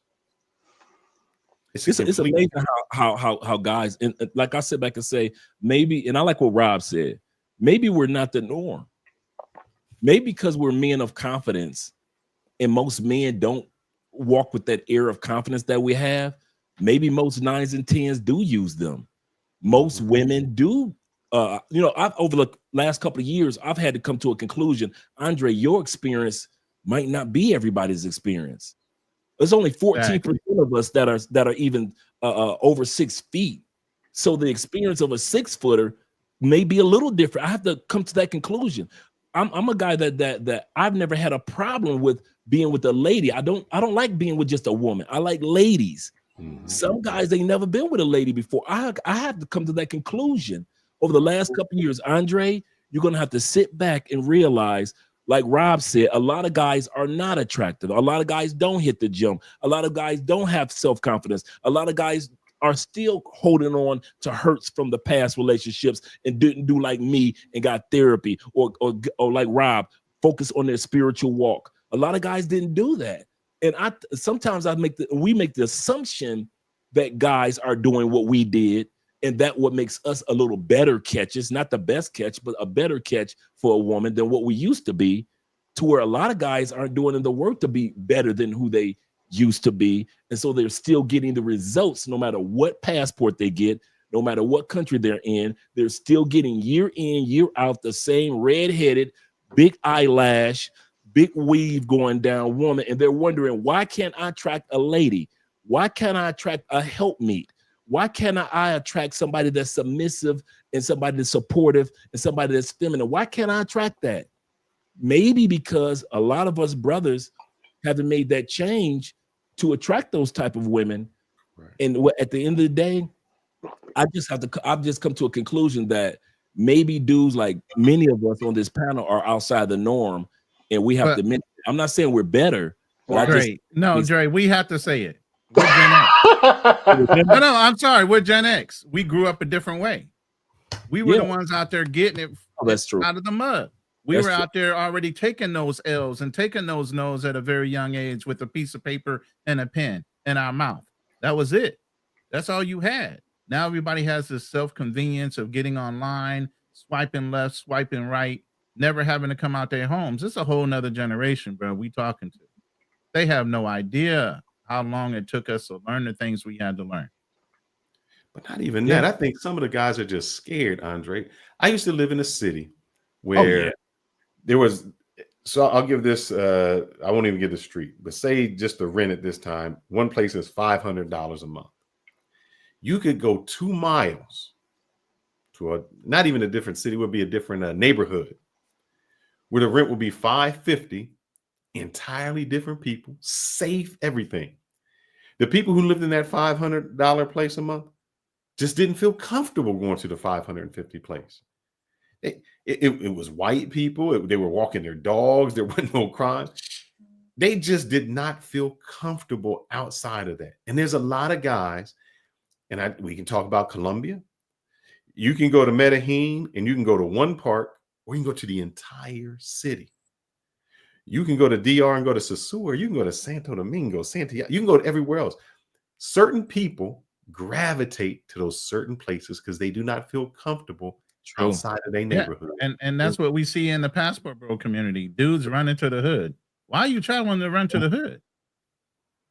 But then you know something, that's where it goes back to where you and I and a bunch of us content creators have to come to a reality that a lot of our brothers that have passports are still hood minded. Yes, you have your money, brothers. Yes, you have your degrees. Yes, there are a few of us that have opportunities. Yes, the over 64% of black men that do have passports have some type of certification, some type of trade, or some type of degree. Yes, I agree with you. But many of us still have an all black, all hood mentality. And so when we go to other countries, we're uncomfortable because you only were in the black community in Kansas City. You only hung out in the black community in Atlanta when you weren't at work. When you weren't at work, you go directly to an all black community and you spend the rest of your hours of the day in an all black community. Nothing wrong with that. But then now with a passport, you're thrust into a European community if you're going to Germany or Spain or Portugal. You're thrust in a completely Asian community if you're going to Philippines, or if you're going to Thailand, or if you're going to Singapore or Japan. Now you're completely uncomfortable because you're so used to being around only brothers and sisters when you're off work. And like I'm about to say, nothing wrong with that. But as a passport user, you start to realize that is kind of like a safety net. Yeah, it's a safety net, and it's not beneficial in the global scheme of things. The world is not all black. And so now a lot of our passport brothers have to go to pay for play. They have to go to the hood because they know nothing else. They really don't know how to socialize with a gorgeous, beautiful German chick.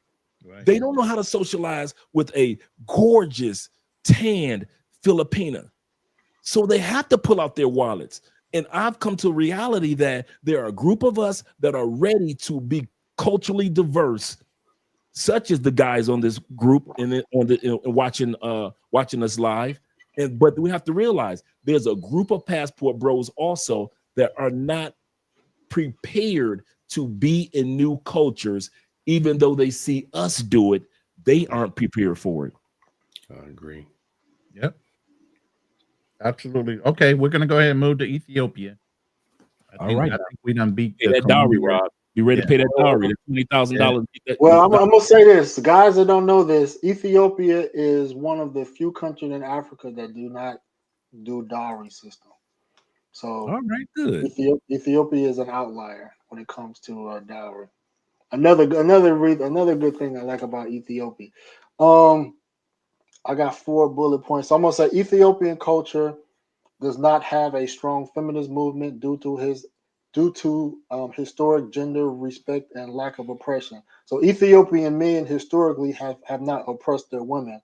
Therefore, they don't have those sentiments that other nations have because of men oppressing women.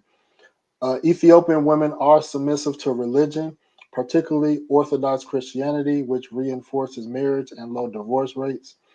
So when guys say, well, there's a high divorce rate in Ethiopia, remember, Ethiopia, there's a large Protestant presence, there's an Islam presence, and then they have the Orthodox too. And I think people from the Protestant typically are more liberal, and you'll see more divorces in the Protestant sector. Ethiopia, dependency on men is normal, but it is non-financial control, rather appreciation and complementary to gender roles. Women are also submissive to family authority, especially in rural areas. That's all I got for Ethiopia. I got some comments after Fearless gets done with Ethiopia, because that's not. No, I just have a question that, because like I said, I dated a girl from Ethiopia. Food was great, man. She knew how to cook. But here's what she told me. She said, just like this Indian chick, I like you. I'm in love with you. But I can never marry you because of my culture. My culture has me only being with someone who is Ethiopian. And she kind of said, Ethiopian, I might be able to get away with a white dude. I can't bring a brother home. I just can't. So what is going to be your experience when they say this is my culture and that's outside of my norm? Well, I mean, people that watch my channel, like I've been out with Ethiopian women. Obviously I'm putting the same effort into Ethiopia as I did it in Colombia. And so what I found is that what you see in the US is different than you see on the motherland, just whether it's Dominicans or Colombians. In their home country, the dynamic is always different. They don't fuck with us like that in the US, but in their home country, it's a different dynamic. So I haven't seen that, but I mean, it's pretty obvious that most women around the world, they're going to prefer their own men anywhere, whether it's American, Colombian, anywhere. Most women are going to prefer their own men. So that it's not nothing.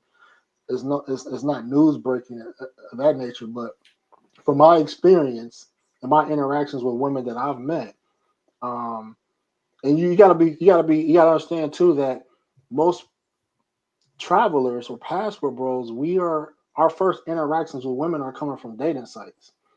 And women are dating sites, those are the ones that are open.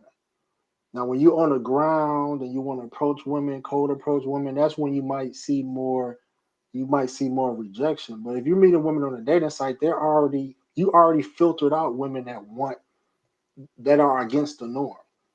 And so I don't need every Ethiopian woman or whatever country she's from. I just need one. You know what I mean? And if it's just a select few that are open to date outside their culture, that's fine. But I'm gonna show you something, and I don't think you understand what you're saying. When you find that woman who's going to date a black man, she's rebellious. She has already rebelled against her culture. That's true. So that means you are going to Africa to be with an Ethiopian who is already rebellious, who isn't going against her own, who isn't going against the norm. But your wife is rebellious. She's not. You're not Dominican. Yes, I will say it. She in some senses of the word, where in some things I said, look, I can't deal with. I don't care what your mother, your father, whomever. This is my household. This is how we got to live. And she had to make a choice to say, all right, I got to tell my mom that I had to depart from you. Even when it come to our child, we got mom be like, well, you got to do this. She got to say, look, this is my kid. This kid didn't spend 9 months in your belly. It spent 9 months in my belly. and I gotta raise it, not you, because that's just how it is. So yes, there was, but I don't have a problem with it being rebellious. You do, not me. I can deal with it. You're the one that wants that woman that's a certain way, and I'm saying you're looking at the girls you may have smashed compared to the girls you want to marry.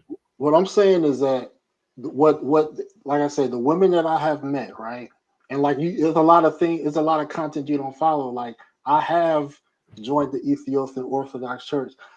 What impresses Ethiopia, even in the United States, the women that are standoffish, once they realize I've been to their country, because a lot of women in a lot of Ethiopians in the United States never been to Ethiopia. So when they look at me and they know I've been to Ethiopia, I know some of the culture, I know more than them, I've been to more cities, they feel like I got a leg up over them and I garner more respect. That's how you get into the Ethiopian community, just fellas. You know what I mean? If you know the culture in the and you deal with people in the United States, they open up once they know you know their culture, especially if you know more than them. So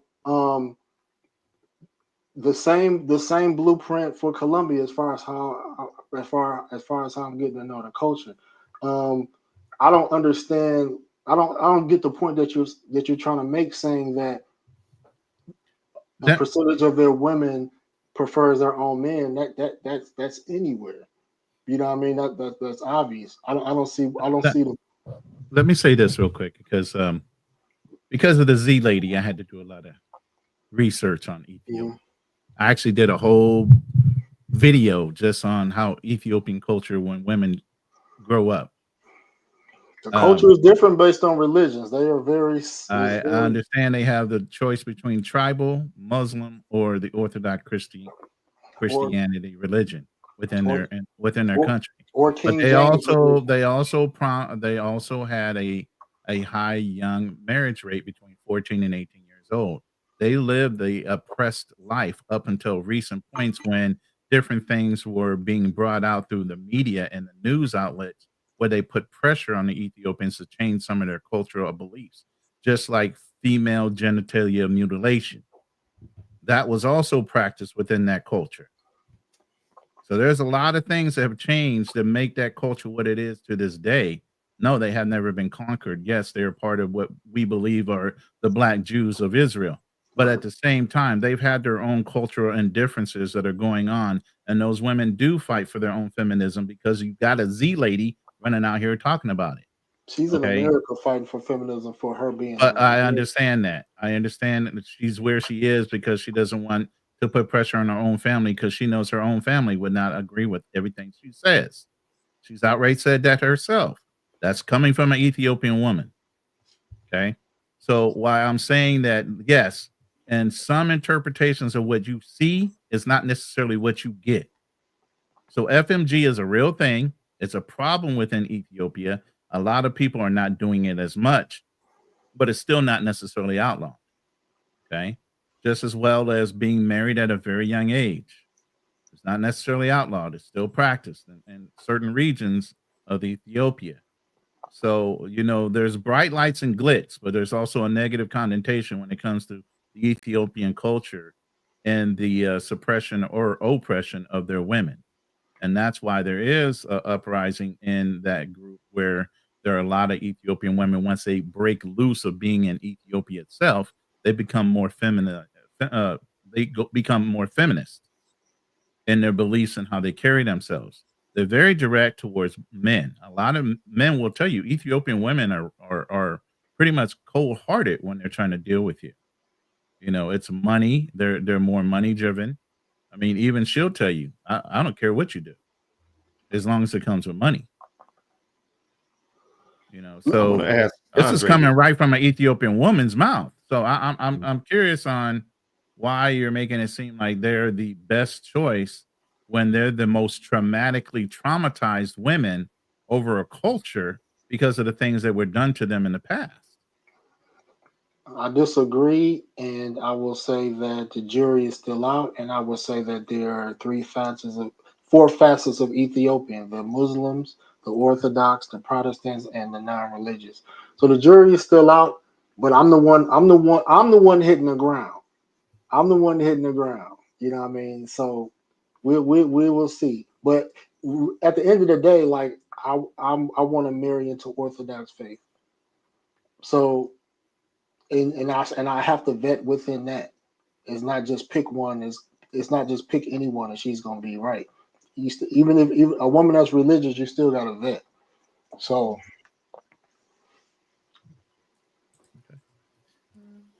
Are we done with Ethiopia? We gonna move on? Yeah, we're done with it, but I do have a question for Andre. Brazil is next. So once you get done with that, we can go ahead and move to Brazil. Do you think that your and I say this in a respectful way, do you think your wife was a little more rebellious in this sense because she married a black man, an American man, an older man, all of those things, and that's not bad. That's just saying, like my wife, she married that completely different. I agree. When he said it, when Rob said it earlier, and you kind of piggyback, that's what I was shaking my head in regards to my own wife.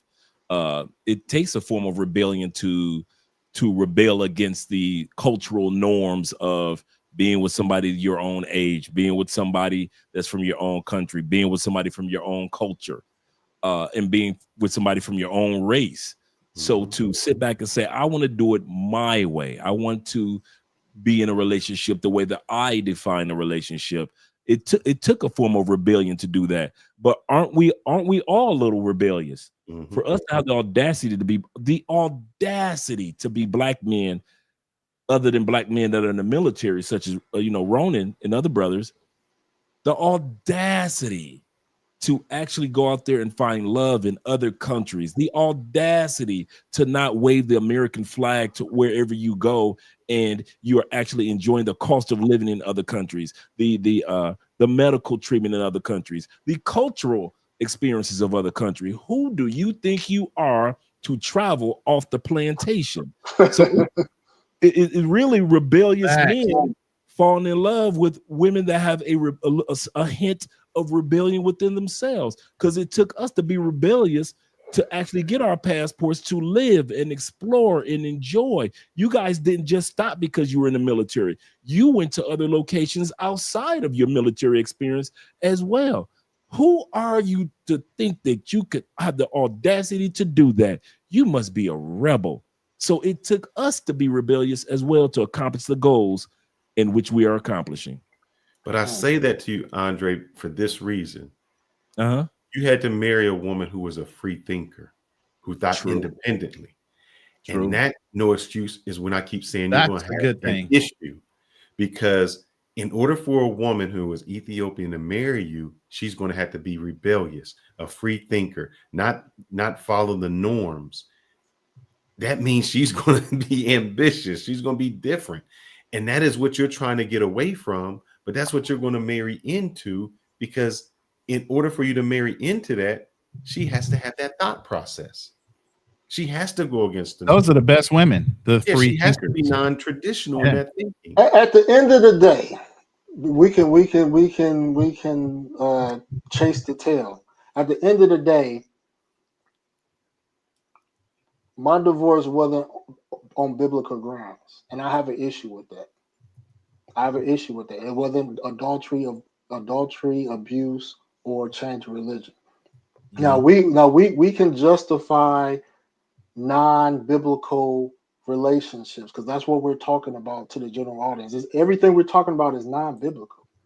But if we want to get biblical, the grounds of divorce are explicitly for adultery, which didn't occur, abuse, which didn't occur, and somebody changing their religion.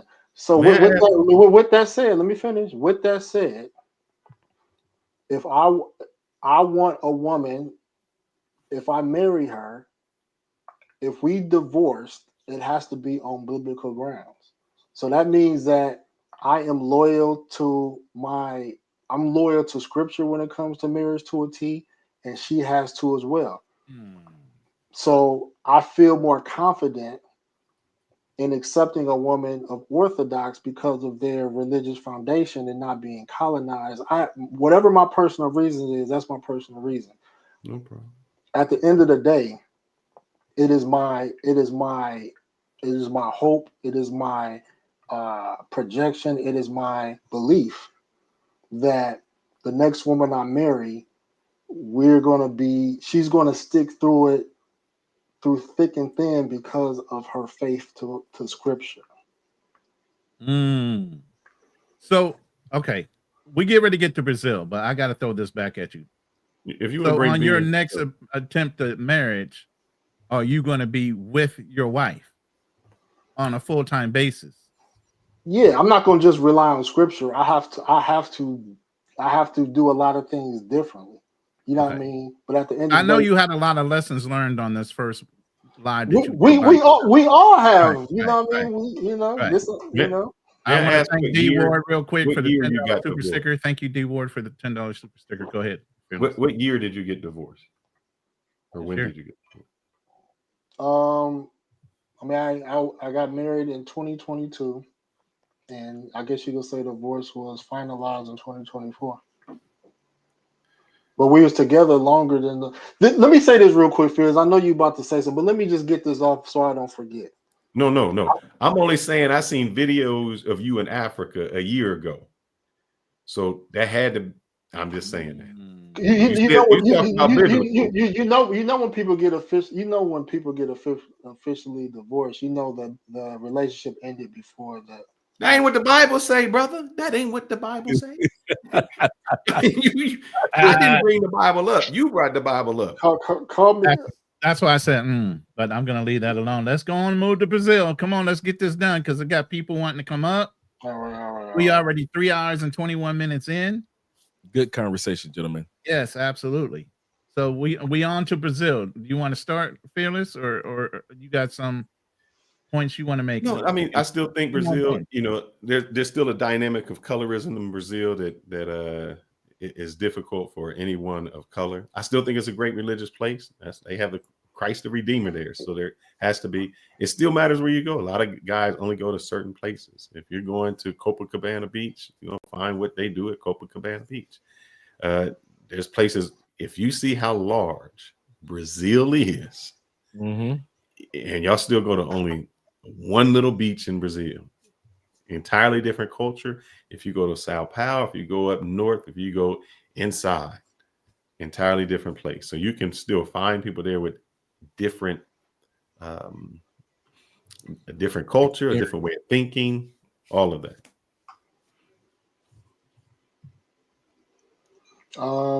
Pushback. Only thing I got on. No, I'm gonna push. The only thing I say about Brazil is, well, Brazil has deeply rooted feminist culture. I think a lot of people have conceded to that. Austin talked about it. Skylar talked about it. So feminists is known. I want to say is number 2 to U.S. and the Americas. They had an actual female president, and also they reinforced liberal attitudes in politics and society. So wherever you see a large LGBT, you know, it means that it's a very liberal society. You don't see it as much in Africa because a lot of African countries are not as liberal as Latin America. Also in Brazil, prostitution is legal and normalized, which contributes to economic independence amongst women. Submission via money is unlikely. So women can be independent in Brazil because they can practice prostitution without them being shamed. Colombia kind of the same way too. You know, in Medellin, women, it's like a badge of honor to be a pre-pog in Medellin. It seems like.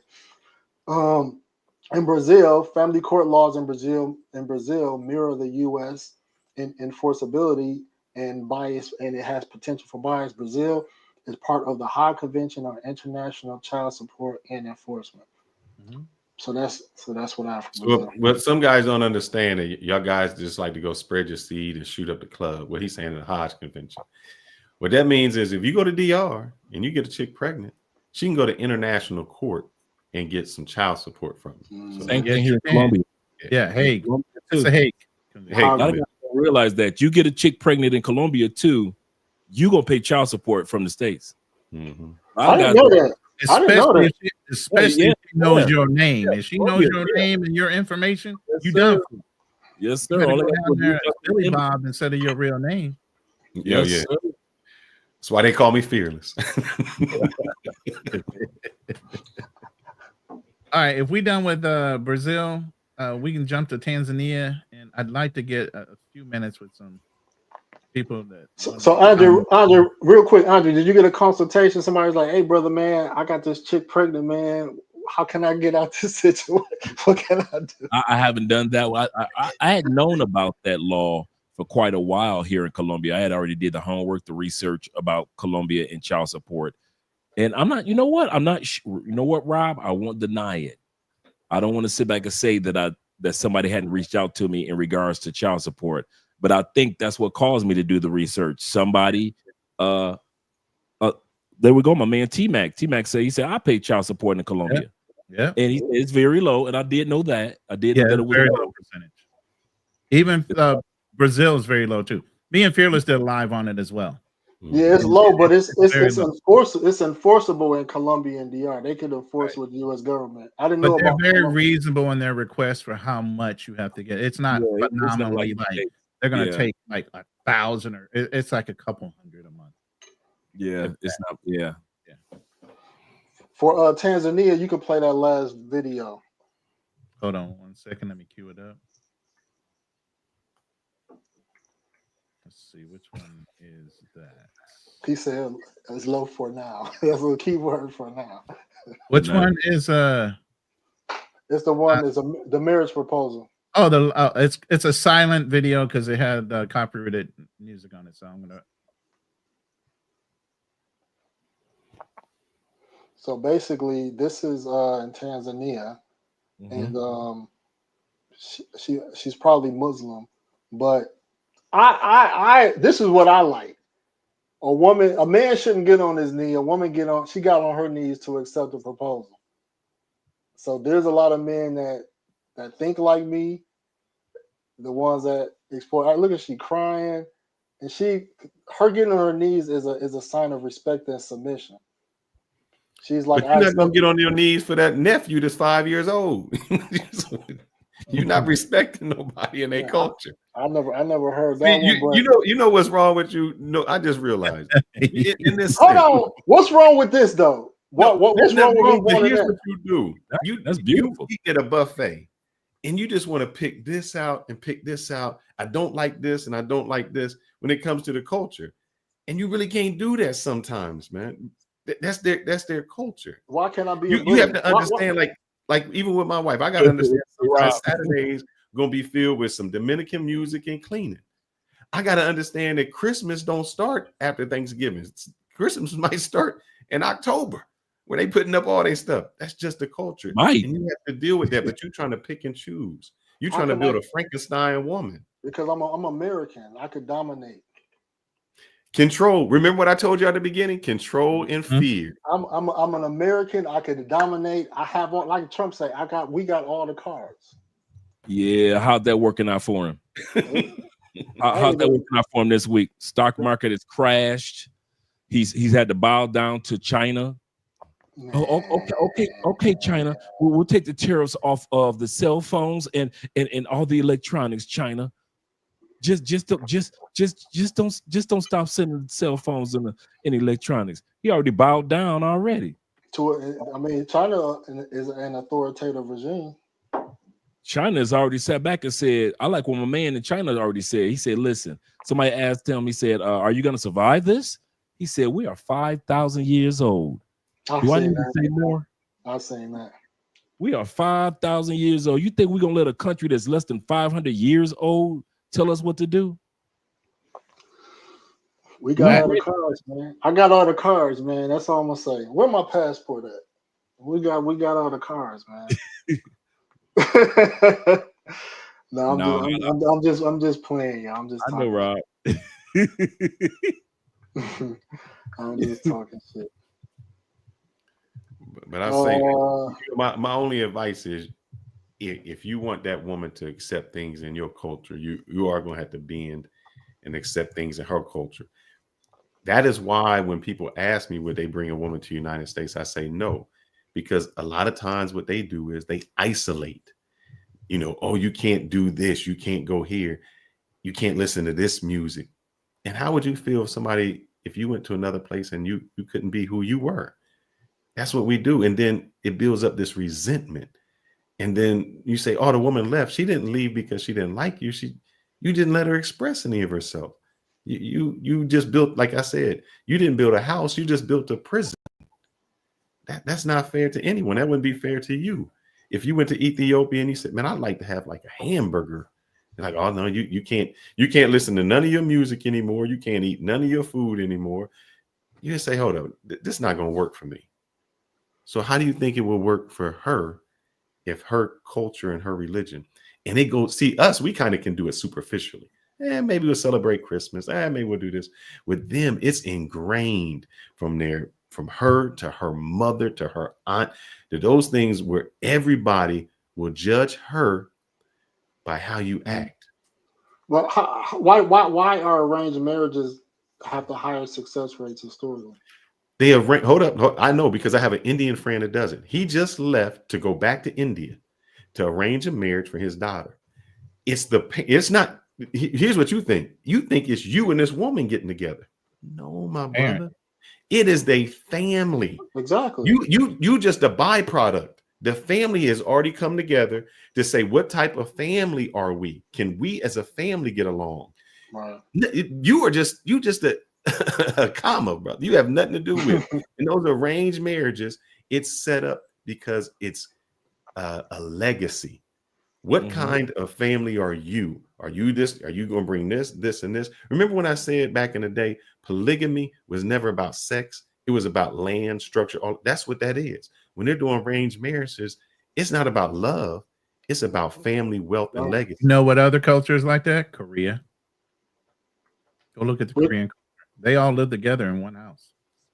So you think you're going to marry this woman and not do with the culture, when culture has everything to do with it, especially in arranged marriage.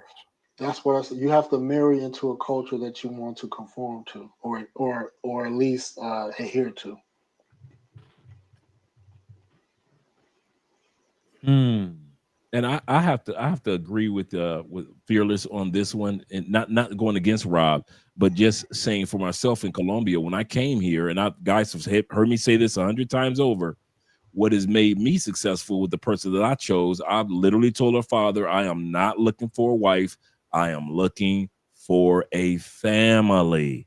Correct. I did not come here to another country or another culture, a continent, just looking for one person to assist me with being successful in a country where I didn't know the culture, one person to assist me when it came to language, one person to assist me when it comes to real estate, when it comes to property, such as cars and vehicles and other things. I did not come down here looking for one woman to be able to fulfill all those needs that I have. Wow. So I sat back and I said, and even expect one woman to fulfill my goal of legacy or heritage.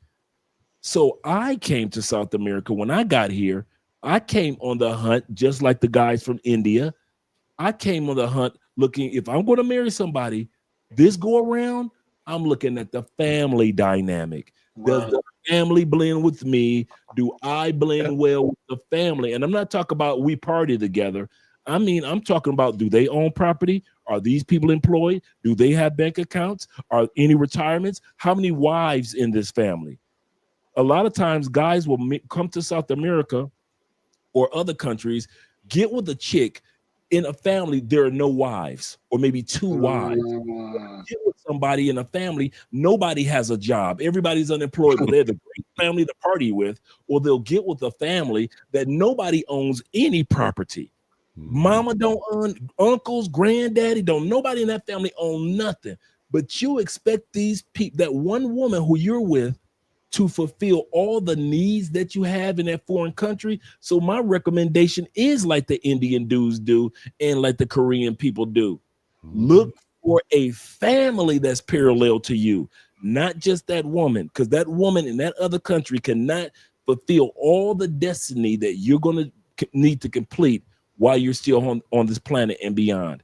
That's my greatest recommendation, and that's the best thing that lesson that I learned from my last marriage. She was with a great family. She had a great family, But going to another country, I was not going to look for a woman. I refused to look for one woman. I was looking for a whole family. And like you said, she was the comma. She was the complement of the family. And let me add I've to what said the same thing. I've said the same thing, Dre, when people ask me what I'm going to be doing in the Philippines. It's about the family. Guys, look at Andrea, and I'm telling you, it's a whole family of Andreas. And there are other women that are like Andrea, that comes from a family of Andreas, that come from a family of married women. See, I don't have to say certain things to Andrea because her mom gonna say it, her grandma gonna say it, auntie. Reinforcement. Yeah. I don't have to say all that. I don't have to sit back and say, well, babe, would you want to live in a nice neighborhood or would you want to be in the hood? I don't have to say that because her people ain't hood. I don't have to say, well, babe, wouldn't you want to get your education? Why? Her and her brother and other family members are people of education and of careers and of success. I look for all those dynamics. I didn't look for just a big butt and a smile like a lot of guys with passports do. Let me add too. I try to tell guys too is that, like you said, you don't want to marry a woman. You want to fall in love with a culture because you're marrying a culture at the end of the day. So no matter, in my opinion, no matter how much you may like a woman, you have to love the country and love her culture. And that's how I felt at Colombia when I fell in love in Colombia with the country of Colombia, and then I fell out of love with the country of Colombia, but I still loved my wife. So it started to be a conflict because I started to fall in love with the continent of Africa. But I'm gonna land there. I gotta go to the bathroom, fellas. Well, brother, you ain't gotta ask our permission, man. I'm not authoritarian. You allowed to. That's funny. That is funny. Man. Yeah, Ronan came up to see me. I think he seen we were saying goodbye and had some drinks. I had a little hangover, and when I woke up in the morning, the wife brother can't drink. I can't roll with. He can't drink. He was cutting every shot we were going shot for shot. No, not one of them dudes. Yes, he was cutting. I was going straight. I woke up in the morning, him and the wife already. She done fixed him breakfast. They already having cappuccino together, and that's just how it was. That's that's cultural. Remember, I just said if you guys came, Andre's not gonna make a plate just for me and just Andre's eating. She's gonna make the meal for all the guests that are over at the house. And if it's you, and she's done that for guys that have gotten off the plane and watched the Super Bowl with us. And here's the thing with that too, Dre. As a man, you should know when you go to somebody's house, you should be bringing a gift. You don't show up to somebody's house empty-handed. Just like if you're going overseas to visit somebody's family, you should be taking gifts for the immediate family. That's a tradition. Absolutely. And I like what Rob said also about falling in love. And I preach this definitely. Fall in love with the culture and the country, because you might make and I said this the other day, you might make the mistake and fall in love with the Dominican chick and you cannot stand the Dominican Republic. You might fall in love with a woman from Tanzania, but you just have an affinity for Morocco.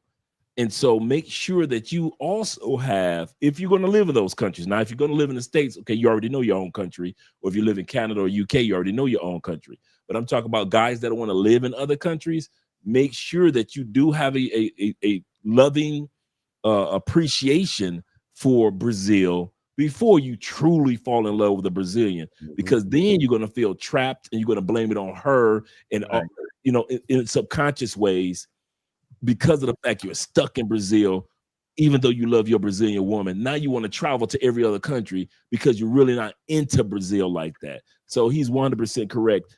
At least have a loving appreciation for the country and the culture that you're going to be in if you're going to be there. I've been here almost a decade, and I really enjoy and really love and have an appreciation for South America, not just Brazil, but Colombia, Peru, Venezuelans.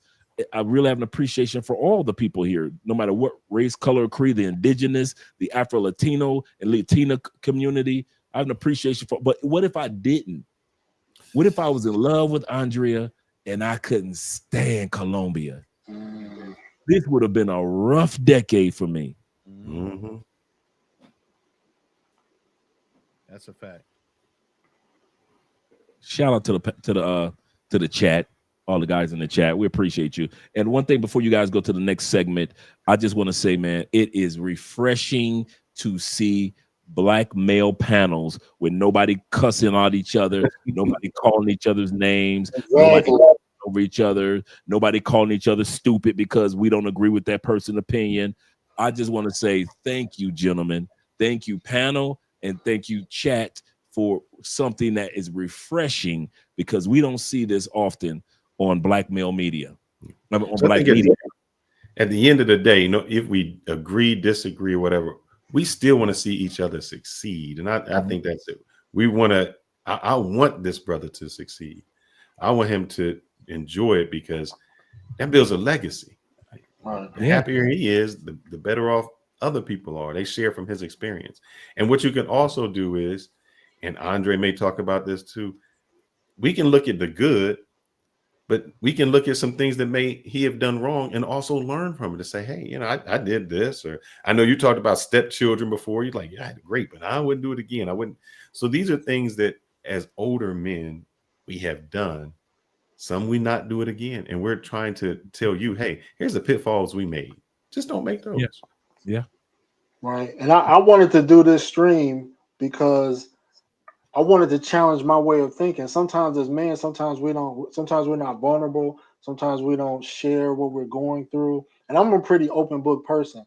And so I don't mind being challenged, because I believe iron sharpens iron. You know what I mean? So I respect Fearless. I respect Rona. I respect Andre. And we may not see things the same way, but there may be some things I take, and it's going to shape.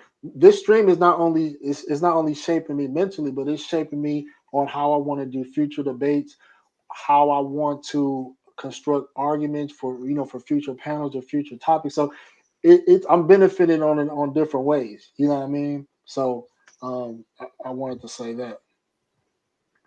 All right. Do you guys want to give closing remarks before we look at maybe opening up this panel a little bit? It's up to you guys what you want to close out with. Fearless, if you want to go first, or I got a closing question, because I'm gonna get out. I'm gonna watch from the background, but I got a closing question for the panel. So I'm gonna get out of here. I'm gonna watch from the background. What if they want to question you, Rob? Maybe they're the ones like, yo, Rob, come on, man. You well, it depends who what, but you can put me in the background. But Andre already said that he appreciate the how the stream is going. Right. But anyway, my question for you guys is, I'm curious on what women in Cuba are like, because they are under an authoritative regime. Do you think Cuban women will be more like African women, or more like South American or American women? I think from my experience being there in Cuba for we were there like 2-3 weeks. We were all over and we literally went all over the island. We were not just in one spot. We were hours away, and then we were hours away on the other side. So we met people in rural areas as well as the larger cities, people that live by the ocean, as well as people that lived in the forest area per se. So we were all over Cuba. And the one thing that I can say, they have strong ties to their African roots. It will amaze you how African Cuba is. They really, a lot of their recipes, a lot of the foods that get to Cuba are of African descent. So they still, because remember, it was an enslaved location as well. So they still hold on to that, even though they have that Latin, their Latin culture. Because they're locked into, they're surrounded by the ocean. They never get a chance to experience firsthand Ecuador, firsthand Puerto Rico, firsthand. The only time, a lot of times, Cubans get an experience of Latin culture is when they finally escape Cuba. Or I don't want to say escape, but finally leave Cuba, and they go to either Central America or North America. That's their first experience, true experience with their own culture. But when it comes to the experience of the history of Africa, they still hold on to that. I saw strong African roots down there in Cuba. Even many of their religions are still of African ties. A lot of people don't know that the if you go back in the history of salsa music, the salsa beat, boom, boom, boom, boom, boom, boom, boom. That's the central beat of salsa music. Boom, boom, boom, boom, boom, boom, boom, boom, boom, boom, of all salsa songs. Even though it is the modern day, you know, the last, let's say 50, 60 years, Puerto Rico has dominated, you know, even last 80 years, Puerto Rico has dominated the salsa sound. I don't know. Celia Cruz is one of my favorite singers now. But then that's where I'm going back to. The original salsa sound was a religious drum beat that was brought to Cuba first from Africa. Right. It was an African drum beat, and Cubans were the ones that originally had that beat, and then it grew into different sounds in the 20s, the 30s, the 50s. Now we have, you know, it went to Puerto Rico, and then that's when it merged between the Cubans meeting up in New York, the Puerto Ricans meeting up in New York, and then the native New Yorkers, and they came with the Colombian, the salsa sound that we all know now. But it originally started with black slaves in Cuba using their African beats, and it was part of their religion. So Cuba has a strong African heritage and African connection. Yeah, I agree. I love Cuba. Yeah, I'd say best bodybuilder to ever come out of there, Sergio Ova. I mean, they call him the man and the myth. Come on now, the myth. Yep. The myth. Come on now, that dude. When I saw that, them arms, man, that dude, just the forearms. And the thing I will say about this, if you guys are into natural women, Cuba, you're not going to see no BBLs, no breast implants, no weave, no long lashes, and not really even a lot of makeup. Yeah, very little makeup, man. Just naturally beautiful sisters, man. It's crazy. If you like overweight women, them thickums, you ain't gonna like it in Cuba. You don't see no big women. You don't see no overweight people. No. Shout out to Cuba.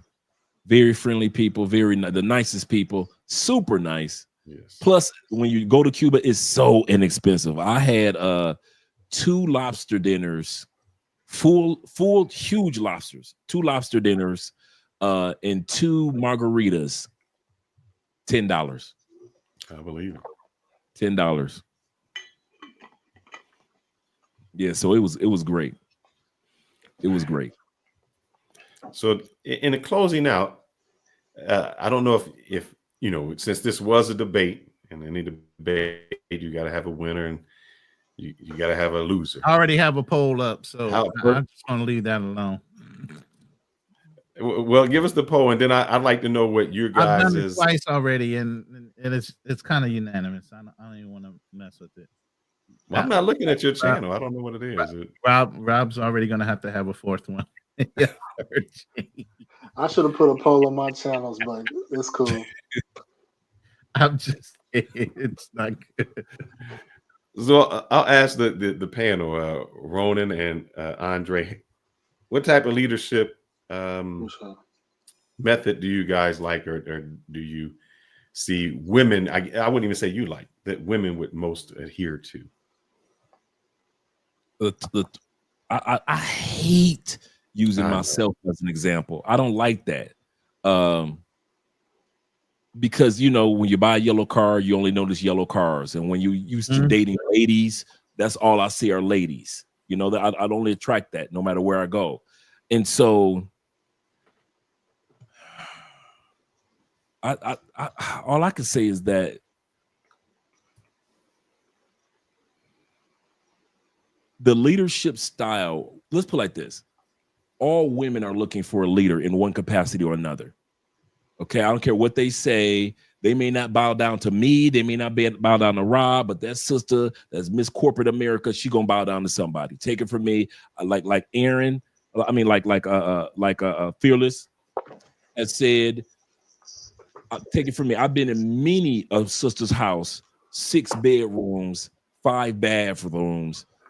She's Miss AKA this, Miss AKA that, and she's just happy to have a man smashing her on that gigantic kitchen island. There are a lot of lonely, very, very successful women in the United States that will that will fall in line with the leadership of a man because they've got the money, but they're so lonely, and they turn the other side. They turn over to the other side of that California king bed, and it's ice cold because nobody's over there but that dog. So for you guys that think that because women got money, they don't get lonely, bruh, the bigger that house, the lonelier they get when they hear their voice echoing while they're talking to their girlfriends on the phone. Yeah. So when it comes to leadership, I will say it depends on the woman. And it also, of course, like in Rob's case, Rob say it also depends on the culture, because the culture will somewhat keep that person in line of the type of leadership style that you present, because the other men in that culture present that type of leadership style. So it also depends on the culture as well, because we have to admit to a certain extent, gentlemen, we are anomalies in the States. How we behave and how we carry ourselves, we're not the norm in the States. Let's be real. Most men don't carry themselves like we do. No offense, American men. No offense, Canadian men. But most American men don't have passports, so they don't see the world on a global scale. Most men don't think they have the option of women in this culture or that culture. They don't think like that. Most men in Canada don't think that they can cross over the borders either way to UK or to the United States, or shout out to Quebec, going to France and see if they can find most men don't think like we do. So we are outside of the norm. Even these guys on the panel, I mean, even the guys in the chat, many of these guys realize once they get back to the States, they don't think like the average dude in the States anymore. They are outside of the box. Facts. And that's my closing. Ronan, you chiming in? What are we talking about right now? I was just saying, what leadership style you were in the military, right? I guess you dealt with authoritarianism in the military. In some ways, I mean, it was a limitation on even authoritarianism, legal rules versus, lawful orders versus whatever. You still had the right to refuse. I'm somebody that delegates and trains. I've always been a trainer, a teacher. So I want my wife to be able to be an enhancement of who I am as an individual. Like you said, in so many different corporate forums, when we go in a room, it's 100%. Even if I'm not standing next to her, I'm either getting chatted up or she's get ready to introduce me to somebody that she met in that room that was important to me for a business aspect or something that she saw. It was funny that my stepson knew my pitch as good as I did when it came to sales. He was pre-selling the kids on the football team and their parents before I even got to meet them. So I understand delegating and understanding the ideals, or being able to identify certain things in a person that feel like, okay, I can put that on them. It's not going to be too much. But at the end of the day, as a leader, it's going to come down to me pulling the trigger, because at the end of the day, when you make a decision, even if you allow her to do it, if it's wrong, the finger's still coming back to you. So shirking that responsibility of saying, oh, I'm not the leader, we're a partnership, absolutely not. Because when it fails, you're still the blame. Correct. So at the end of the day, you can have input all day long, but if we can't come down to a solid, unified front, it's going to come down to me making that decision and pulling the trigger, and I got to live and die by that. Because ain't nobody picking me up but me. At all times, a woman has an umbrella. Even if it's not me, it's her family. Somebody is going to come pick her up, where they'll leave me sitting there. So at the end of the day, when it comes down to something like that, as a man, you better know whatever the decision is going to be, you pulling that trigger, you're going to be the blame. I was about to piggyback off of what Ronan just said. In most countries, most of the women that file for divorce does not file for divorce because her leadership style fails. She filed for divorce or was willing to accept you filing for divorce because your leadership style failed. Exactly. That's how important it is for you to be a leader, gentlemen. No woman is going to leave you because her leadership style failed. In no country. Andrea is not going to leave me because her leadership style failed. The women in the United States or the women in Canada or the women in Africa are not going to leave you because her leadership style fails. That goes to show you that our leadership styles are not equal, because if mine fails, somebody might walk out the door, and that's the norm. Right. Mm-hmm. One line, because I'm in a fraternity. I'm an alpha. It's a poem called "Test of the Man," and the last line of the poem reads, "He isn't afraid to fail." So that's right. You can't be afraid to fail, and leaders can have successes and ills, but it's a lot of times it's how you rebound and adjust. So, I think you're going to be successful, Rob. I really do. And I mean that from the bottom of my heart, man. I sit back and I see how you are. I see, and I've been knowing you for quite a while. I see that you're a lot more patient with relationships. I see that you're a little bit more strategic. I see that you're a lot more standard oriented. I know my standards, and this go around, I'm not going to let somebody be a flood. I sit back and I just watch you over the past few years, man. And even though somebody may agree or disagree with your standards, you don't shun from your standards. And because of that, your standards are the yellow car you purchased. The world's going to start showing you the yellow cars, meaning the women that are parallel to the standards that you have. Just like you said, I've come to this country and I've joined this religion. It's opening up mental and spiritual doors for me. Now, women who are parallel with that mindset are going to start being drawn to you in that particular country, if not others. Yeah. I didn't know, Ronan, if you wanted to open up to anyone, but I will say this, no excuses, man. What I can really say about you, man, is you don't give up, man. I mean, I've spanked you like 3 times on debates and you keep coming back. I knew it was coming. I knew it was coming. I knew it was coming. I'm just joking with you, man. I love the banter. It's good. Welcome to the panel, sir. Do you have a question for anyone on the panel or something you'd like to state? Yeah, I just wanted to ask, shout out. Well, first of all, shout out to you and Ronan for doing this classic debate. First and foremost, I appreciate that, because this is a lot of brothers need to understand, the circumference of a mentality of dealing with a woman, not just mentally, physically, spiritually, and emotionally, but just all around 360. How to deal with a woman, and not even only that, just the environment also globally, and where this is heading in the next couple of years. So yeah, I want to ask no excuses. So when you say you want to date a girl that's religious, do you even have any knowledge about the religion she's in, or how did it even come to pass? Well, as it pertains to Ethiopian Orthodox, I have done my research on that. I've did my path to learning about Orthodox with the same path that Malcolm X took when he went to Mecca to learn more about Islam. So, and I show a lot of this on my channel, but I will say that to answer your question, I would say that I have studied it to the point where I understand Orthodox Christianity than a lot of Ethiopians that practice religion. So some are even ignorant to things that they don't know.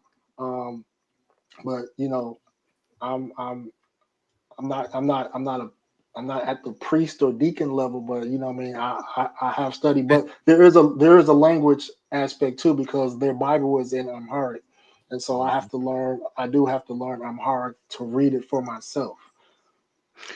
Okay, so let's back up. You said Malcolm X, but I'm not talking. We all know about that. I'm talking about way, way, way before, and when they was living in a polytheistic whatever they call that, the polytheistic lifestyle that they was living before they was converted to Orthodox. Do you even know how they even came about? How they even got converted to Orthodox? Well, what century are you talking about? Because the first of all, the 4th century Orthodox or Ethiopia was part of the Coptic Church in Egypt. And so when they had the great when they had the Great Commission in the 4th century, that's when the Eastern and Western religion split.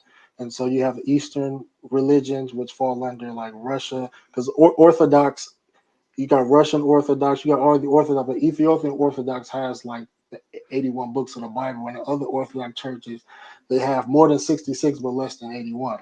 So I don't know what you're talking about, but I understand church history from the 4th century to present.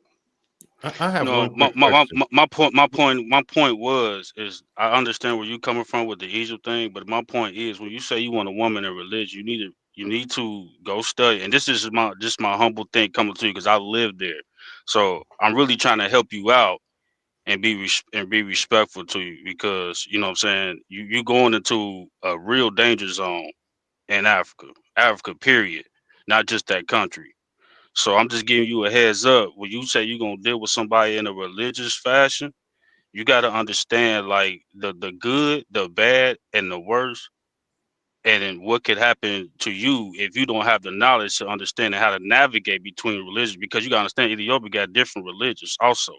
They got wars and religions and so forth, so on. We ain't got to go into details about it, but it's a lot of stuff that you got to realize and evaluate before you even say I'm just gonna date a girl in the Orthodox religion, because you don't understand the level of capacity that is as far as evil and good.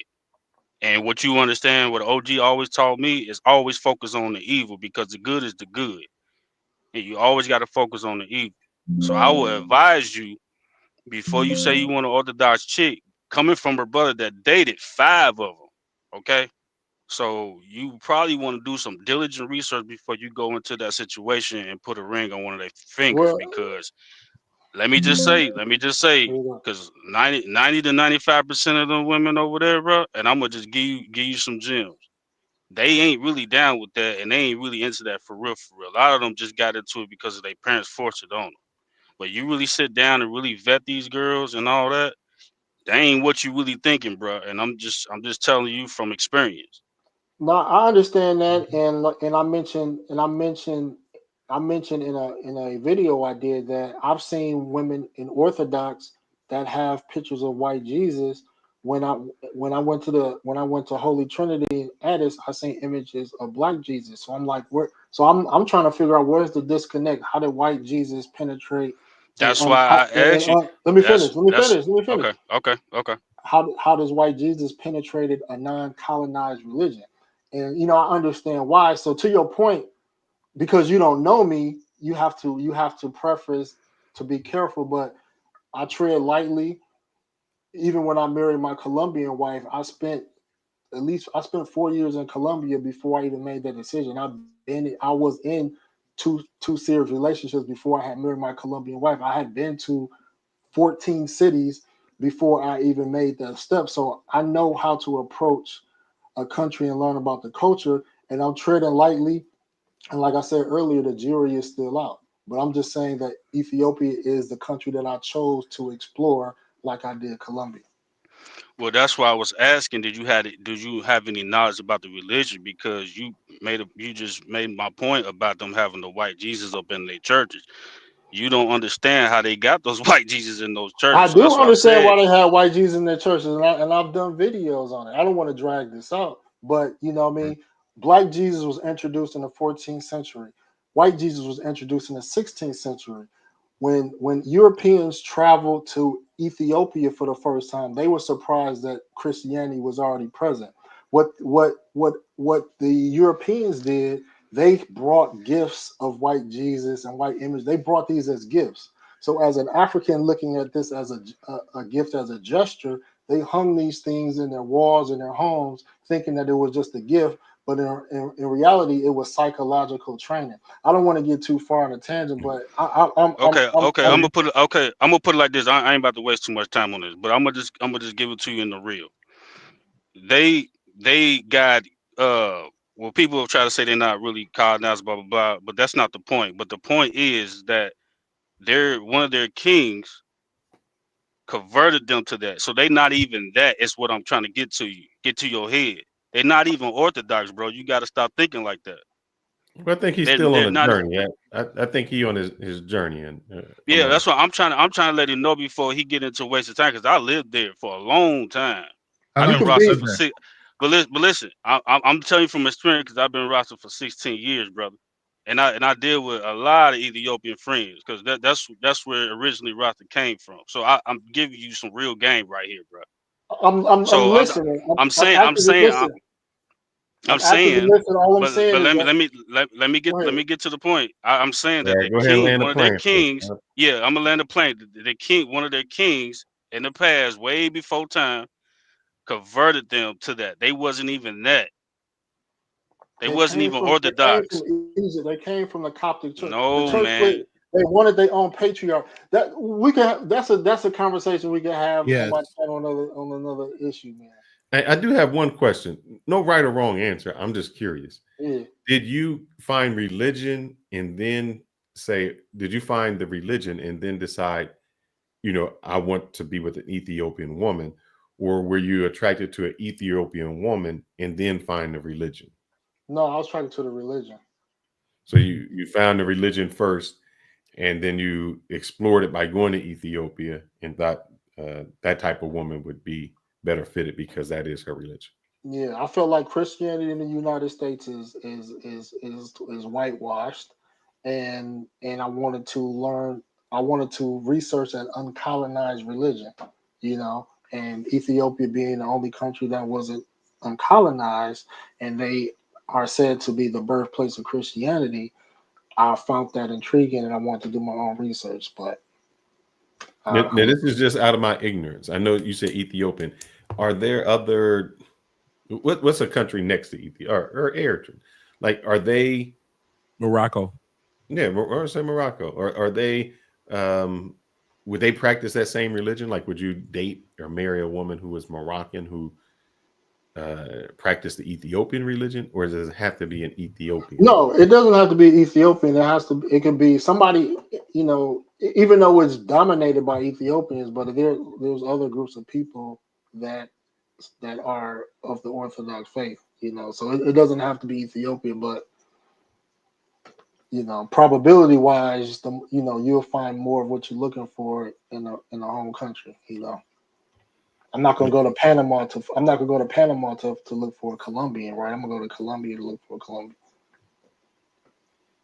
No, I can only put the link for I think my channel and maybe I already dropped the link on my channel. It's already So Andre, I didn't know if you wanted to drop. I didn't know if you want to have anyone come up and ask questions. Let's see if I can drop the link for the guys over here.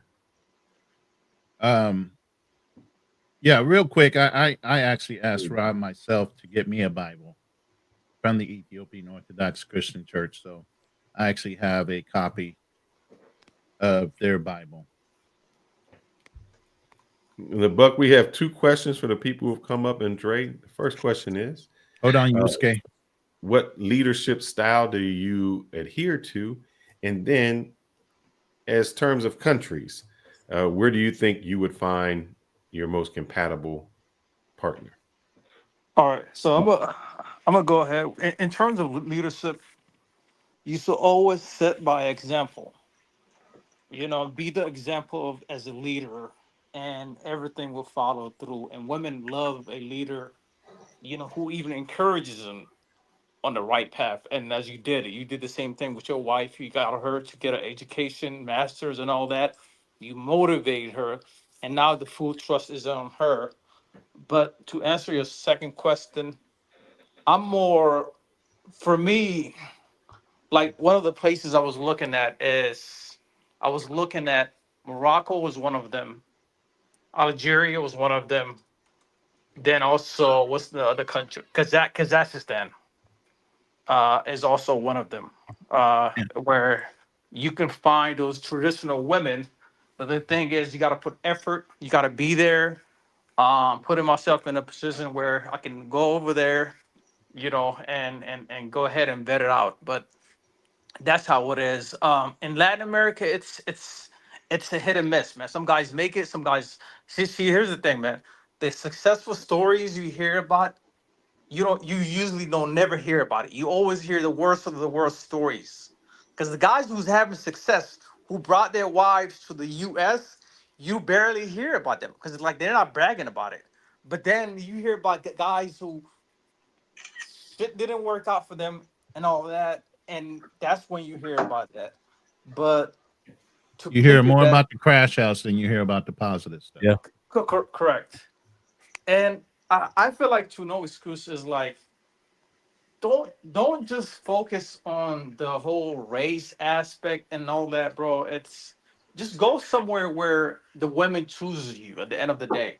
It's it's not that it's not that black, white, ground, whatever. If you like, just go whatever, and if the women choose you, just like how Andre did, he chose what is it, a Paisa or a Mestizo Colombian chick, because that's what was showing him the most love, and it's like that's how it is, and that's it's not a rocket science or anything like that, you know. So I just want to land my plane over there and pass it on to Drew. Hey, I want to say salute to the panel. What's going on, Drew?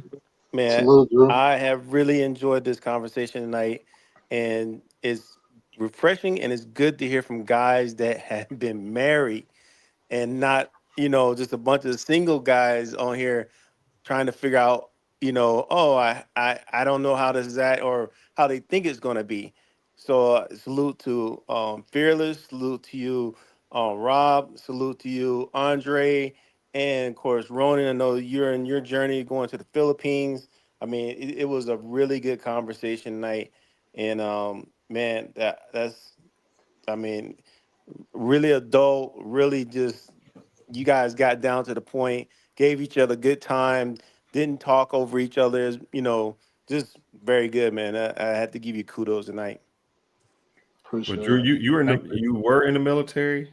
Yeah, I retired and stuff. Oh, you know what I was gonna bring up? Because I know you guys were, we're talking about international relationships and stuff. But Ronan, can you maybe co-sign this? So, of course, Fearless and probably Ronan know, I have a child and a girl over in Hawaii. And in certain times, I kind of feel like Hawaii is this place set apart too. It is. Like, and Hawaii, I've been there for 2 years. It is its own place. Yeah, and a lot of times Hawaii girls, they don't normally mess with guys that aren't from Hawaii. Well, one guy in the NFL was asked, he's like, "Oh, you're Hawaiian?" He said, "No, I'm from Hawaii." Yeah, Hawaii is Polynesian. He's like, "I'm not Hawaiian."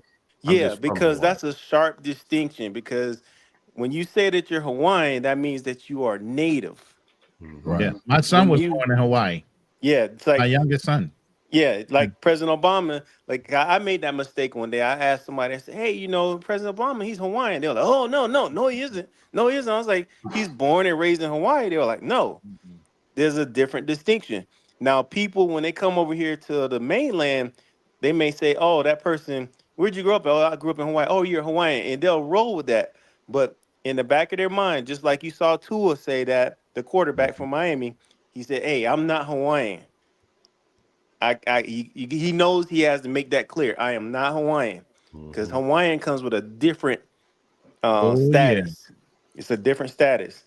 But yeah, I've noticed that girls over there, they don't too much talk outside of the guys that are, or date the guys that are that didn't grow up there. Now, when they come to the mainland, accepted by that family. Yeah, when they come to the mainland, that's a different story. But over there, yeah, the family dynamic, everybody sees who you're with, Like you already know, Drew, Hawaii is a very small place when it comes down to it. And you get in with one family, the whole island knows you. Yep. Like my kids blended in instantly. So the minute I was there and my wife's cousin at the time was married or dating a Hawaiian chick. So the minute we went to 2 luau's, that was it. Everybody on that island knew my family, knew my kids. Yep. Everybody. But I'm gonna pull down and like I said, I just wanted to kudos you guys tonight, man. Very professional, you know, and Appreciate that, enjoyed the Drew. conversation, man. Appreciate it. Yes, sir. I have a question for Andre. I know we talked about this. You traveled. Why did you choose Colombia? Why was it? Not only that, why did you choose Cali? First of all, Colombia and Cali were a part of what I call my totem pole. We all as men have standards, but we all as men have a totem pole. And our totem pole is cost of living, maybe at the top of your pole or maybe in the middle. Wait, let me stop you on that. Please promote your book, brother. You just said that, and I just gave you a review on the book that you have, and you have not promoted your book. If you could put that in the chat, you have If you 3 got a of them link, came out put it in on the private Kindle, chat, on and I'll Amazon. put it out there. Yes, There please we go. promote those for me. Yeah, put those in the I private actually chat. put the. Let me see if I have the link right here. You heard of the 48 laws. This brother got the 44 laws of travel. Yeah, I've got the 44 laws of travel. Certain things that I've discovered from doing consultations and talking to men and doing research of the history of travel, not just the modern day travel, but the history of travel. And there are certain rules that apply when it comes to travel. So let me drop this link right here in the private, and I'll let you guys drop it right there. And then I'll drop it again on our channel. And I appreciate the support, guys. It's been 10 years in the making these books. Actually, I just got in today. Stop making excuses. And stop making excuses is basically 28 days how to overcome your fears, your distractions, your discouragement, and your complacencies. I find that most of us make excuses in those 4 areas. We either make excuses when it comes to fearing something or worrying about something. We are either using excuses to be distracted, whether there's a person, place, thing, or idea that distracts us from using our passports or meeting that woman. We allow other people or places, things, or ideas to distract us. Even the idea of racism, we allow that to distract us. Another one is discouragement. We saw somebody else on YouTube not bring a woman to the States, so we think we can't bring a woman to the States. That's another excuse that we use. And then the last one is complacency. A lot of us don't use our passports, or a lot of us don't think outside the box, or a lot of us don't start to get to know other cultures or countries or continents because we are so complacent. We love being on Mr. Gilmore's plantation. We got the plantation mindset. Why should we leave the United States of America? And so I wrote the book, Stop Making Excuses, not only to help people in everyday life, but also help us be motivated if you're thinking about traveling or even relocating to another country. Then I wrote the book, Anywhere is Possible, to let individuals know that you can live in the upper middle class of over 60% of the countries in the world. And I want to say that again. A lot of Americans are struggling in the United States. Times are tight. You're dealing with tariffs. You think the prices are high now? Wait till about 6 months when all the ships come in. And so I wrote the book to let you guys know, did you know that 60% of the countries in the world, the upper middle class, you can live in for less between $2,500 to $3,000 a month. We've already looked at some. Morocco, Egypt, Kenya, Tanzania, certain parts of Spain, Italy, Peru, Colombia, Costa Rica, Panama. You can live in the upper, I didn't say the middle class. I didn't say the hood like y'all like to go to. I said the upper middle class. So I'll walk you through everything that you need to do step by step. I've got the contacts. I've got the links. I've got everything that you would need to get out of the United States, to get out of Canada and live in a upper middle class life for between $2,500 and $3,000 a month. So this is a 360-page book. This is a 300-page book to let you guys know that I was extremely thorough, including how to ship things to another country, how to acclimate to your new country, how to find your new country. And also for those that have special needs family members, or if you're a special need person, shout out to my man Shelton, the blind traveler. If you're a special needs person, I have a whole chapter dedicated to you guys that have special needs, as well as I have a chapter dedicated to all you military guys that if you move to another country, how do I transfer my military benefits? Can I still get my benefits in another country? Is dedicated to the military retirement, those that are retiring by way of pension, as well as you guys that are retiring by way of your Social Security. So if you're worried about being able to get your monies while you're in another country, the only two countries in the world that you can't get your benefits thus far is North Korea and Cuba. And so that's what you weren't going to get it anyway. Right. So I dedicated a whole chapter in regards to that. And then I just the last chapter, I actually put together a checklist. You want to move to another country, but you need a checklist. So I wrote a whole chapter dedicated to you having a checklist to get you from your couch to your country. And that's what I've dedicated the checklist to get you from your couch to your future country. And so a lot of you guys that are waiting for the blueprint and the roadmap, this is it. A lot of you are scared and think I can't do it. So probably for what you pay in mortgage, you could be living in a whole nother country. You can. Living large. You can. And I wrote it from the perspective of guys that are looking to relocate in the next 5 years, 15 years, or 5 months. So I didn't write it from the perspective of guys that are just leaving in a few months. I know some of you guys need 5 years before you officially leave, like my man Ronan was talking about. Or some of you guys might need 15 years. You know, you have little ones or you got your mom to take care of. So it may take you 15 years. I wrote it so you be able to even use this information in 15 years. The other thing I did with this book, I wrote it for Canadians, Americans, and people in UK. So if you live in UK, if you live in Canada, I've got a lot of information in here for you too as well, including how to get your Canadian benefits if you've retired in another country. How do you do this from Canada? How do you get a visa from Canada for another country? I put all that in here for UK, the US, as well as UK, US, as well as Canada. So you don't have to feel like if you're in Canada, you're being left out, or if you're in the UK, you're being left out. I've got a lot of websites, a lot of links in here that you guys could take advantage of that you didn't even know existed. And I'm going to tell you something that's invaluable that people don't think about. And I only know because I'm married to a Dominican. Shipping to those places. I know a guy that wanted to ship something. He's like, man, this is expensive. But the people who from those native countries, Colombia, Venezuela, Brazil, DR, Philippines, they know how to get those containers. They just get the container, they fill them up, and they send them over there. And it may take. And it don't matter how much it weighs either. Yeah. You can you stuff it and you put as much in it, and I think it's like $200 for whatever you can put in. For me, it was 150. Yep. No, 100. It was 120. Put it in there. I've got that's how valuable that is. Shipping container.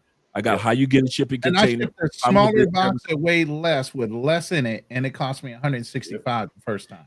And if you guys don't know, just something like that, how valuable that is, because you're gonna use FedEx or UPS.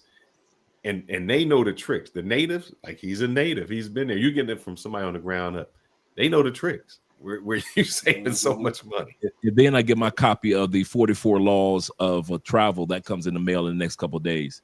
So I don't have a copy of that, but I have a copy of these, and I have some copies down here if guys ever come down to Cali and they want an autograph. But you asked me a question in regards to why I chose Colombia and why I chose Cali. And like as I mentioned, every man has a totem pole. It depends on how tall your totem pole is or how short your totem pole is. That's up to you. Some guys' totem pole is I need a party, I need to have fun, and I need something sexy. So their totem pole, that's how tall it is. But for most of us that relocate or travel to other countries, our totem pole is taller. So I needed a country that had great that was, first of all, my health. I'm an older guy. I'm not going to deny that 57 is not being older, even though I don't feel like it. So I need fresh air, fresh food, fresh water. I had to take that in consideration. That's on my totem pole. Cost of living. We all know that living in Colombia is 4 times less than living in the United States. That's on my totem pole. My life insurance, purchasing a vehicle. the type of people I was going to have into my life, the opportunities. All this is on my totem pole. And so then toward the bottom came the women. Family was next. A lot of guys would think that you would say, okay, Andre, you got all those things, so Andre was next, right? No, family was next. Family introduced me to an Andrea, confirmed that I made the right choice with an Andrea. So the woman doesn't go to the top of your totem pole. Actually, the woman goes toward the bottom of the totem pole, and she benefits because of all that you have built on top of the totem pole. That's why we mentioned earlier, like Rob was saying, make sure that you have a love or appreciation for that country, the totem pole, before you get the woman. Don't put the woman first, because you might be disappointed. You might not like that particular country, or you might not get the cost of living you're looking for, or you might not see yourself retiring. The last thing you asked me was Cali. I was like, Rob, I've did 15, 20 different towns and cities throughout Colombia. The reason why I chose Cali, because I'm coming from 14 years in Florida. If anybody lives in Florida, you already know it's tourist capital. It's Orlando, Tampa, Clearwater, Daytona Beach, the Daytona 500, Miami. I'm tired of being around tourists, whether it be foreign tourists or American tourists. So I got burnt out on that. So Cartagena and Medellin, love you, but the tourists, no. Then when it came to the tourist tarnished women, a lot of times I found in Medellin that men were worshiping the beauty of the women so much that the women became like, how something get tarnished with rust? The women were becoming what I call tourist tarnished. Meaning that it was making it a little harder to find the quality of women in Medellin, even though there were a lot of great ladies, but a lot of the ladies were becoming tourist tarnished. I don't blame them, because the guys were going to Medellin and going to Cartagena worshiping. These dudes go worship with their money, worship with their behavior, worship with their energy or their time. So I said, okay, I'm a big city guy, but I don't need a big city like Bogota. And so I traveled and I said, you know what? I saw a guy that was being interviewed by Ace Live. Ace was only at 200 subscribers at that time period. And I said, you know what? Let me go check out this Cali, Colombia. So I came down here to Cali, Colombia, and it was like the Three Bears. One porridge was hot, one porridge was cold, and the one oatmeal was just right. So when I came to Cali, I found a huge Afro-Colombian population. Come to find out, the Cali is the second largest Black population in all of South America outside of Salvador, Brazil. Then Cartagena is number 3. You find out now you got Black recipes. And you got Black recipes you ain't never had before. So that was another thing that drew me. The diversity of couples. It's nothing to see people that are mixed race, mixed couples that are down here. It's nothing to see a white older lady, Andrea's complexion, walking down the street smiling with their granddaughter that's my complexion. That's Cali. And then the other thing was Cali has no red light district. So Pookie come for a day and Pookie gonna leave. I hated that. Oh, am I lying? Am I lying, Rob? You're right. There is no red light district. There is no Parque Yeris. There is no Sosua area. There is no clock tower for you to go to like in Cartagena. There are brothels. There are swinger spots. There are strip clubs.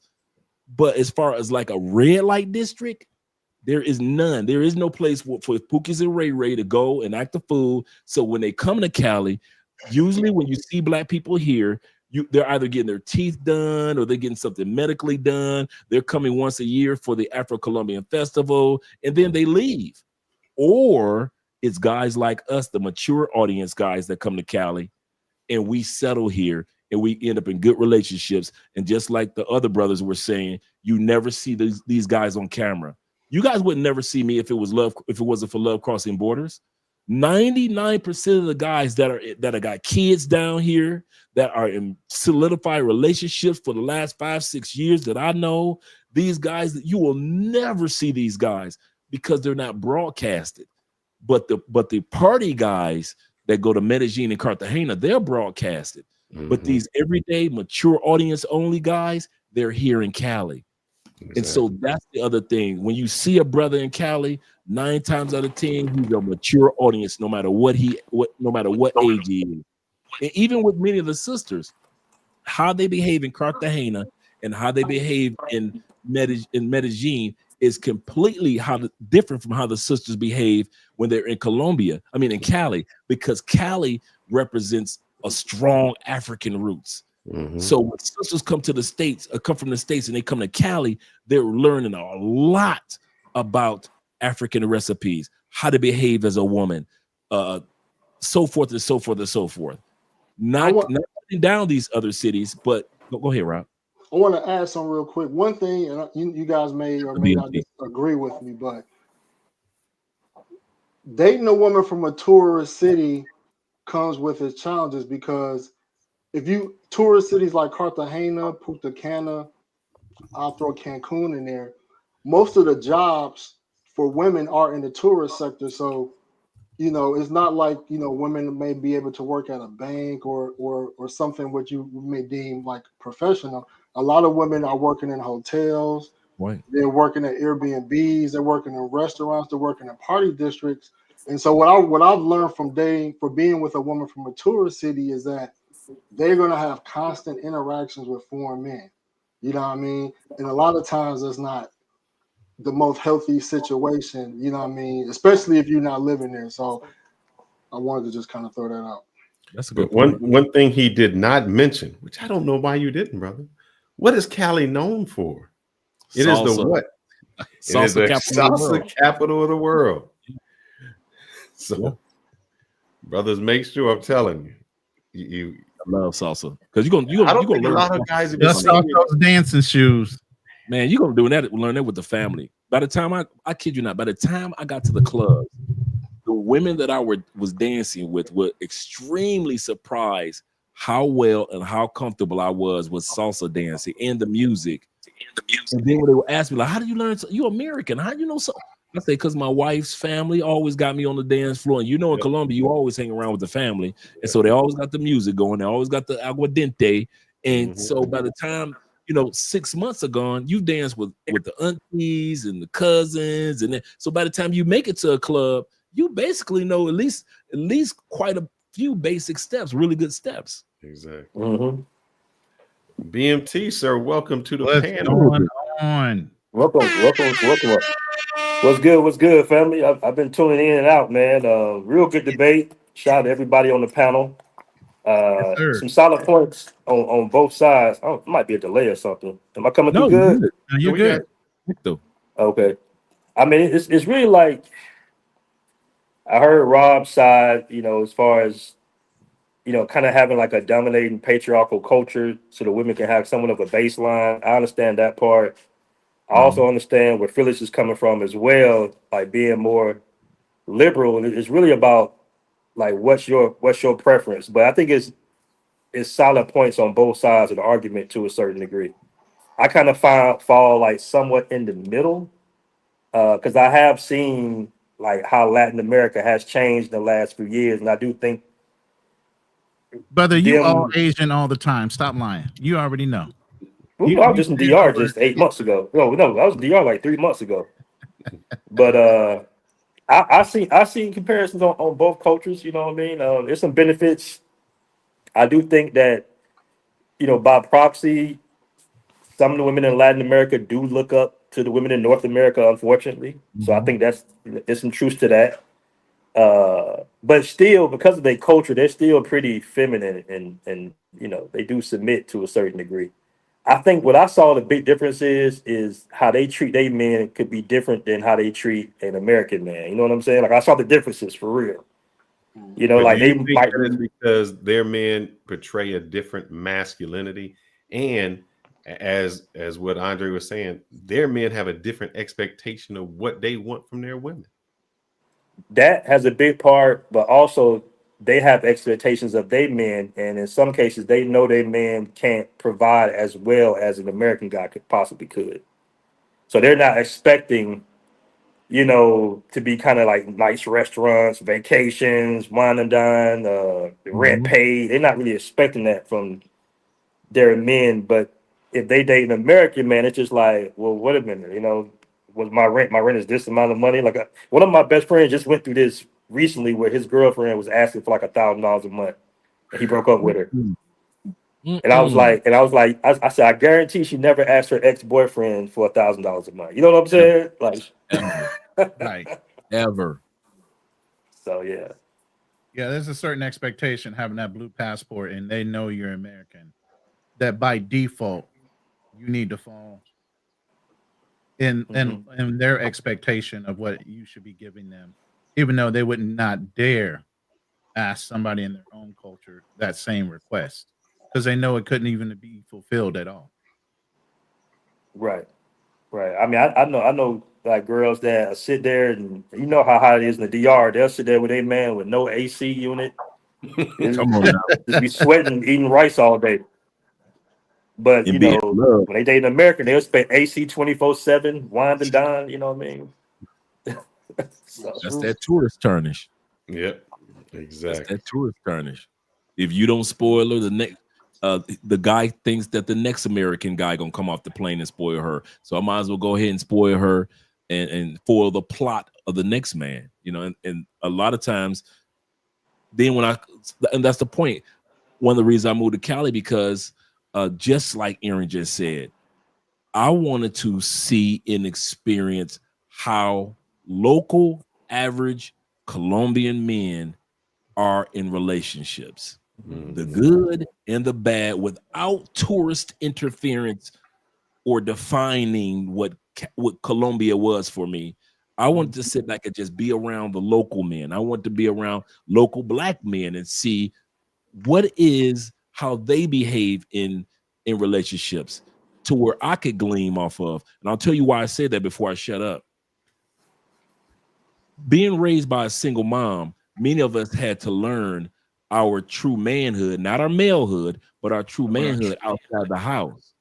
I could only learn so much about manhood from other men in the States, especially with all the rest of us, 80% of us being raised by single moms.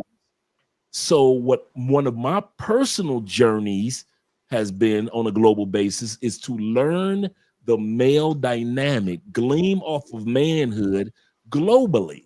So every place I go to, I watch men and their maleness, not maleness, but their manhood, and try to glean a little bit off of each man, to where the rest of my life I'll still be learning what is it truly to be a man. Because Egyptian men and Ethiopian men and men in Southeast Asia, as well as in South America, they all have something that I can learn from. So that's been my personal journey when it comes to manhood. And that's why I kind of chose Cali, because I want to sit back without tourist interference. What it's like to be a man in Colombia, in a large city that's not cold as Bogota. Correct. I got a question. If y'all don't mind. Go ahead. Do y'all think the feminist movement, is it more prevalent in Latin America over, let's say, Africa or Asia? Can we all agree that feminism probably is more prevalent in Latin America than those other two continents? No, because as long as there's one of these around in any culture, feminism is present. Sorry, that's called the internet. You get what I'm saying? You're not going to escape that. Influence is worldwide now. What about being submissive? You guys are so serious about it. We are. So like I said before, I just think it's the choice. When a woman is submissive for survival, is that really being submissive? I think when you give her all her options and she's still submissive, then it's a much different category. We got two definitions of submissive then, because my definition of submissive in its true form is a word of force, right? Slaves were submissive. From a religious aspect, submissive means doing what a man tells you to do with a good attitude from a biblical miracle standpoint. So women are submissive because they have to trust in a man's decision making, and they have to do it with a good attitude. So that's the religious aspect. Now, from a non-religious aspect, whether we talk about slavery or other forms of force or coercion, submission is not free will. That's just being nice. So I think a lot of people conflate being nice with being submissive.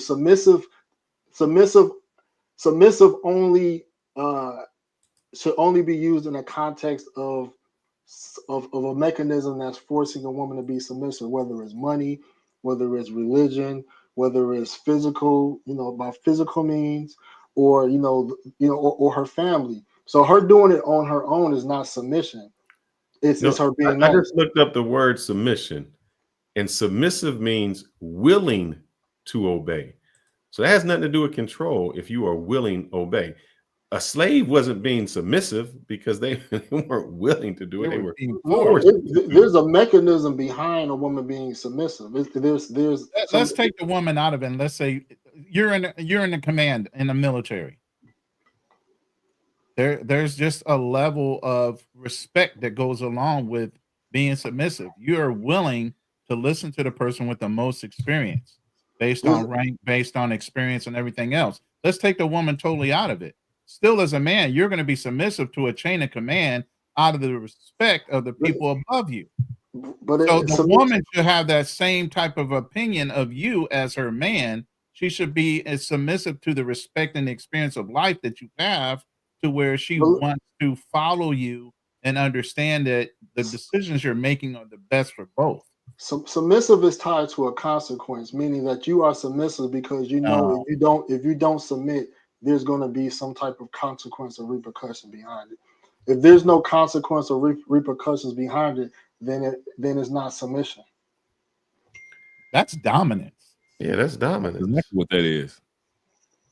But I don't use the word submissive. Repercussion. Yeah, I give you the whole meaning: willing to obey or yield to authority or control of another without resistance. So that if you don't do it, you're willing to obey. You're willingly to submit. There's no consequence for not doing it. I think that's being nice. The other thing that we want to look at when we talk about submission, we also want to talk about who she's being submitted to, and that's we talk about a leader. And in many cases, especially with us men going to other countries, we want to talk about our leadership, and we want to be in lead or in charge or whatever it may be. But we have to realize, do you have a direction in which you're taking that person? That's what leaders do. Military leaders, as well as leaders in a home. You have a direction in which you're taking that family or that woman, whether you're just dating her or whether you're in a solidified relationship. A lot of times I find guys come to other countries, want a woman to submit to a man who says I'm a leader, but has no direction in which they're leading them into. Of course, we can go with the Bible in regards to this. The Bible says, without a vision, the people perish. That's the word I wanted you to use. I was going to say, use vision. If you're a leader, are you focusing on the fact that, okay, this is the vision, this is direction. There has not been one day in my relationship with Andrea that we don't sit down. I inform her of the vision for this family, the direction we're heading. Andrea can sit down with you and tell you what we're going to be doing in the next 6 months to the next few years. Why? Because the leader in the family is giving her direction in which I'm going and she's going. And when we have children, the whole family dynamic is going. But a lot of guys get off the plane. I got a passport. I'm American. I got dollars and I'm the leader. Wait, okay, where are you taking me to? I don't know. Have you ever been to this country? Nope, but I got money and I'm an American. Well, that doesn't make you a leader if you don't have any place or vision in which you're taking that person. So let's not, we can focus on the submissive part with the ladies. And sometimes we forget about the part that's our responsibility, and that's being true definition of leaders. Right. Let me just piggyback real quick, and I know some other people want to speak. But yeah, Fearless is right. We're having a debate, you know what I mean? But at the end of the day, and what I realized is from this movement, since I started traveling, is that you do not want a submissive woman if she is submissive because she needs you to take care of her financially, out of fear or any other mechanism. You don't want a woman submissive like that. You do want her to genuinely care. I'm just saying, for me, I want a woman that's submissive to her religion. You know what I mean? I don't want to. I was like this. I no longer want to control women with money or my passport. So I tried that. I've seen that it is not a great formula. So I'm backing away from using that submissive in a context that is thrown around in the travel space. But just remember, when you use those Bible verses on her, she gonna use them on me. I get it. I get it, man. Hold me accountable, fellas. Hold me accountable. So I want to welcome Obstacles to Opportunity to the channel. He's also in Thailand. Brother Marine. One quick thing, I'll say this. Make sure you support, I can't say it the way you say it, Andre. Please say it. Make sure you support Black male media. Support Black male media. Definitely subscribe to the guys' channels. When the guys drop the links, make sure that you hit the like button. We like you. Make sure that you like us too by hitting that like button, gentlemen, on all the channels. This is a great live stream that we're doing tonight. And you guys could, if I've got my pen out, you guys already know that you should have your pen out as well, taking notes in regards to this knowledge that's being shared among Black men. Go ahead, Obstacles. Hey, shout outs to everybody on the panel. And first of all, after hearing what Love Crossing Borders just said, I don't even think we could shut down the stream. I think that what he just said about just leadership is just amazing. And I don't hear often people actually highlight what you need to do as a leader. And I love the part where he just reiterated, once I established the frame, the leadership, it's a constant battle. He talked about constantly having a conversation, reintroducing people to the vision, right? Motivating troops back into the vision. Yeah, there's going to be ups and downs. You got the vision. You guys agreed in the relationship. But life be life. And sometimes people need that motivational spirit, and they need to be like, okay, where are we headed again? And I think that's just, once again, maybe he had a great life and, he went through it and learned how to be a leader along the way and, made some mistakes, but then learned. And so he has that and he's able to take that on. And that's why I think it's important for men to just focus on what they do a lot of times. And then also I would add to that is one more thing that's big is you could be a great leader, but you have to be able to judge followers. Following is a skill in itself, 150%. And we often don't hear about followership. We hear about you be a good leader and everything's just going to work. No, that's not true. There's guys in the brig that cannot follow. You got to send them to the brig. Yeah, you got to send them to the gulag because they're just going to refuse and buck the system regardless. And so you have to be able to identify those patterns in people as a leader and then choose wisely. And it's just a two-way street. Be a great leader, have a vision, which is extremely important, and also be able to identify followers. And then you can build that amazing team that you guys want so often with your wife. Find a great follower. That makes sense. Oh yeah, I'll be doing that episode next week. I love how you did that. I'm glad we're giving you fresh I gotta use content that for one. your channel. Yeah, we can. Yeah, that is good. No problem. Go ahead. Goodness gracious. That's a skill, man. Glad I got my pen with me. Yeah, that's a skill, man. Some people just don't want to be followers for whatever reason. And that's cool, right? They have free agency, but you have to recognize that. Like some people, it's like, are we going to try to make Lilith a follower? Obviously not. She done defied the Bible, defied God, and said, I'm finna do what I'm finna do. She told God, no, I'm going to do I'm going to roll with the demons. So what do you look like as a leader? Like, man, I'm trying to get her right. I'm trying to make it work. That's not going to happen. Cast that person out. Be saved. Yeah, exactly. And I think that the followership conversation is very important. And I would love if Crossing Border did something on that because that's important. I think that's slept on. I mean, the followership, and then also, like I said, as a good leader, you should be able to identify the strengths in the people that are following you, and actually be able to delegate and get the best performance out of them. And that comes with taking the time to listen to who's following you. While you're picking them, you should be understanding who you're dealing with. We call it vetting, but you still have to have a perfect understanding of who you have on your team. And how do you do that if you don't communicate on a steady basis? And I I think that's that's the thing I was telling No Excuse a couple weeks ago about even a 16 personality test. He took it finally.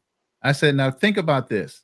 You had to answer for 15 minutes, honestly, some questions just to identify your personality. As a dater, how quickly could you identify the woman's personality if you had her take that 16 personality test, knowing the questions that were asked and answered in order to give you a 4-letter code of her personality? How much faster would you learn who you're dealing with if she answered those questions honestly?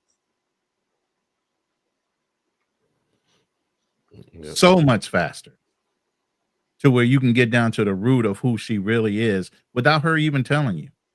It's kind of funny that She already told I the did that. personality test answer. I used to do that all the time, running around. I told him literally that. did that when me and Andrea first started dating. Absolutely. That's how we discovered that she was an old soul. She had never heard the term old soul.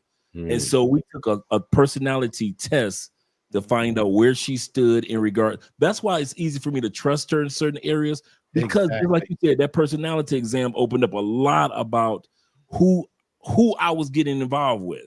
Exactly. So now fast forward, we've been together 7 years, married 6.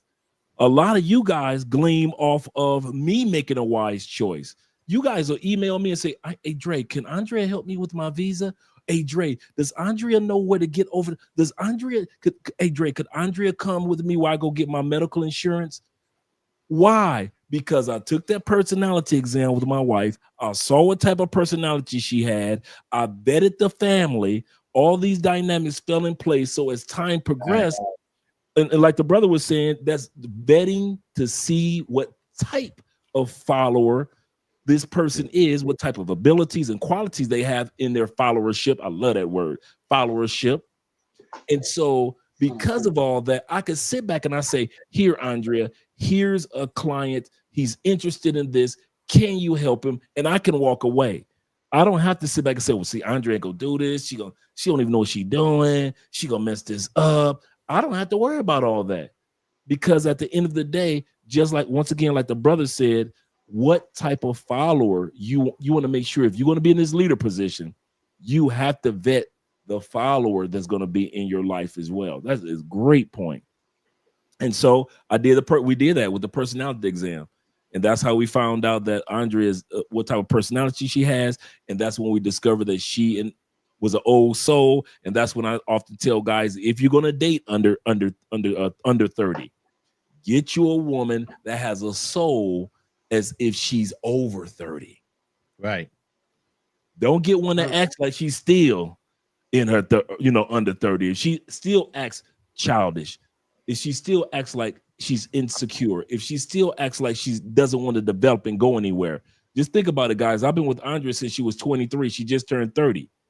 Not one time have I've ever had a moment of immaturity from my wife. Not one time. If anybody's been immature, it's been me. If anybody stand there with their arms like, really?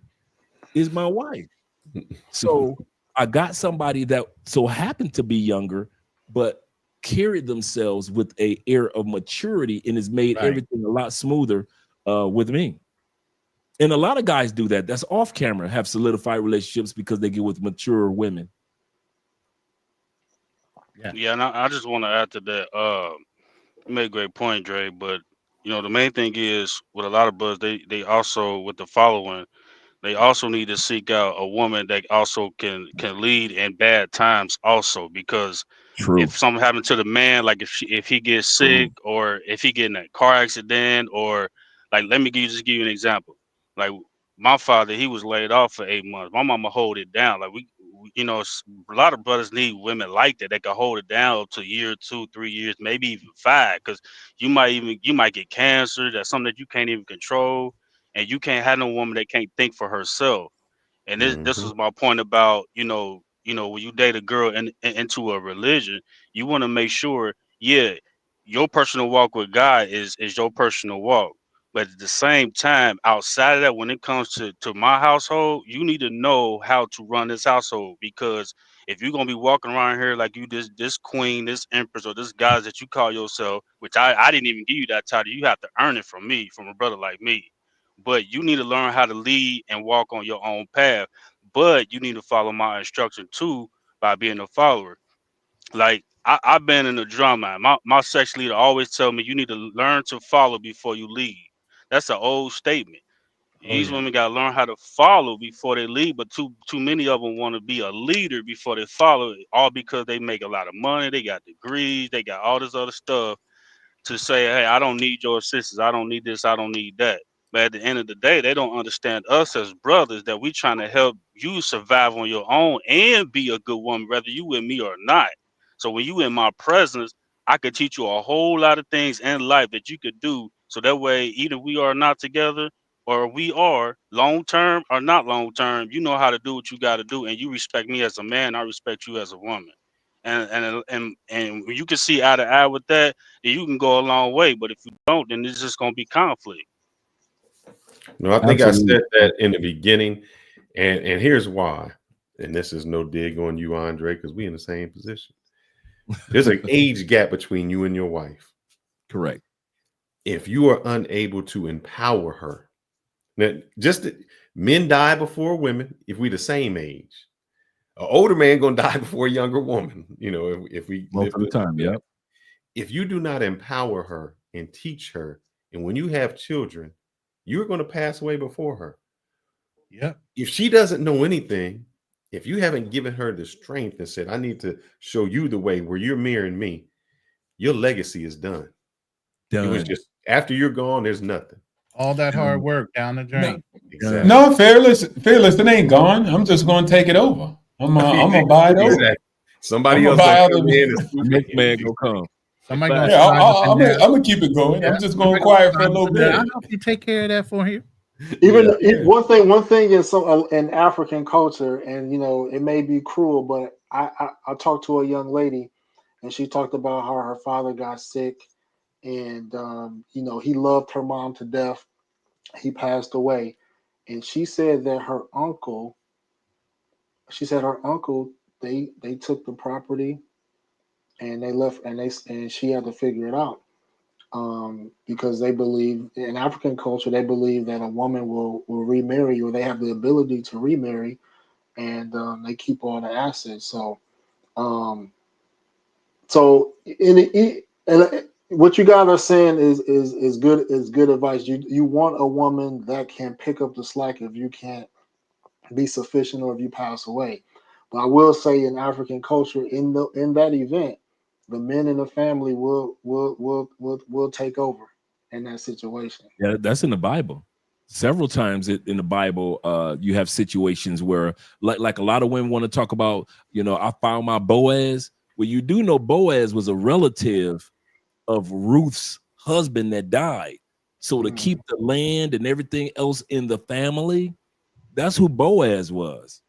Same thing in when Jesus was talking in a parable. He said a man died, his wife was still alive, and the brother married the wife, and then the other brother died, and then so forth and so forth. And the Pharisees were trying to say, okay, Jesus, she was married to 7 brothers. Who wife is she in heaven?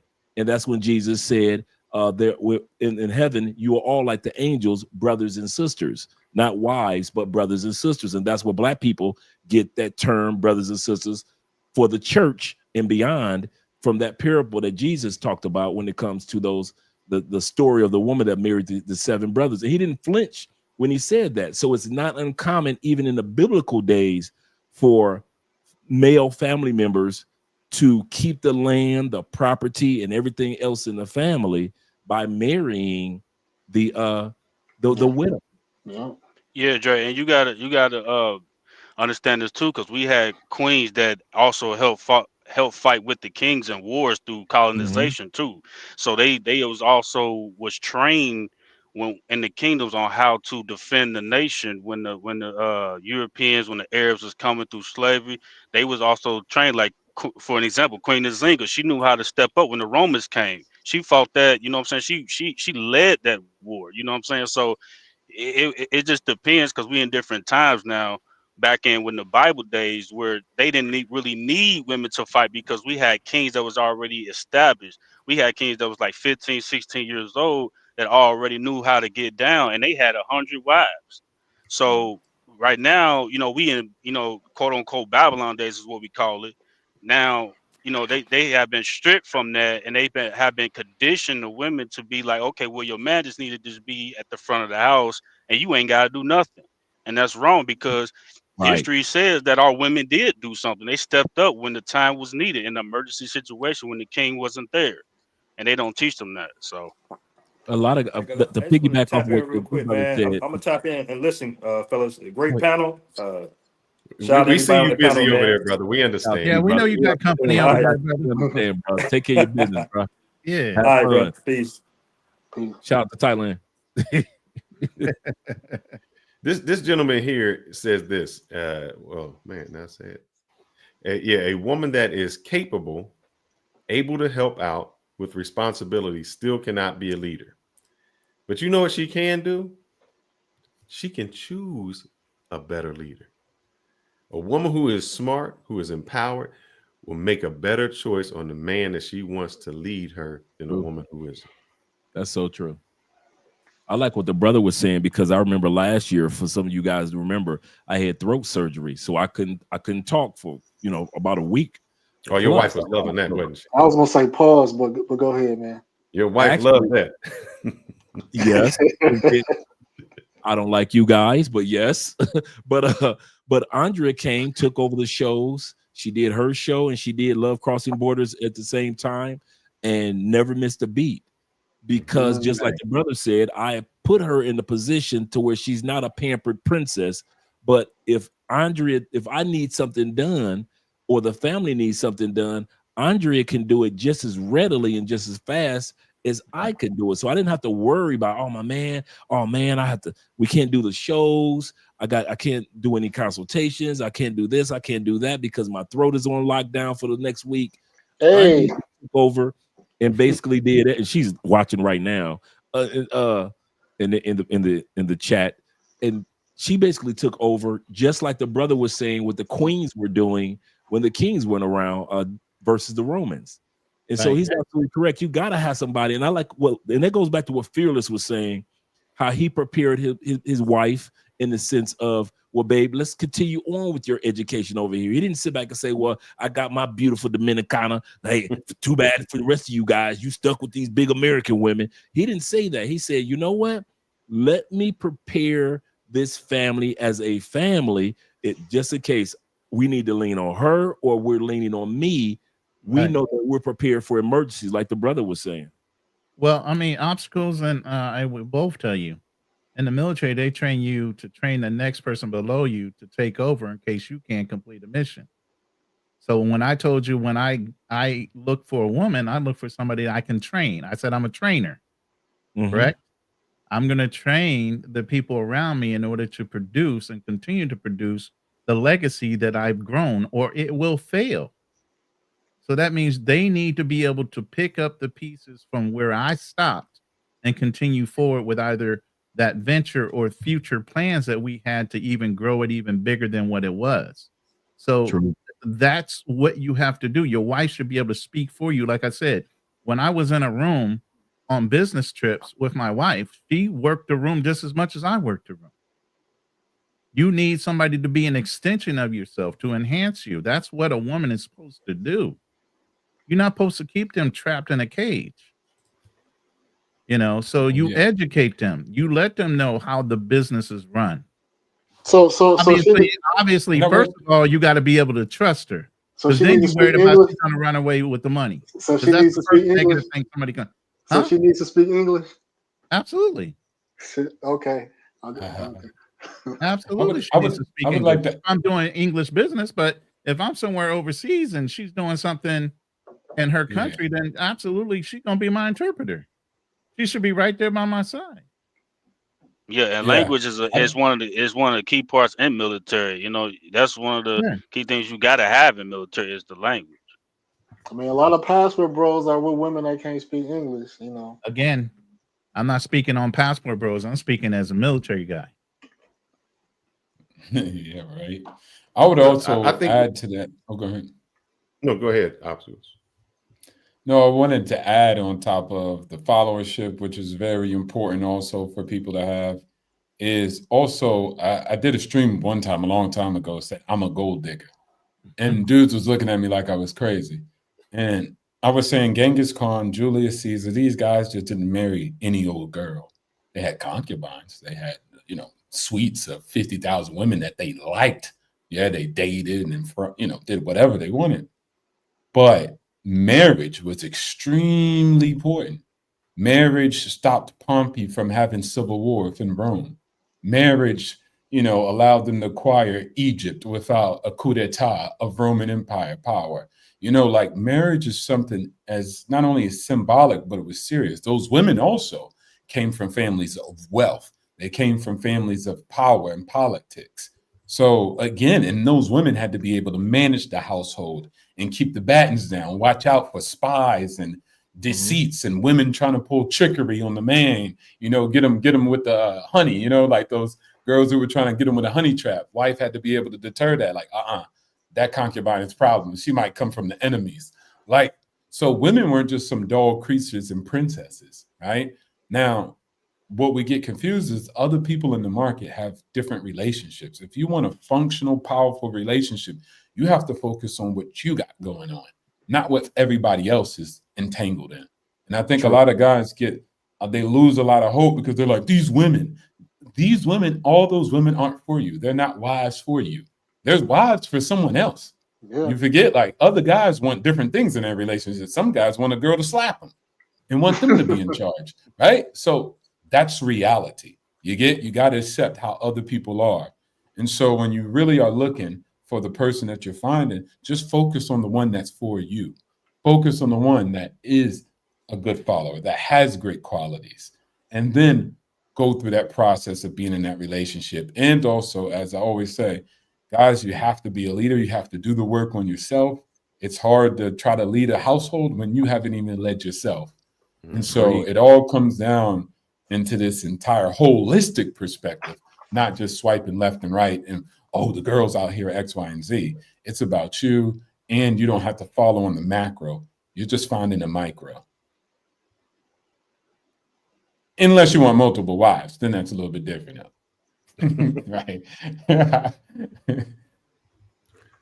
Even with multiple wives, I had a friend of mine from Chicago. He became rich by selling burglar alarms and fire alarms in some of the African countries back in the 80s.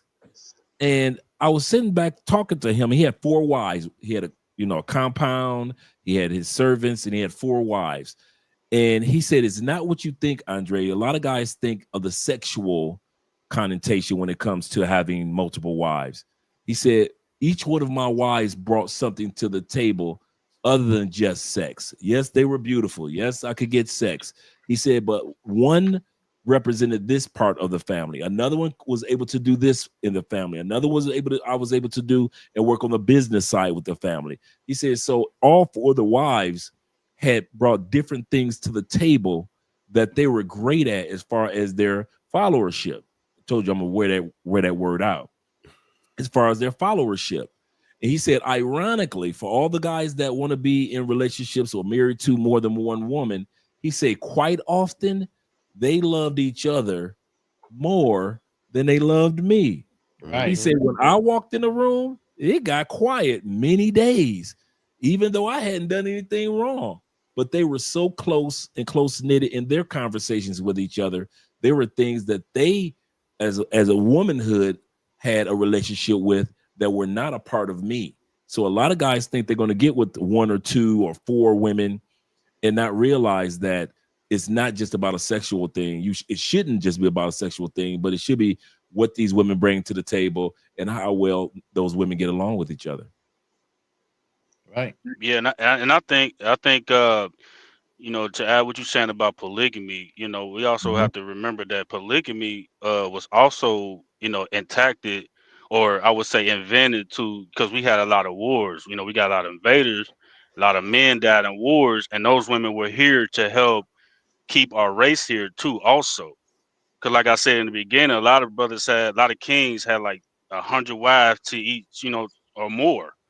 You know what I mean? So some kings just had one wife, but the main thing, the core of polygamy, really, to me, and this is just my opinion, it was to keep the race here because we went through so much, like so much war, so much killing, even though we overcame it, but that was just to replenish the race, replenish the society, and that's why we are the top as far as black people. We want to go by that term, Mhm. melanated people. We are the top population wise, high in numbers because of that practice. That a lot of people don't even understand that how we got those type of numbers. It wasn't just due to your genetics, it was because we practiced serious polygamy, and that was because of wars and stuff. Other stuff too, but that was part of the reason because we was getting attacked from all corners. Just like they said they invaded Africa through all the coast, all over the coast. Well, So I that's go go ahead. ahead. Well, No, go ahead. I know my great grandfather, 14 kids, even Oh before wow. them. You had large families because of illnesses.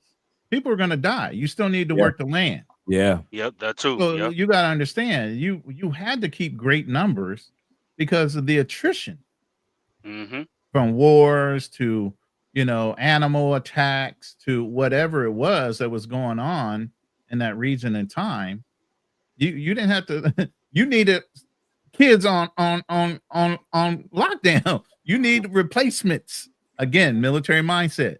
You always have to train up the next one to replace the one that might die off. You get what I'm saying? So you always had to keep your troops replenished. So it was a matter, like he said, of survival. At the end of the Yeah. day, if you Yeah. And wanted your then genetics strong, you needed to have a lot of kids because you were going to lose some of them. yeah, and just like the diseases that we experiencing now, like, we ain't got to name them all, but just a few: HIV, we got, hepatitis, all these shots they talking about we got to take. All those diseases was created by a certain man. So what man came from? An invader, because we didn't have those diseases when we was ruling the planet. So a lot of this stuff that we practiced in Africa or just worldwide, we practiced that because, like you said, Ronan, for survival, more than just being a pleasure for women, or it was pleasure for men. Polygamy was done just to survive this plane we in, because we had a lot of enemies, because we are what they say God's chosen peoples, quote unquote. So we had to do what we got to do to keep it moving, and I think polygamy need to be at a real discussion from basis to base, instead of just saying which side it benefits is. Like, if it benefits the man or the woman, we really need to discuss like the real importance of polygamy outside of that, so people can have a thorough Mhm. understanding that it's more than just finance and economics that played a part of why we practice polygamy. It's a reason why a king at 16 years old got to have 100 wives. I mean, come on, it's hard to get a 16-year-old man to get a girl now. I mean, you got to go through hell just to get a girl at 16. So imagine what we had to do at 16 when you was a king on the throne with 100 wives. What was your responsibility? To make sure the race survive. And you was trained at a young age, like the Medinkas. I know y'all all seen Roots, right? The new one. How he trained the Medinkas from the bottom up, and said the first thing that you got to do is bear children in this tradition. I'm just paraphrasing what he said, but he said you got to bear children in this tradition to keep the race going, because he knew that as a king or as a leader, that he knew that he was going to have a lot of enemies coming to his land to try to conquer that land. And it was all based on, like you said, Ron, the military strategies, survival, all that, 9 yards. So I think we just need to have like an in-depth conversation about polygamy, and maybe a lot of women might change their mind and be like, you know what, that really makes sense. I might try it. Well, the Bible says in Isaiah chapter 4, verse 1, it says, in the last days which will come, 8 women will go to one man, just like you were saying, and Oh, say, no listen, excuse. You got your opportunity, brother. we will pay for we will pay for everything. everything. As long as you take away our shame and give us your name. Isaiah chapter 4, verse 1. And we all know the shame of the ancient days was a woman being barren. So women will come, and we're noticing a large uptick in many parts of the world of polygamy, because women are starting to realize, A, there's not enough men. B, you know, if you can't beat them, join them.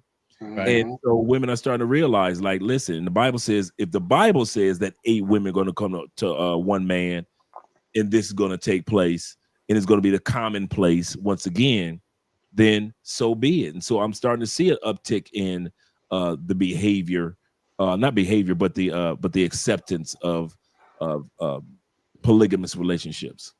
I just saw a meme the other day, a lady breaking it down. There's 46% incarcerated. There's so many of them that are in the Rainbow Coalition. Then there's some that you just only want to lay down with. So ladies, you might as well move over. He's yours and mine. I was like, damn. She just broke down the numbers. There ain't enough of them to go around. Yeah, women by nature need cover. Go ahead. Oh, Jay, I was just gonna add that based on that scripture you saying, I think that was a scripture about the judgment they getting ready to get for the haughtiness they've been doing. So the stuff that they doing now, they gonna be stripped from that, and that's gonna be a judgment based on them. And it's gonna affect us because they're gonna be running to us. So I mean, I don't want to get into the the Bible religion, but I was just trying to add that to it's just a judgment. I know we're talking about polygamy, but this brother put this in and had me laughing. He said, the dude you're talking about, Drake, this dude had 4 capable wives, and he was complaining about not enough yap when he came home. Yes. Yeah. Brother, oh man, he had so many stories, man. He had so many stories about his wives, and 100% correct. He said, man, I used to come home and, man, I would swear that they were getting along and just loving and caring about each other more than they love me. He said, I would just go in and say, they treat me well, and they were caring. He said, but I spent most of the time in my office with my monkey than I did. He said, then I did talking to my 4 wives sometimes. You didn't say no monkey now. You didn't say I'm in the house with one woman.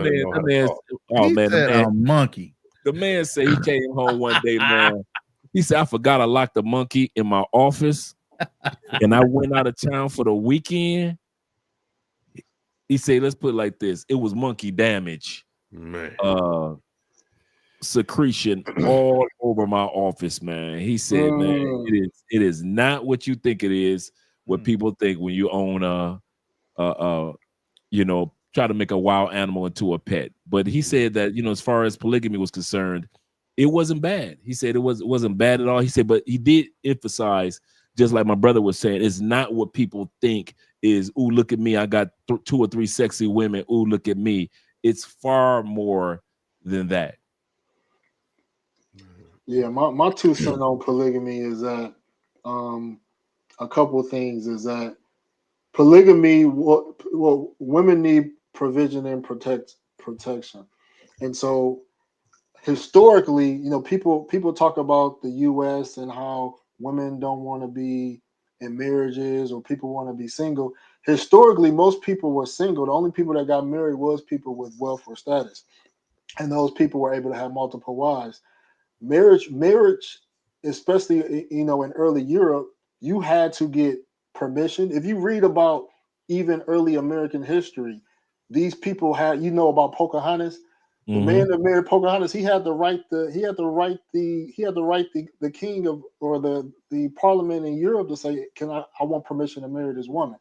So being married was a privilege, and a lot of times it was for privileged people. And so in those societies where most men didn't have any, was basically poor peasants, women needed those protection and provision. And so those women that were selected by, the elites, were married. Another thing that I've noticed by studying polygamy in Africa, and women, they don't want to be in the same house. They want their own house. And I've seen how the dynamic was when me being married and me doing things financially, maintaining my household in the United States and maintaining an apartment I had in Colombia. And I realized, like, damn, maintaining 2 households ain't easy. You gotta have bread. And so and women in that aspect, women benefit more from polygamy, because if I got 3 or 4 different wives, right? They all want the same thing. They want to be treated the same. They want the same car. They want the same house. So that means that I gotta have the resources to give them all the same. They don't have to fuck me every day. You know what I mean? For them, that's winning, right? You know, regardless how sexualized a woman is, you know what I mean? They get tired. You know what I mean? So they don't have to fuck you every day. They get all the love, they get all the lavish things, and sometimes them having a break from you is beneficial to them. They don't have to cook all the time. And so in my eyes, polygamy benefits women than it benefits men, because she gets all the luxury. She doesn't have to do things on a daily basis that one single wife has to do. And then my last point is that I tried doing a polygamous relationship with 2 women, right? And they became best friends, and I felt ostracized. They was keeping secrets from me, and I'm just like, I introduced y'all together. Like, your loyalty is supposed to be me, your loyalty is supposed to be me, but they ended up having a loyalty. So that made me realize that if I was going to do polygamy, I need a 3rd wheel or a 4th wheel, because if two chicks buddy up, I need somebody to just be the 3 of them now. Yeah, it'll be 3. Yeah. Yeah, exactly. I think also with that, I mean, that's how I live my life. I don't marry just because of outside people and what they conceive as marriage. So that entangles it. So the culture has to appreciate that. And then also some cultures are still a little bit dodgy.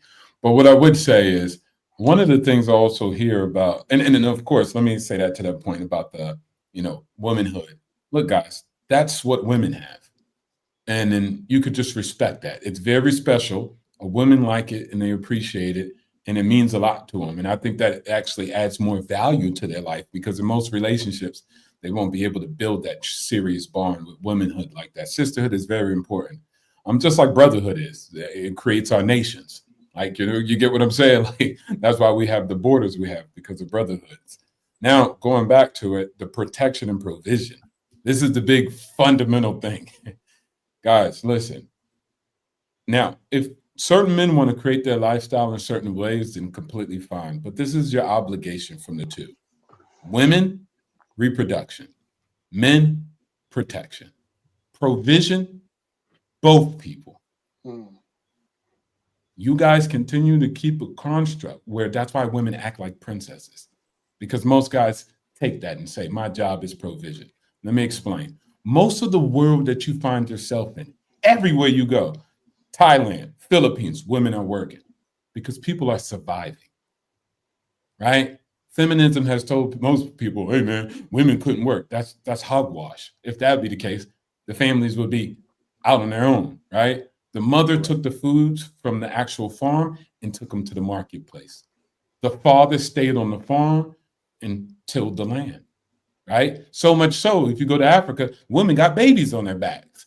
They didn't stay in home like a princess. They had babies on their backs, waters on their head, trying to survive and curate provision. All the way back to the hunter-gatherers. It's called hunter-gatherers. Men went to go fight and go find the actual meat. Women gathered vegetables and fruits. Both are provisions for the body. You get me? So even some of you guys, when you're coming into the market, you're out of whack. You're like, man, I'm going to do protection and provision. And then she is just reproduction. No. Reproduction, your protection. Both of you guys come together and acquire provision for the family. And this is where, when Cross Borders and Fearless and all them say they're adding value to their woman and not letting her just sit up on some high horse, it's because the provision is necessary, whether it's managing the wealth, being able to understand the title and the trust. It is managing the provision, right? And both parties come together and do that. So you have to just deconstruct yourself from saying, I'm in charge of all this. No, you're not. Now, protection, yes, all right? Now, if you get caught slacking, right, and your shorty got to grab the burden, and it is what it is. But you get me? That's really your paradigm, and hers is reproduction. And then provision is split by both of you guys. And I think if you take that mentality, you understand what Fearless and Crossing Borders are saying when they're adding its value. Because you get men who say, man, I don't want to show my wife the money and where is it at. Then if that happens, she'll have power. And you're like, I don't know what you got going on over there, right? You probably need to find a new partner and need to fix stuff with yourself. But with two couples coming together, that's the biggest investment you're making in your life. And so it's both of you guys fighting for provision. Yeah, I agree with you, Oscars, and no excuse too. But polygamy is also, to add on what y'all saying, is also community too. So it also helps, keep intact the community, like the kids. If anybody lacking resources, like let's just say you got 8 wives and you got 10 brothers that don't have the economics to take care of a polygamous relationship. Those 8 wives all have different talents. Like one might be a teacher, one might be a farmer, or such and such, or one might even have their own business. Now they could all teach the community on how to get to that stage, and those brothers could learn from the women. And then when those brothers get to the knowledge of where they at, they can have their own polygamous relationship. You see what I'm saying? So this go back to my point about women got to also have a mindset of their own, also not an independent mindset, but also a mindset where you can also, okay, if I put you in this space alone, can you run this thing by yourself or with other assistance when it's needed be? You see what I'm saying? So she can also teach the community how to survive, even when the king is not around. When the king take over in his leadership, he can also be like, you know what? That my whole community benefited off the wives that I had because they were dedicated to the community and to the race. And it was always about, having the success of the race and the community and of everything else around them. And more than they self. They love the community more than they self. They're not even selfish about it. So that's the thing when you gotta think of polygamy. You also gotta find women that's really dedicated to the cause. Because some women just want to get in polygamy because they want the benefits and they don't really care about nothing else. They just there for themselves. You see what I'm saying? So when they dedicated to the cause, just like if you run a business, you dedicate to your business, you dedicate to your future. That's the type of women you want in your polygamous relationships. So y'all, that way y'all can get to the future together, old or young, no matter what it is, whatever your goals is. As long as you reach that goal between y'all two or what y'all discuss, man, it's off the charts. And that's what we need in this community. You know what I'm saying? In our so-called, black community, we need that type of mentality and that type of dedication so we can get over the hump. You know what I'm saying? Because we got a lot of individual mentalities and a lot of selfish mentalities, and that's why we can't come together, and polygamy will help with that. Well, that's because we were colonized. If you notice, the only race of men that don't practice or believe in polygamy is, white men. Yep. And they spread that ideology, to people they colonize, Unless they Mormons. Oh yeah. Right. Well, yeah, I think no excuse. I think. Well, let me say this last point. No excuse. When you say they don't practice polygamy, is because they have a genetic deficiency when it comes to us. So even if they did practice polygamy, they wouldn't even succeed because the genetics is deficient. So polygamy works with us because a man can produce all day long, but they can't do that. They need certain nutrition and all that. Like the Chinaman, he needs certain nutrition to reproduce like how we can, and he still won't even get to our level, even if he do get his nutrition. So we have a very good genetic dominance over all these races, and that's why one of the reasons why they all hate us. To be honest with you. Here you go. I found the video. Hold on one second. Well, before you start the. Go ahead. I was about to say before you start the video, I'm about to do my exodus. Yeah, because I haven't eaten all day. If you hold on for about 30 seconds, we all gonna leave. We all leaving at 12:30. That was it. Yeah. Let me just play this one video. We out. And then we'll say our goodbyes. I'm here hunting on the motherfucking rainbow man. I want me a masculine mandingo warrior. And if he already with you, I don't get no fuck. Slide the fuck over.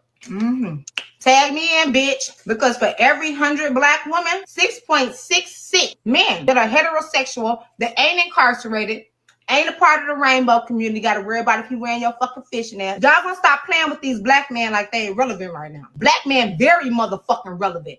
and all on social media. Everybody, a nigga can put on a motherfucking wig and get more clout than a masculine, hardworking, activist black man. I'm sick of it. And then these hoes, they support it. The internet algorithm supports people who want to be hoes, mentally unstable, because they make a joke out of us saying we got mental health awareness. That shit ain't fucking cute on the internet. They let that shit ride through the motherfucking internet while people posting their kids and shit to make a mockery out of us. They let a nigga in a motherfucking lace front wig get that bag on the internet to make a mockery of us. 48% of our black men are gay. 36% of our black men are incarcerated. So everybody say on my pages, oh, we're not at that time yet to share the man. Since when? We've been sharing these niggas since the beginning of the genocide. We might as well hold hands and kumbaya around this bitch. I ain't finna be one of y'all bitches around here hunching on the motherfucking rainbow man. I want me a masculine mandingo warrior. And if he already with you, I don't get no fuck. Slide the fuck over. She don't have to worry about me adding her to my. I'm just saying the language is one thing, but the point is the message is the thing. The language is a whole nother thing. That's the kind of woman that's gonna corrupt my other good women. She ain't got to worry. I'm sorry, Rona, man. I think she lied. She ain't really. She don't want no Mandinka warrior, man. Nah. ain't no Mandinka warrior gonna deal with that attitude. I'm just gonna keep it above. It ain't happening. Guys, all right, brother. It's 12:30. We have. Yeah. I want to thank the panel, man. This has been a great discussion. Andre from Love Crossing Borders, please. He has 3 books out. We put them in the chat. Please come see him. I love the debate. Thanks, Obstacles, for coming in. BMT, everyone who joined. Great debate with no excuses. I hope that everyone learned something from this. I know we went long, but there's a lot of information that was in here. So please watch again on the replay. Make sure you like and subscribe. Is there anything else, anyone else that has to say that we haven't said in these 5.5 hours? I think enough's been said. Enough. Appreciate you for coming up, Andre. Yeah, salute to all y'all brothers, man. Yeah. And no excuses, man. I hope you make the right choices, man. And good luck to you, brethren. For sure. Everyone have a good evening. Thanks again for joining. I hope you got a lot of information out of here. You had some gems that were dropped. Until next time, please subscribe, go to the channels, like, and comment. We out. All right, gentlemen. Peace.